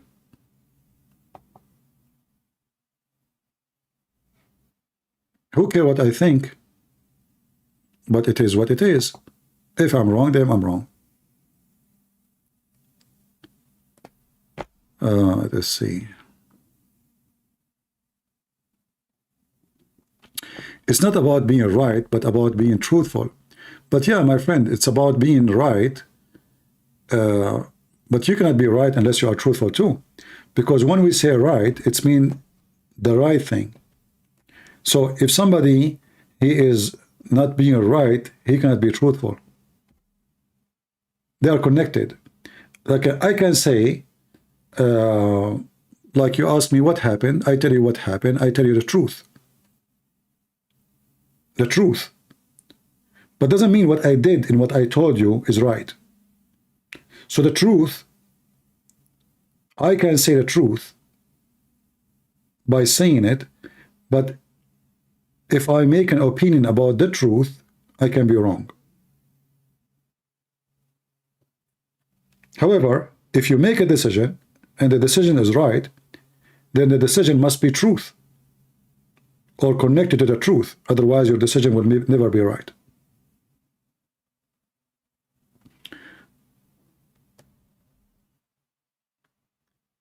Being right and truthful, they are connected. But when you make the right decision, you have to be, in order to be right, it have to be connected with the truth. Otherwise, it cannot be right. But you can say the truth and you do wrong. In fact, most of people actually, they might say the truth and do wrong. Like they might say to you, yeah, I agree that fornication is sin, and you do fornicate. He said the truth, but he do the wrong action.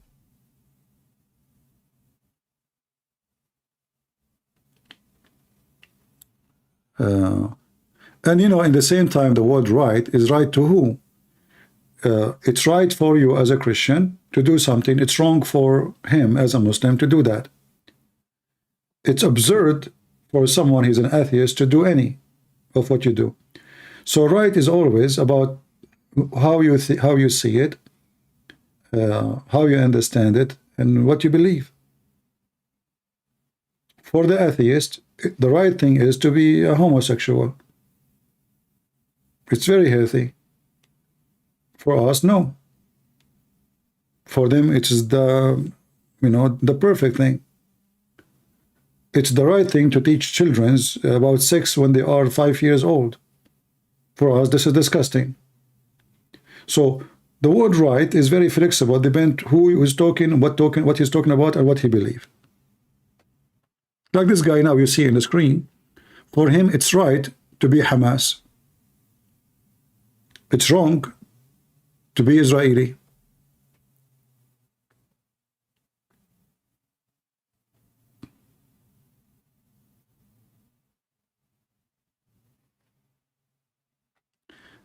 Just for people in the chat, just to tell you my rules here, anyone will mention Catholic, Protestant, I will give you a warning first time, second time I will block you. In this place we don't have Catholic and Protestant. Here all of us, we are Christians. If you are a Catholic, you are a Christian. If you are a Protestant, you are a Christian. If you are Orthodox, a Christian.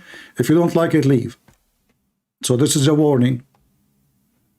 Anyone will speak against, doesn't matter, against Catholic, against Protestant, against Orthodox, I will send you free shipping and handling to Allah. This is our rule here. You don't like it, leave. All people who they are citizen of our program, they are people who believe in the unity of the Christians and the Christianity, and all of us, we believe in Jesus as Savior, and we don't care for the name of the church you go to. In fact, the reason you are divided because you are following a false priest. A true priest, they will unite us. A false priest, they will divide us. A true priest, he will say to you, at the end of the day, our Lord, we have one master, his name is the Messiah. A false priest, he will say to you, our master is a bishop in Protestant or Orthodox or Catholic. A true Christian, he followed the Messiah and no one else. No Christian priest, no bishop, no pope. You follow the man, you are following a sinner, and you are dumb. You want to follow me? I'm a sinner too. That means you are stupid. Why in the world you want to follow a sinner? How a sinner can be the best example for you? So all those you call them priest, bishop, whatever you call them, they are sinners, they do wrong, and they ask God for forgiveness. So why I don't follow only the Messiah. He is the only one I can trust, I can depend on, and I do not need anyone in the middle. Do I? I don't. The Lord, he says, you go to your closet and you pray. He don't want us to be hypocrite like those who pray in the corners.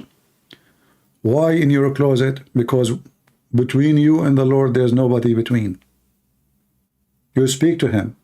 When the disciple, he said to Jesus, he said, why you don't show us the Father? And that's it. He says, I am with you all this time and you do not know me. The one who saw me, he saw the Father. So you do not need a priest, you do not need a bishop, you do not need a prophet. You need only the Messiah. And the one who saw me, he saw the Father. So be aware, Christians. Don't be a fool. Don't let the devil divide you. Divide and conquer. Divide and conquer. Anyone bring division, anyone bring division, he is serving the devil, even if he think he's doing good thing.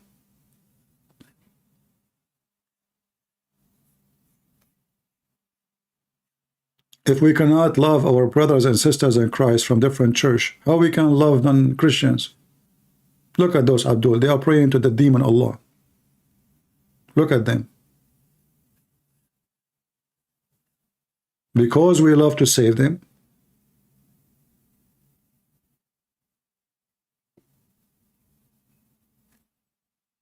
we try to save them. Here there's a story about an idiot. He killed a child. They are saying that he killed a child because he is a Muslim. I don't know if this is true, but if this is true, this is evil man. He should not do that. This is supposedly an idiot, 71 years old. He killed a child in America because he is angry from what happened in Israel.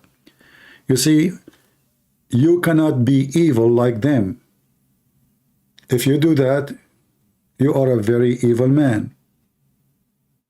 That's what they are saying in the news, that this person, he killed the child because he's a Muslim. That is very evil act.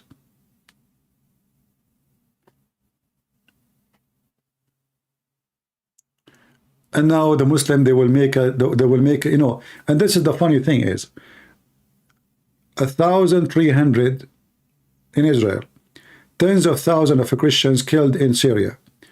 Nobody speak about them. One child he killed in America, the whole media will speak about it, and here we go, this is the guy. Obviously he have a mental illness, look at him. Look like he did not take a shower for 10 years.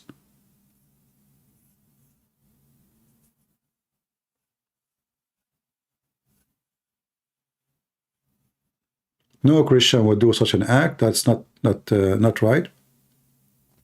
Even at war, we will not go and kill the children of Hamas.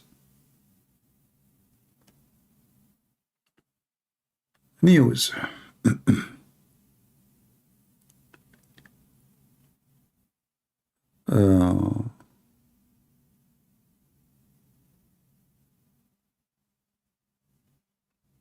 It's not about a child is innocent or not. I mean, you see, in justice, in the justice, if the one who killed you a child, well, he's the one who killed you. So if you want to go and kill you kill the killer. You don't kill the one who did nothing to you, regardless if he's a child or not. This is not about only a child. If a child shooting at you, then he is a killer. Doesn't matter. You can shoot back if you to defend yourself. But it's about who did and what he did.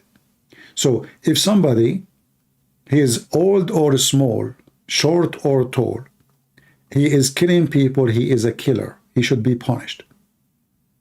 If someone did nothing to you, he is old or small, young or adult, why you want to kill him? Is that self-defense? Well, he did not attack you. Did he try to kill you? No. So?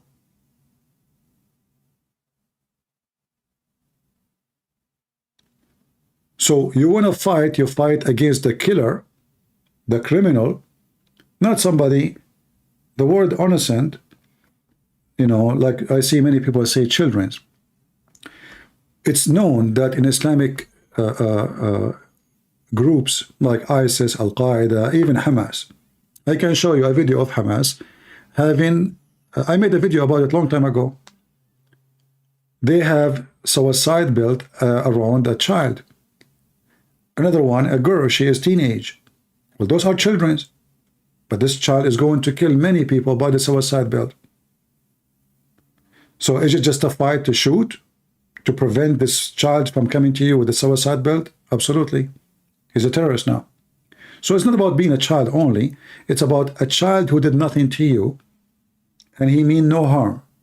Why you want to kill him? If a child coming to you with a knife or a gun, then you have the right to defend yourself.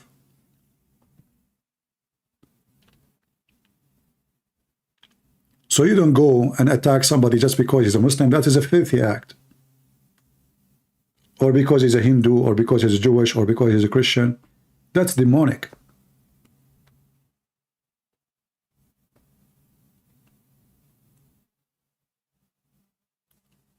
This is what Muhammad did. We don't want to do what Muhammad did. This is what Hamas do. We are not like them.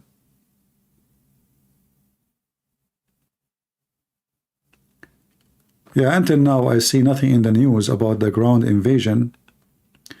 And if they want to do it, they have to do it either before Biden. If Biden arrive, I don't think they will do anything until he leave.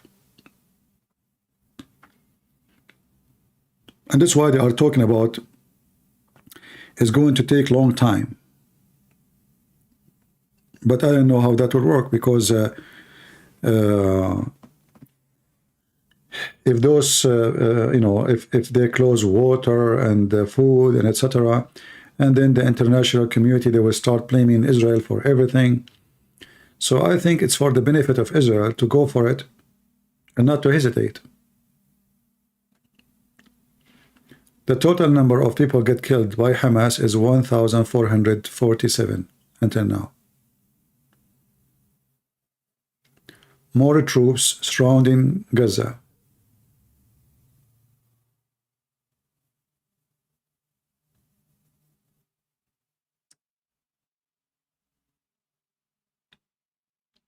What this guy is saying. Habibi Hamas. إسرائيلية بأن الجيش يستعد لمرحلة جديدة من الحرب. هاغاري قال أيضا إن الجيش الإسرائيلي مستمر في القتال ضد حماس ويواصل ما وصفها بالاستعدادات للمراحل التالية من الحرب وفق ما نقل. So this is the spokesman of the army, the IDF. He said they are preparing for a long war. So how long? I don't know. I think they are preparing for something bigger than Gaza. Otherwise, I don't think there's any reason for them to wait that long. Maybe they will launch an attack against Hezbollah at the same time. Maybe. We will see. Even though I see that Netanyahu is too coward to go and make such an act. But in the same time, because what happened, maybe Netanyahu, he will try to correct his image in the front of the Israeli. Because they consider him a disgrace. He was a disgrace for the nation. Under his command, what happened, happened. Never happened before. Him and all the army leaders should be the one who they are in charge of the borders with Gaza. They should be taken to court and do trial against them for treason. This is a treason. Iran will never dare to attack. Iran is, Iran is just blah, blah, blah. Iran always use people like Hamas, Hezbollah, but they will never dare. Because an attack from Iran is not even cost effective. To make it simple for you, attack from Gaza is more effective than attack from Iran. Why? Because they are so close. There's only like 1 kilometer between them and the Israeli. But if Iran shoot a missile from Iran, it's going to take at least, I think, maybe 40 minutes to arrive. So the Israeli have all the time to shoot it down. It's more effective to shoot from Lebanon. So Iran will never dare, because first, they will accomplish nothing. Secondly, there is a better choice, which is Hezbollah and Hamas.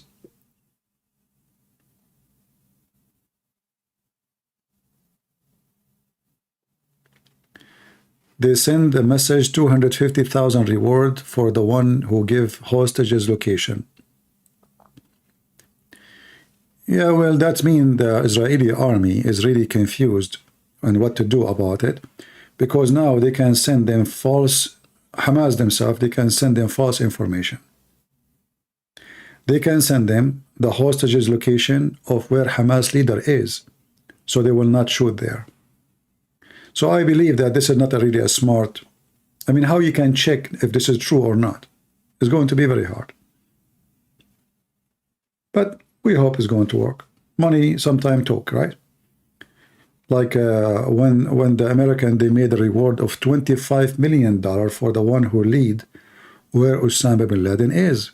It worked. But in this case here, any Palestinian, he want to get paid $250,000. Where he is going to spend it and how he can explain it.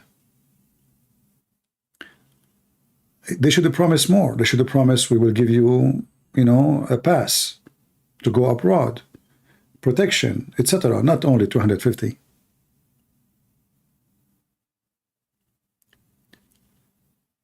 Shadow man saying stop a brown tongue. What does brown tongue mean? I did not eat chocolate for today.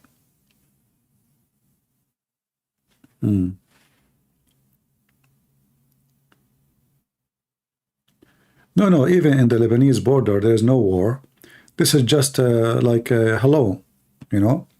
Hezbollah trying to earn reputation in front of the Muslim Sunni that they are the only one, the Shia, Hezbollah is the one who stand to support Hamas, while all the Muslim Sunni around the world, they are silenced. But they will never dare really to go in real attack.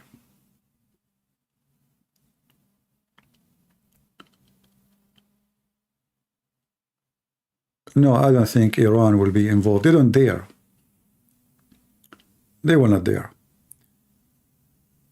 You know, they are no match, and it's not going to go for their benefit anyway.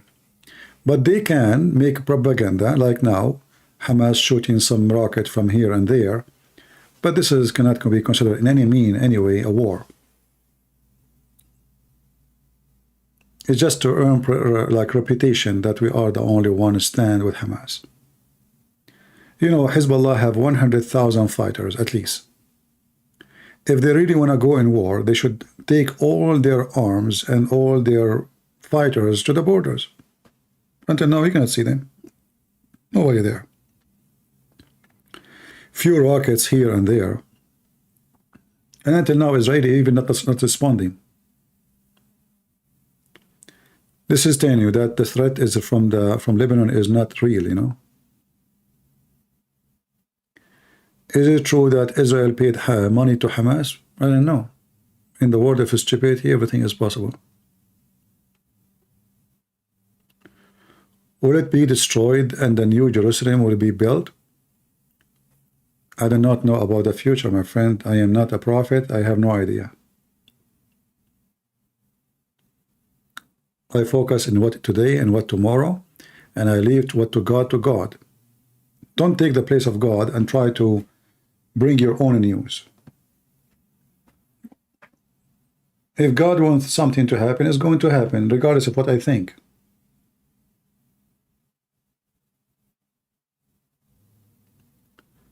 Yeah, but still they are doing nothing. They are just hitting some places where they found rockets being shot in Lebanon. There's nothing serious, really. Israel, obviously, they don't want to expand war into Lebanon.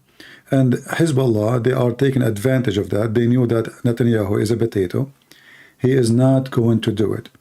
And that's why they will keep shooting missiles until the Israeli decide to teach Hezbollah how to behave. Then they will stop.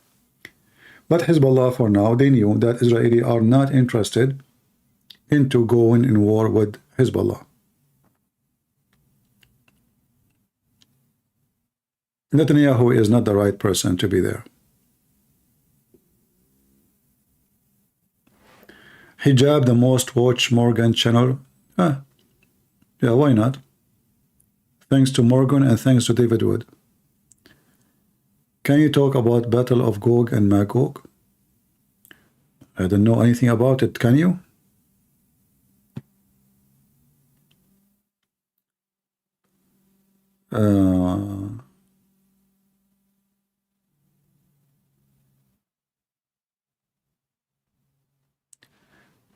Iran is all talk. If wasn't Iran, Hamas could not do anything. Well, you answer yourself. If not Hamas, Iran can do nothing. See, if Iran can do, they do not need Hamas then. Why, you're answering yourself.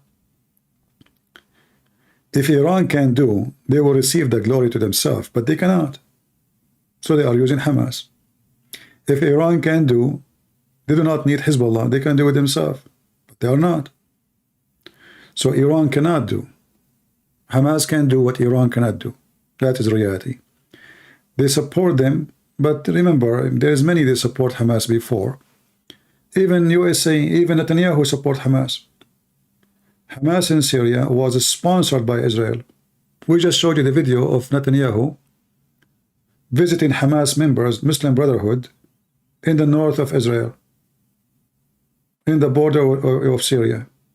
He opened hospital for them, he protect them. So Israel itself sponsored Hamas in Syria. Same as USA sponsored Al-Qaeda in Afghanistan. It's a fact. All those terrorists, they are sponsored by the West. All of them. Israel itself, they are the one who sponsored Hamas from the beginning. How? Arafat was the only major force in that land between those so-called Palestinians. The leader of Hamas, an old man, he was in jail. The Israeli released him in purpose to make him able to grow and grow Hamas. And what they want happened. They wanted Hamas to grow, so Hamas will fight with Yasser Arafat and they will kill each other. And this is exactly what happened. Until now they kill each other. So Hamas was sponsored and supported by Israel.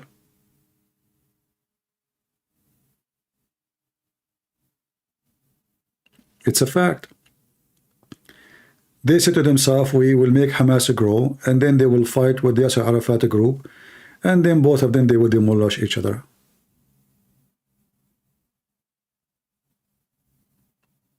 I know, you are talking about the Bible, right?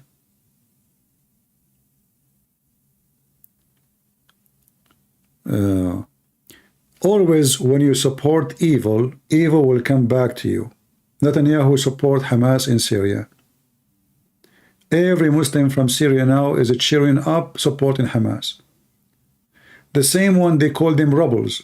Obama, he sent them $600 million. Every single one of them support Hamas. Prove me wrong. They have a great relationship with Turkey. Every Turkish, including Erdogan, he support Hamas. Prove me wrong. All the friends of USA, who they are close, especially Qatar, are #1 supporters for Hamas, literally. In fact, all the money Hamas have is not from Iran, it's coming from Qatar, but nobody talk about it. In fact, all the leaders of Hamas is in Qatar, not in Iran. Facts.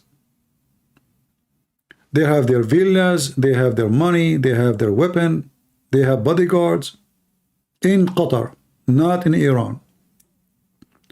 But nobody talk about it.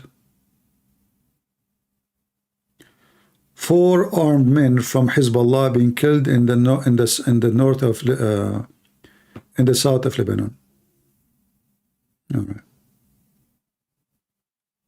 This is not compromise. Signing with the devil is not a compromise. That is evil. And the West always sign with the devil. They support terrorists, they nest terrorists. All the terrorists, you know them, and those who support terrorists, they are in Europe. They are not even in the Middle East. Even Al-Khomeini himself, he was in France. If the French did not give refuge for Al-Khomeini, there's no Islamic revolution.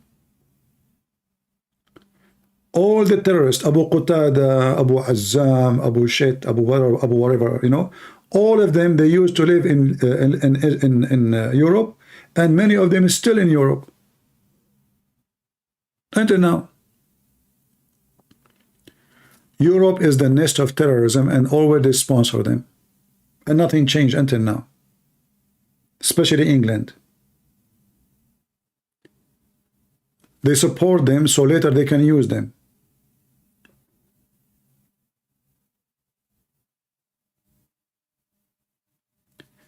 God in control, don't worry. Oh, okay, no problem. Well, God told me to be vigilant and be smart. He did not tell me don't worry. No, he's just an idiot, funny, silly.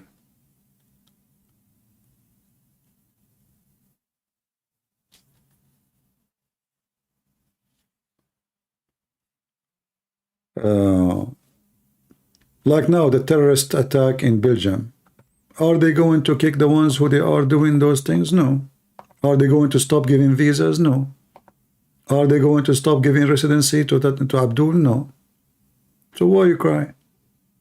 You brought them. You armed them. You fed them. They kill you. Good for them.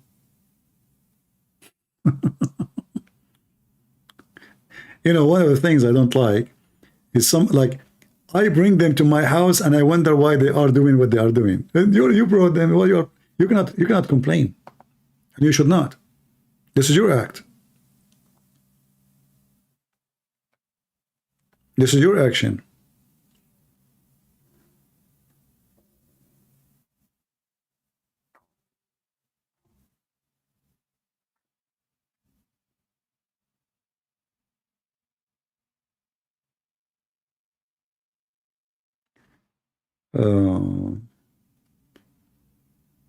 Yeah, I mean, even England is doomed. I mean, England, like, even, yeah, I mean, the foreigners are the one who rule the country now. The prime minister is Indian, is a Hindu. Next time, what? The prime minister will be a Muslim. Few years from now, the king will be replaced by Abdul. That is England. England now, there is a huge number of population. They are poor. They can't even afford to buy food. This is England. They open their borders. Everybody is coming. Pakistan. All Pakistan is in India. India. All of India in Africa. I mean, that's it. Soon, the real citizen of England, they will find themselves refugee. They have to find somewhere to go. The prime minister of Ireland now, he is a Muslim, right? And his wife, she is in Gaza. His wife, she is supporting terrorists in Gaza. Why she is doing? Why she is in Gaza? Imagine the prime minister. His wife is from Gaza and he's a Muslim. Right? Okay.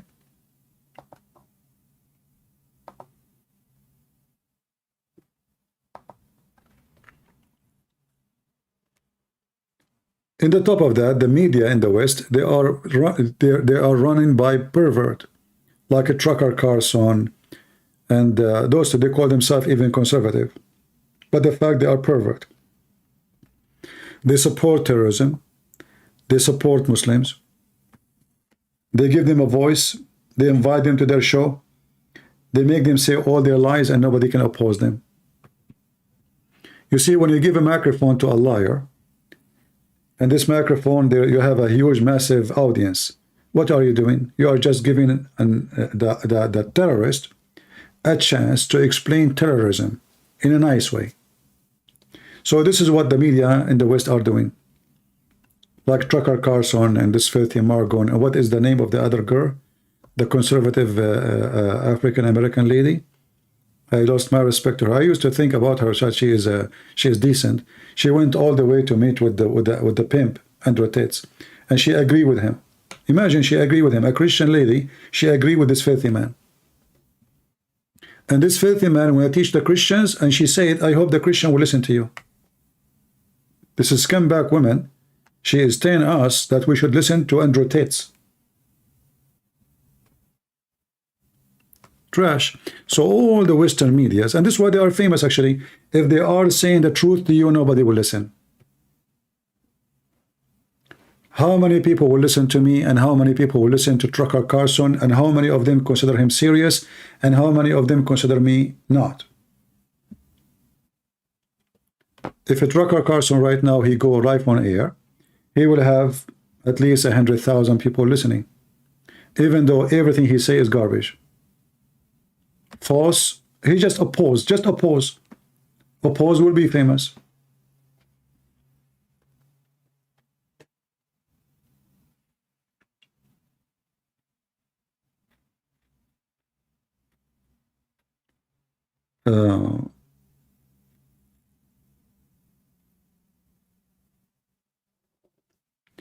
What do you think they will let Shani Look return to Israel? Who is Shani Look? I don't know who is this person. I never heard this name before.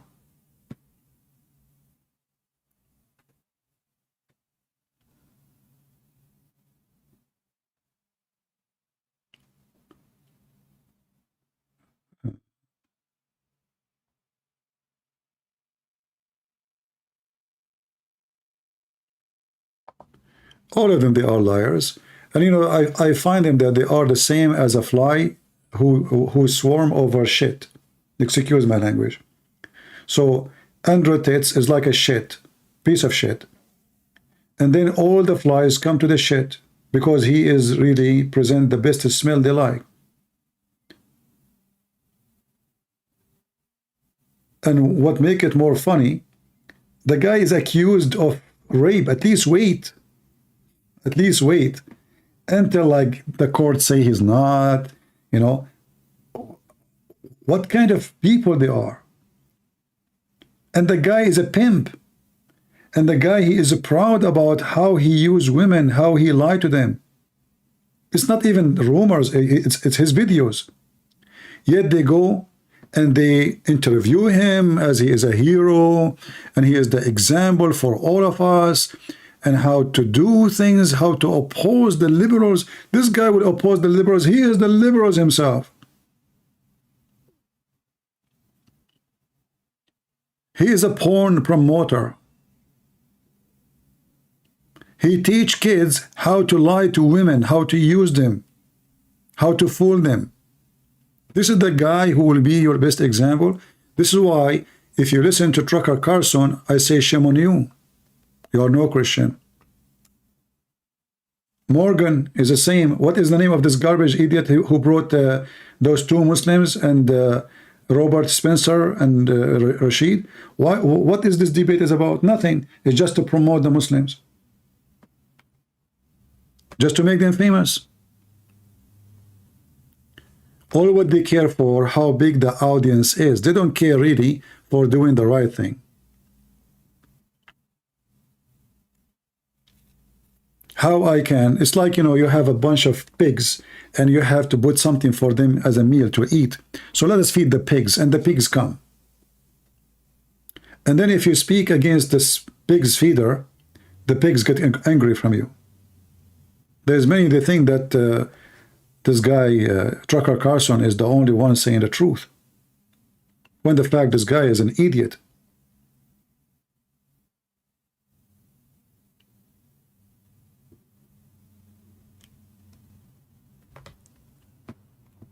But anyway, at the end of the day, they are the one who have millions of viewers, and we don't.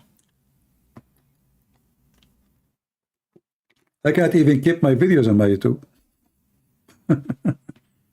Because I speak against the policy of YouTube. You know?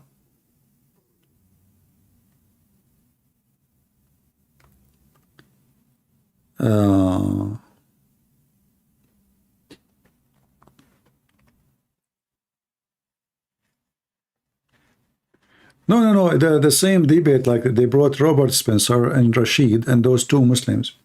And what this debate is about? They start focusing that they want to kill Rashid. The problem now, they want to kill Rashid. Look, he is an apostate. Is that a debate? Show them that Muhammad is a scumbag, he's high flying carpet, all the stupid things in the Quran.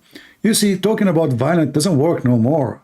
I mean, people, actually, people, they worship violent people these days. People convert to Islam because they love violence. Your children, they are playing games of violence in their TV, in their computer. People, they are attracted to killers. People, they see Hamas heroes. Don't you see? Are you blind?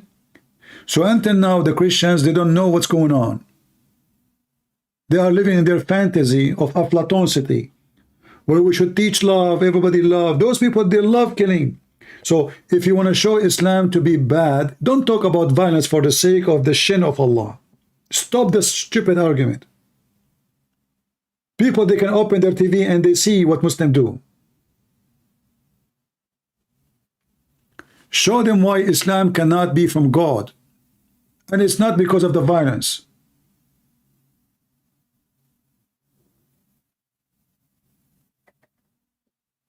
If I go in war, does not make me not from God. If I kill my enemy, does not make me a bad person.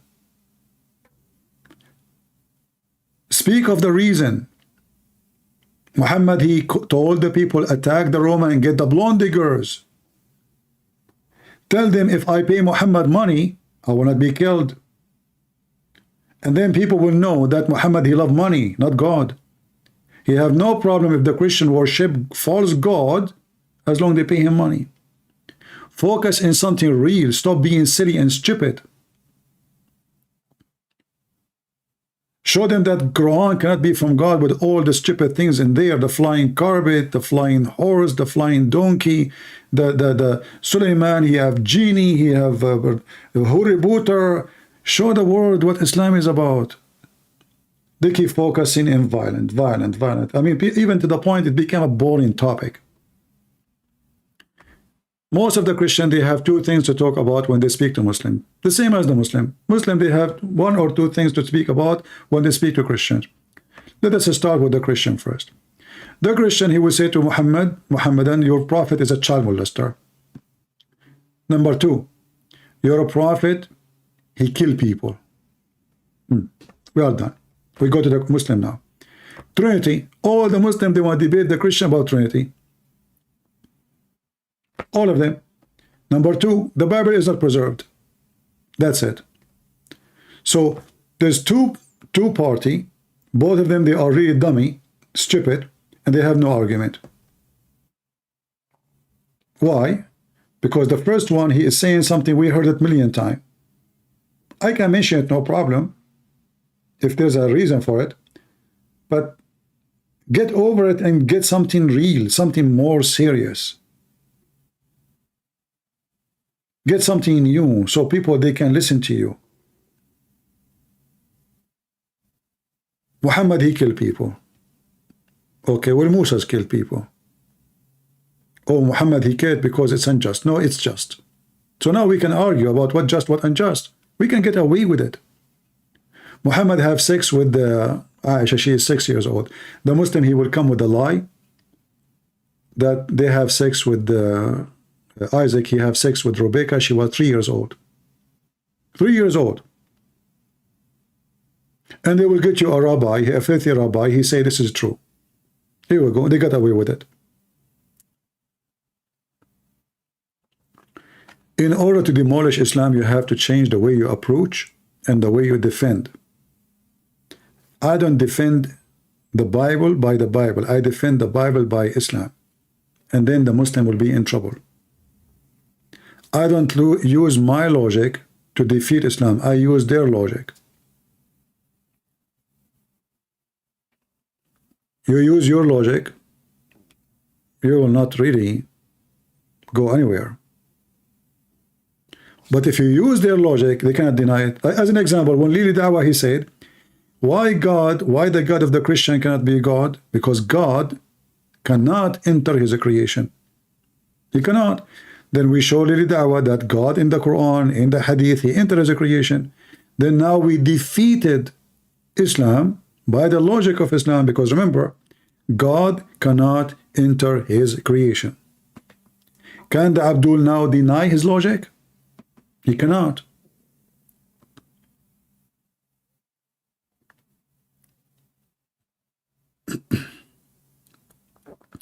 You feel sad that when the Christian get killed, same time Islam terrorists kill Christians and they keep quiet. Why are you quiet? Go make a videos. Go like, speak out. Why are you so quiet? Don't blame others for you yourself being quiet. Let the world shout and hear you.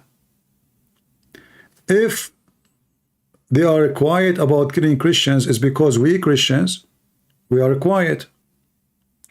We see things going wrong, we don't complain. We don't do anything. Oh, we complain, sorry. We complain like inside our chat room or inside a room. But we don't do anything. Go strike when you see a Christian being killed. Hold a sign in the street. Make a video. Who's holding you? Stop being a potato.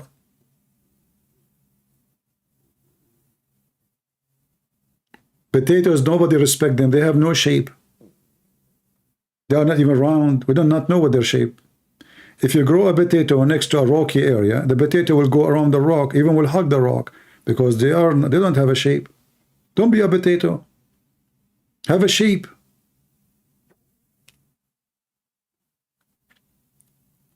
If you don't speak against wrong, you have no right to complain about wrong.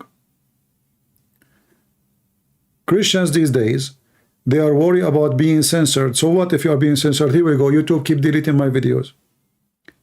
Even if they take down my channel. You see, I have 130,000. So who care? Tomorrow I will open channel, new one, have one in it. Still I will say the truth. Is it going to make a difference if I have 1 million subscribers? By now I should have millions of subscribers. Each time I reach certain number, they delete my channel. Shall I change the way I talk? I will never change. I will come second day with 1 subscribers and I will say the same thing. So being censored is not an excuse. Being coward is the excuse.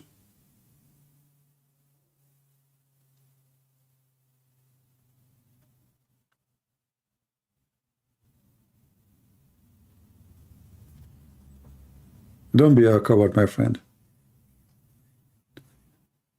Hamas broadcast a video of a French Israeli citizen hostages. We saw that one. And here you see how the media, they help terrorists. The terrorists, they publish this video for the sake of propaganda, and then the Western, they publish it. And here we go, her family now, she is holding her picture. Why you send your daughter there to the desert, next to the borders? Well, your daughter, she is a fool. All those foolish young men and women,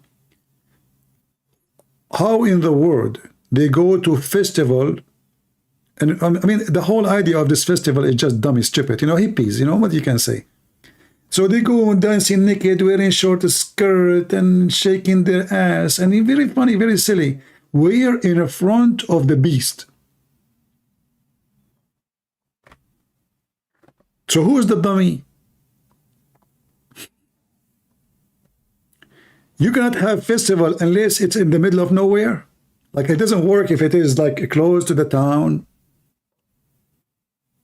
No, because, and those young people, they are looking for anything, to, you know the thing.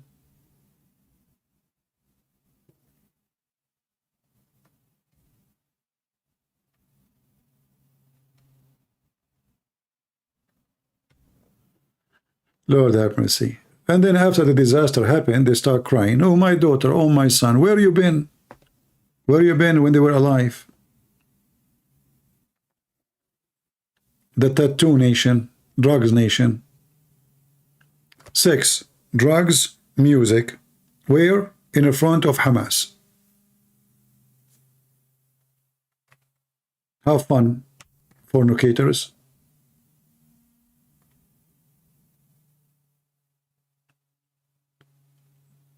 Party of fornicators.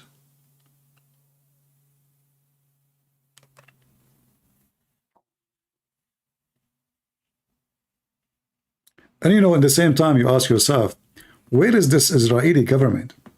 I mean, shouldn't there is authority to allow things, to study how secure it is? I mean, those people are at war with everybody. Shouldn't they check where they are? And is it okay to do it there? Is it safe? They have 3-4 guards there. What kind of, you know, I actually lost my respect to Israeli government. Israeli system obviously is messed up. Did you see how Hamas, they enter? Nobody even in the way. Nobody. There's nobody in the way. The whole country is asleep.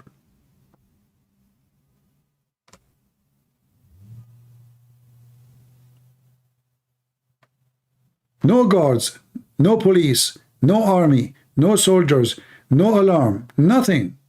The whole country is a party.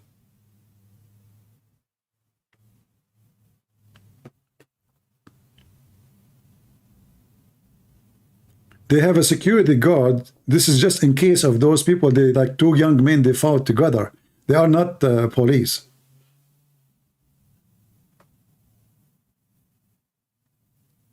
Exactly. And those who they join this party, they are the same ones who accuse us of Islamophobia. If you speak to any of those peace lover, you know, like the peace festival, you know, the hippies, what do you think about Christian Prince? They will say, disgusting, he is hatred, full of hatred, teaching hatred. Don't listen to him. Those are the same people.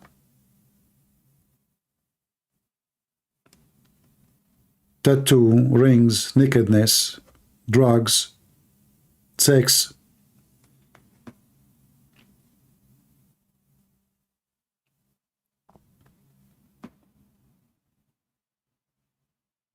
What border patrol? There is only few in the whole border. I saw the border patrol. The guy was wearing his short.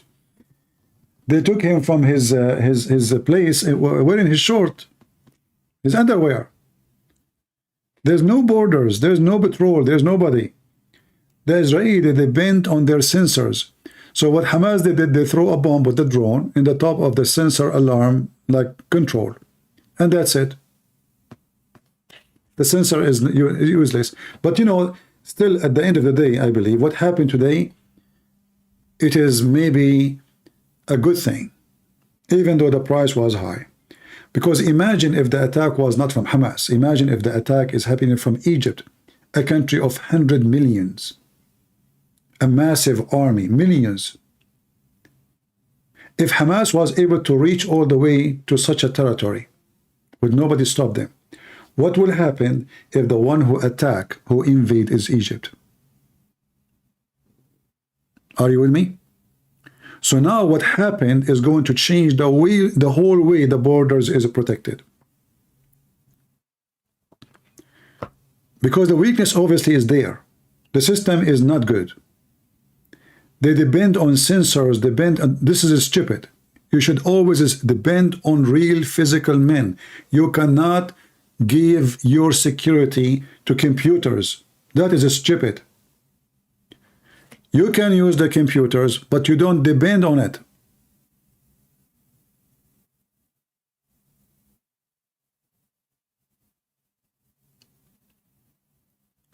So they bent on the computer and they went to sleep. Oh, we have sensors in the ground. If they dig a tunnel, we will hear it.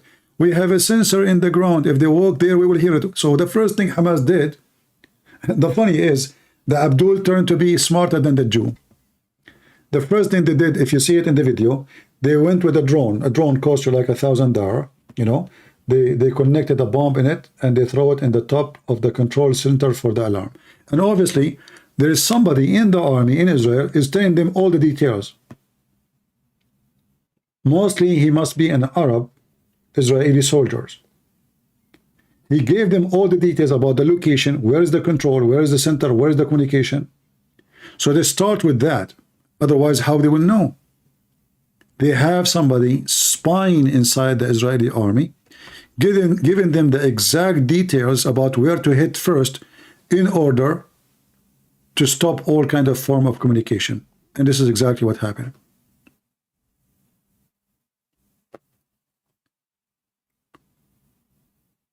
From now on, the Israeli, if they have a little intelligence, and I guess they do, I hope so, they will never ever depend again on technology alone. Technology is good.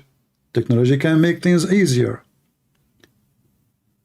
But always you have to guard the borders by good numbers of guards. and you have to watch over them to see and to be sure they are in alarm. Like now, they are in alarm. 6 months after, they are asleep, because now we are relaxed. There's no attack. But this is when attack happen, when you are relaxed, not when you are not.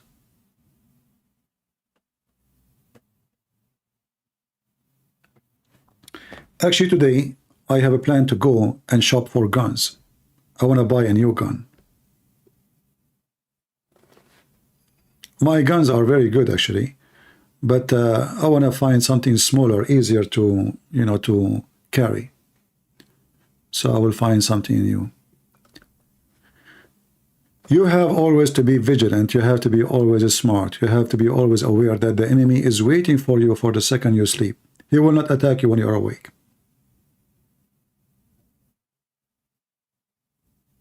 Not when you are awake. A nation who they are at war, they should not ever sleep. Never. I don't know what I'm getting. I will see. I'm not sure. I like the Magnum 500, but this is good to take the arm of the terrorist or his head. But sometimes you need something small. I have 9mm. I have, you know, but maybe a small gun. We will see. Something small, easy to put it in your, between your teeth.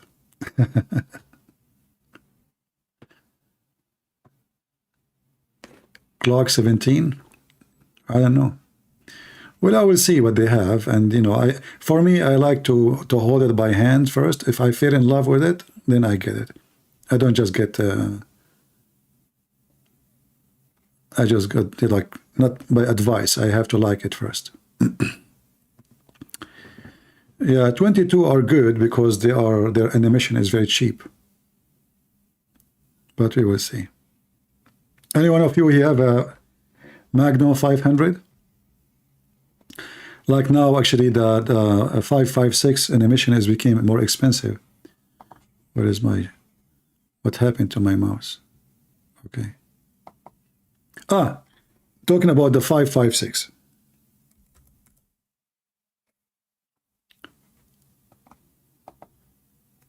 Because of the war, there's many rumors that the American government, they stopped selling the 5.56 ammo, which is absolutely false. You can go online and buy it, and they say that the manufacturer, which is owned by the USA government, by the command of Biden, they stopped because they need ammunition in the army. This is very funny and very dummy. You can go right now and you can order as many as you want online, and they are not short of them.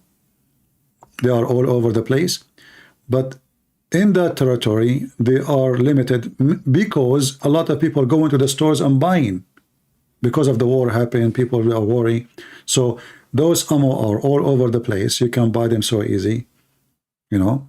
And what they say to you in it, you know, they make videos just to create panic and to get a click. You know, they fool people with their information. Yeah, they say anything just to make you, you know, just click and see. Like, oh, the USA government, they will not allow anyone to buy it no more because they needed to go to Israel and blah blah blah blah. You know. No, they are all over the place. The price is expensive, not like before, because there is a lot of demand. It's about demand only. So if you have a rifle for that, don't worry about it. They are all over the place. $25.50 in this website. I can get it for cheaper actually. Look at this idiot in the screen. Blinking, who keep it blinking.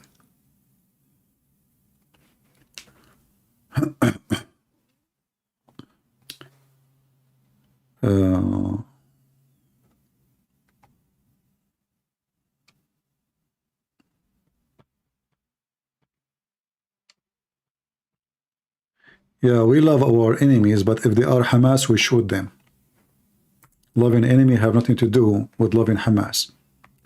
In case of Hamas, we have a duty to shoot them and to send them to Allah free shipping and handling. Period.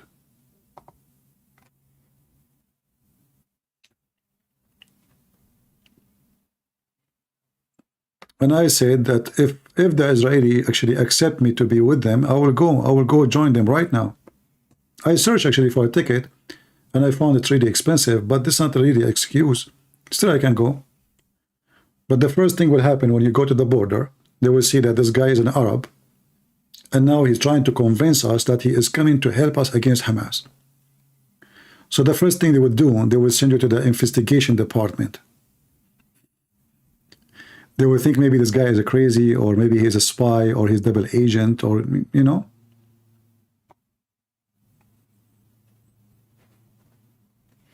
It's not going to be easy. And even if you join them, how they will trust you?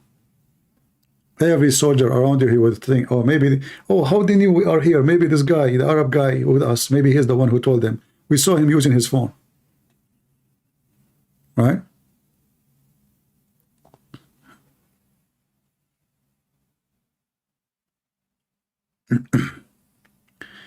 There's a lot of Arab helping. I don't know about that. I don't know about that. Anyway, I think we have enough for today. It's already late morning for me. I better make a coffee and do some work. The Mossad will be happy to talk to me. I know. Do you remember my debate with this guy from Detroit, the head of the Muslims in America, the Muslim Shia, Hisham al-Husseini? He accused me to be a Zionist, and he said we will cleanse the earth from you. Nobody reported him to the FBI. FBI never contacted him. Nobody questioned what he said about cleansing the Jews and killing every single Jew. He said that to me in Arabic, and the video is still there. And this is the same guy who was hired, the guy who debated me, the same guy who was hired as a special consultant of Islam to George Bush. Can you believe it? With very extreme high salary.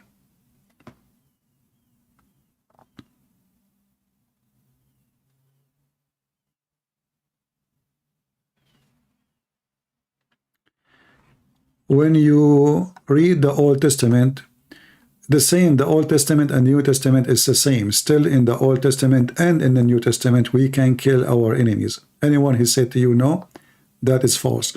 Loving the enemy Jesus is talking about is not about an army. It's not about an invasion. It's about a guy you see him in the street, a person maybe you hate. This is not about an army invading your land to take your land from you, or they want to rape your wife and kidnap you and kill you. This is not what Jesus said.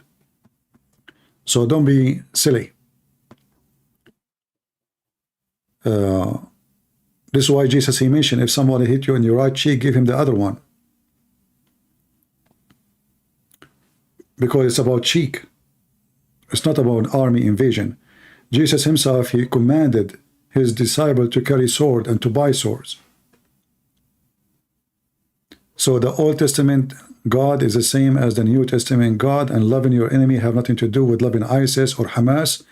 If we see Hamas, we kill them. If we see ISIS, we make them shish kebab.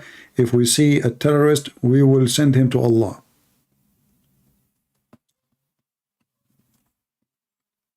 So if you are confused because you are not educated and you are being dummy.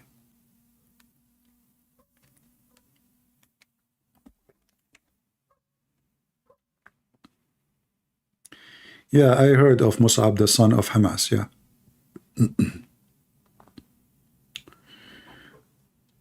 Yeah, always we know when we talk to Christians. Actually, me, myself, I always struggle with the Christians based on this. Christians don't like people, like, especially in the Middle East, they don't like people to carry guns. They look down at you if you have a gun, like you are the gang guy, you know, between them. So always I struggle with them. But I don't care what they think. I do what is right. Trust me, the day you need a gun is the day you need a life. You need a gun. Those who give you speeches about love, they are idiots. They are not realistic. If a man, he come to your house and he have a gun and you have nothing, and he force your wife to open her legs and you have nothing, how you will feel? Are you going to love your enemy? Is that what Jesus said? So don't be stupid. The man who come to invade your house, to kill you, to kill your children, to rape your wife, you shoot him dead. You send him to hell. You don't give him hugs. Can we trust the Pope? Why you are asking about the Pope? What about you ask about any man? Trust no man, trust the Lord only. Pope or a bishop, Protestant or Catholic or Orthodox, no different. Can I be tempted by women, sex, money? Yes. Are they men like me? Yes. So what do you mean, can we trust the Pope? Why you need to trust the Pope? You trust God only. Can I trust you? A human being, even the decent one, can be deceived and turn into be evil tomorrow. Even the most decent. So the word trust, when it's come to man, is a silly, stupid question, because you should not trust no man. Men and women, they are under the temptation. And as long we are under the temptation, we will be tempted.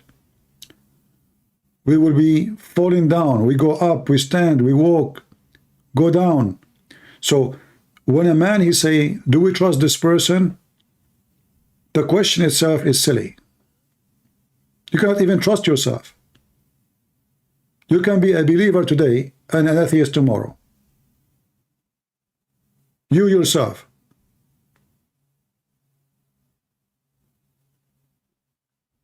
You can agree about something today, you disagree about it tomorrow. You can condemn something today and you do it tomorrow. So if you yourself, you have no control about yourself, how in the world you can trust somebody you have no control over him?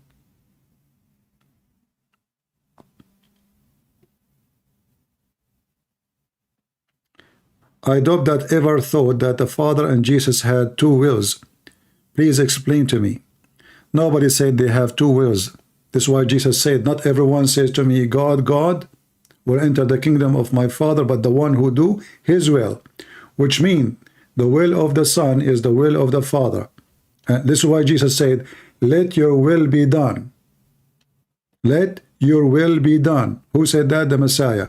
So you say to me you are confused because simply you are not Christian.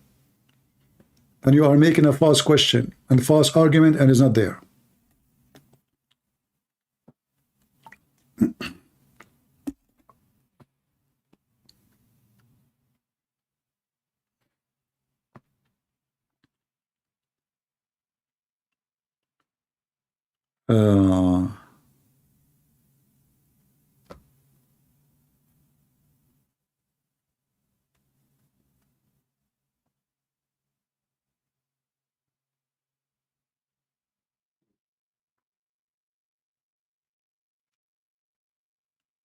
All right.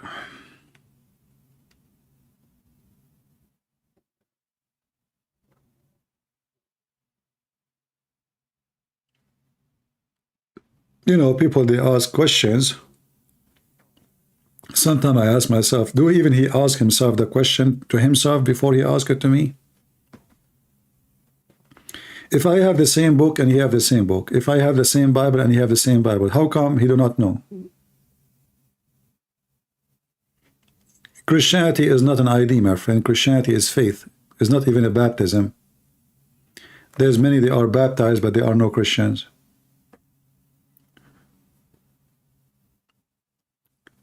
And you know, like at the end of the day, if you ask the question, the will of the Father and the will of the Son, what does that mean?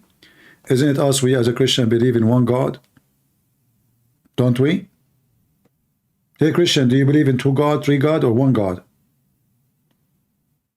So what do you mean the will of the Son and the will of the Father? Either you believe in one God or you believe in many gods. So your question is silly. If you believe in one God, that there's one will, the will of God.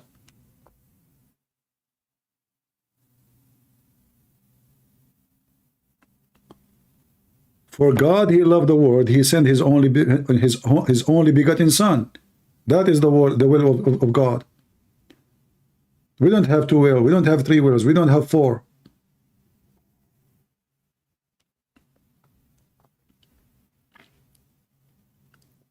So use your brain if you have any.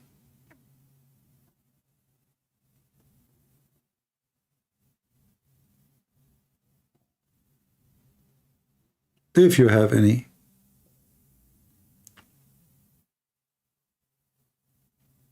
You know, some people, they are like, you know, they ask questions just for the sake of, you know, the Greek people in the old days, they used to open a topic, which is silly topic. It's just for the sake of philosophy.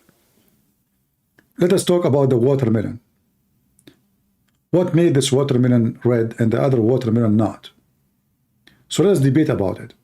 And then everyone from those philosophers, he showed his skills to play with the words, and people will be impressed with his skills of thinking. But the topic is silly. I mean, who cares about the watermelon if it's red or not? What is the conclusion of the debate? What is the benefit?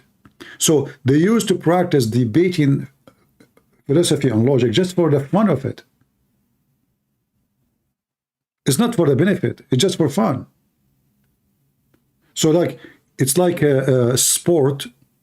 You want to go to the gym.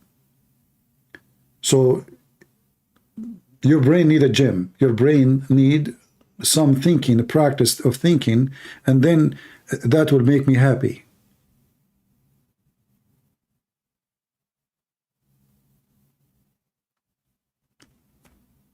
So we argue and we ask silly questions and we try to be philosophers, but our philosophy have nothing to do with reality. It's just to waste time and to kill time.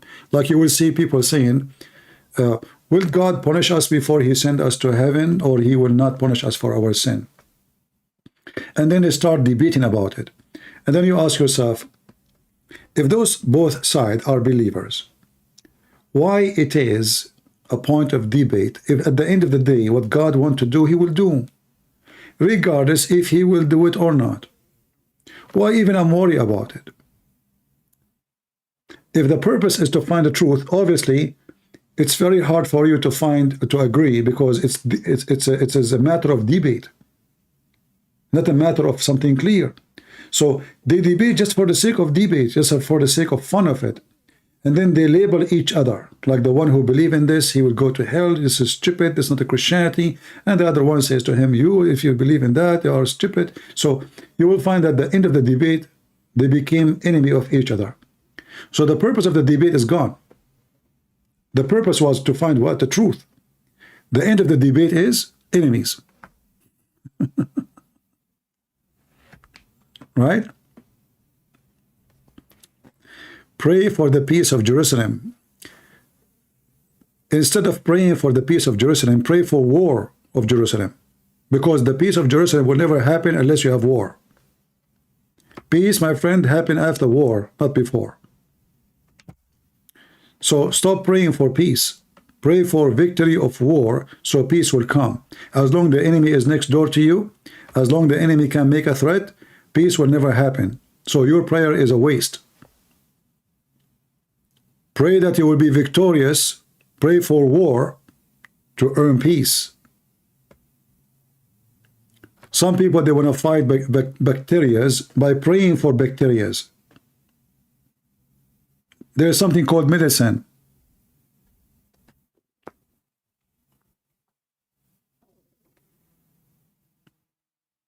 Right? I will pray for you to be healed, but after I give you medicine. The Lord, He says, work and I will work with you. I will be with you. You don't feed us. You don't feed a homeless, by saying, I pray to God to feed you. You give him a sandwich.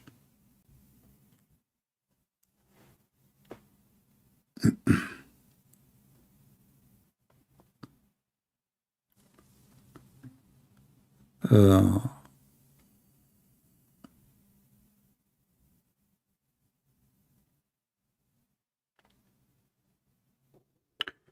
right. I think we are done for today. Any other question? I know that many of you don't like my answer. I am so like harsh. I don't know you as a person, so don't be upset if I. But sometimes some questions they don't make sense. I find them an embarrassment for the person who asked the question. Use your brain, my friend. God, He gave you a gift. It's called brain. Brain and heart. Read the gospel. I don't think I can read it better than you. I don't think God, He did not give you a brain. So you should do better. And when you read the gospel, don't read it as they told you to read it. Read it as a believer. Read it as a person who is trying to communicate with the Lord, not somebody trying to read words. The Bible is not a book of history, even though it is about history of man and God. When you read it, you have to live the word so you can understand the word. If you leave it as if you read it as a text is always plain. You can send me a text message now to my phone and say, hey, Christian Prince, you know, this is really stupid. And I was like, he is calling me stupid. He is saying this is stupid. What he meant? It's just a plain text. But if I live the story which he's talking about, I know very well what he meant. Then I will know exactly he meant I am stupid. He meant what happened is stupid. He meant what he did is stupid. I will understand, but I cannot judge really a story by a plain text unless I live the story. In order to live the story, I have to know the background. I have to understand it. I have to be there. I can be there in the story without being there. I can go back on time to the time of Jesus without going back 2,000 years. When Jesus speaks to the crowd, imagine yourself in the crowd, listening to Jesus. Try to feel it, try to live it, try to understand. Oh, Peter here, and John is there, and the Messiah is there. Oh, Paul, he arrived now to Jerusalem. People, so live the story in order to understand the story. You see, this is why people love movies. Why they love movies? Because movies feed their brain with images. If you watch a movie, you can remember a story from a movie way better than reading a book. Why? Because the information stored as images in your brain, and our brain is nothing but a collection of images. I say to you, a chair, in your brain you know what a chair is. It's an image. It's not a word. It's a letters connected to an image. So every image in your brain have a title. So try to live a story in the Bible as you are watching a movie and be part of it. So you can enjoy it, you can learn it, you can understand it, and you can feel it. If you read it as a plain text, there's nothing there.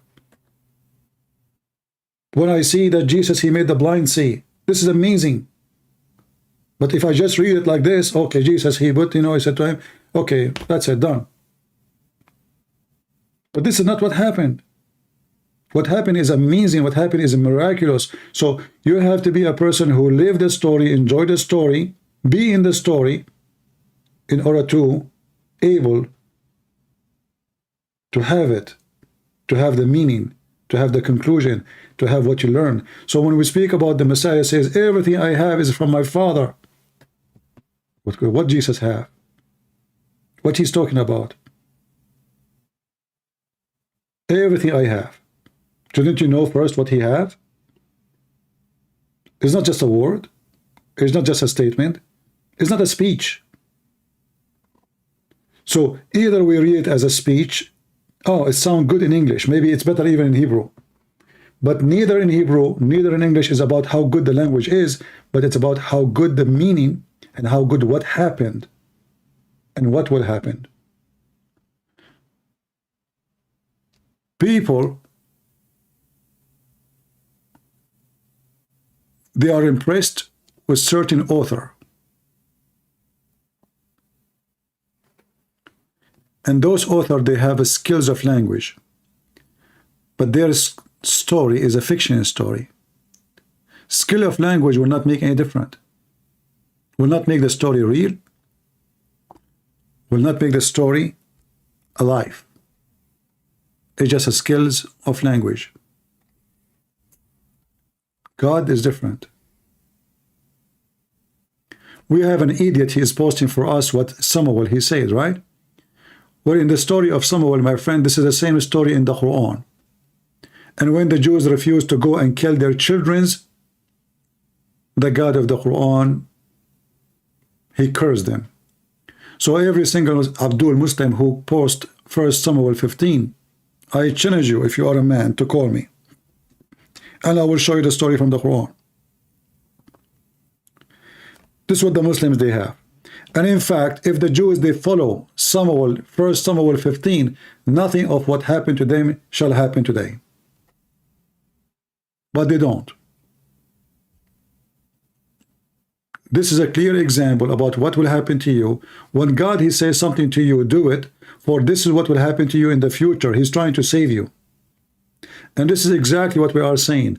Don't read it as a story. Read it for the purpose. Read it to know what will happen when you disobey God.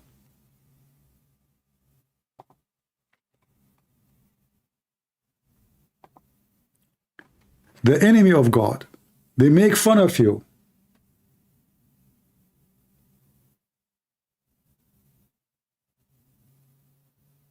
And then you make fun of yourself. And then you become a joke if you don't understand your book. The same as we laugh at the Muslims. Not a single Muslim, he can call me and he can tell me what Islam is about. This is what made Islam laughable. But that can happen to you too as a Christian. If you don't know your book, if you do not know what the meaning, if you do not know what the teaching, then you speak to a disbeliever, he will make fun of you, he will make you feel embarrassed, he will quote for you a verse from the Bible you do not know how to answer because simply you never read it before. You have no idea what he's saying. So arm yourself with knowledge and then get ready for the fight with the devil and his followers. Like the ones who come here and they give us false posts claiming to be Christians. Muslims Abdul undercover.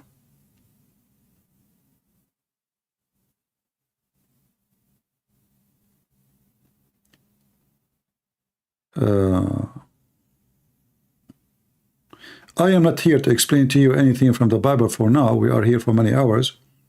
You know, I find it very funny when somebody says to me, explain this verse for me. Are you Christian, my friend? The one who is saying, please explain to us Amos 1:6-8. Julian, are you a Christian, my friend? Answer me, please. I'm waiting for you.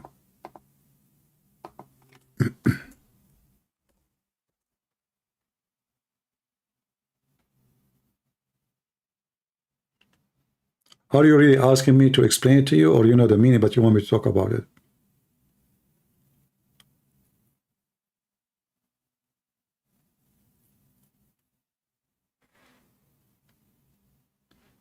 Because there's nothing there to explain. Is that because it's about Gaza? You want me to mention it?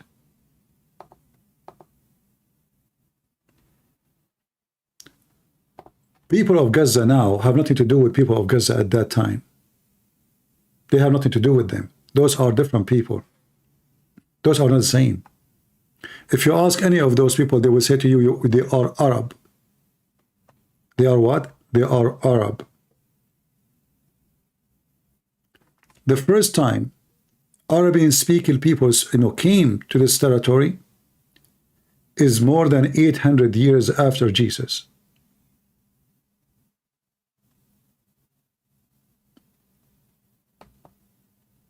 In the 7th century, the invasion came.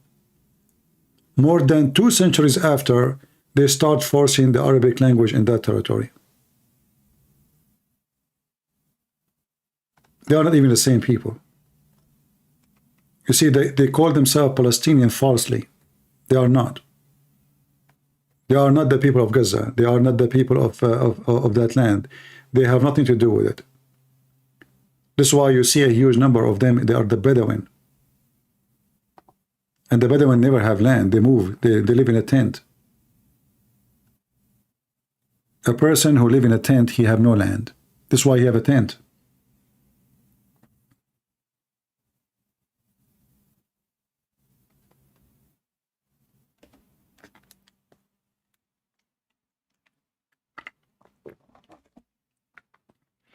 Why he have a tent? Because simply he have no house. All right. I was saying I will leave a while ago, but you guys keep giving me questions. I think it's time to go. I want to say thank you for being here. I will leave my videos for some time. Nothing important today, but if you like to watch it from the beginning or download it, feel free. And as you see in the news, there's nothing to update.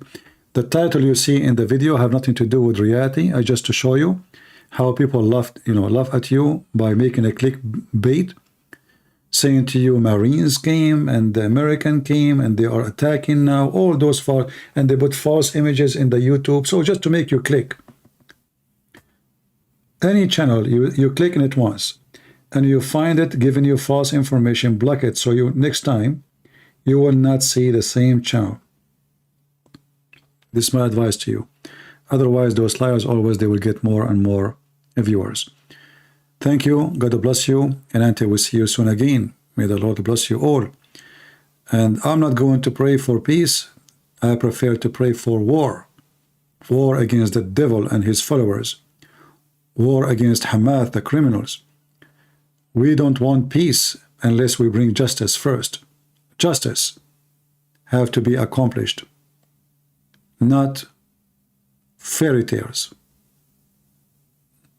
We are not dreamers. We know reality. And reality is evil and ugly. To fight the devil, you have to go and war.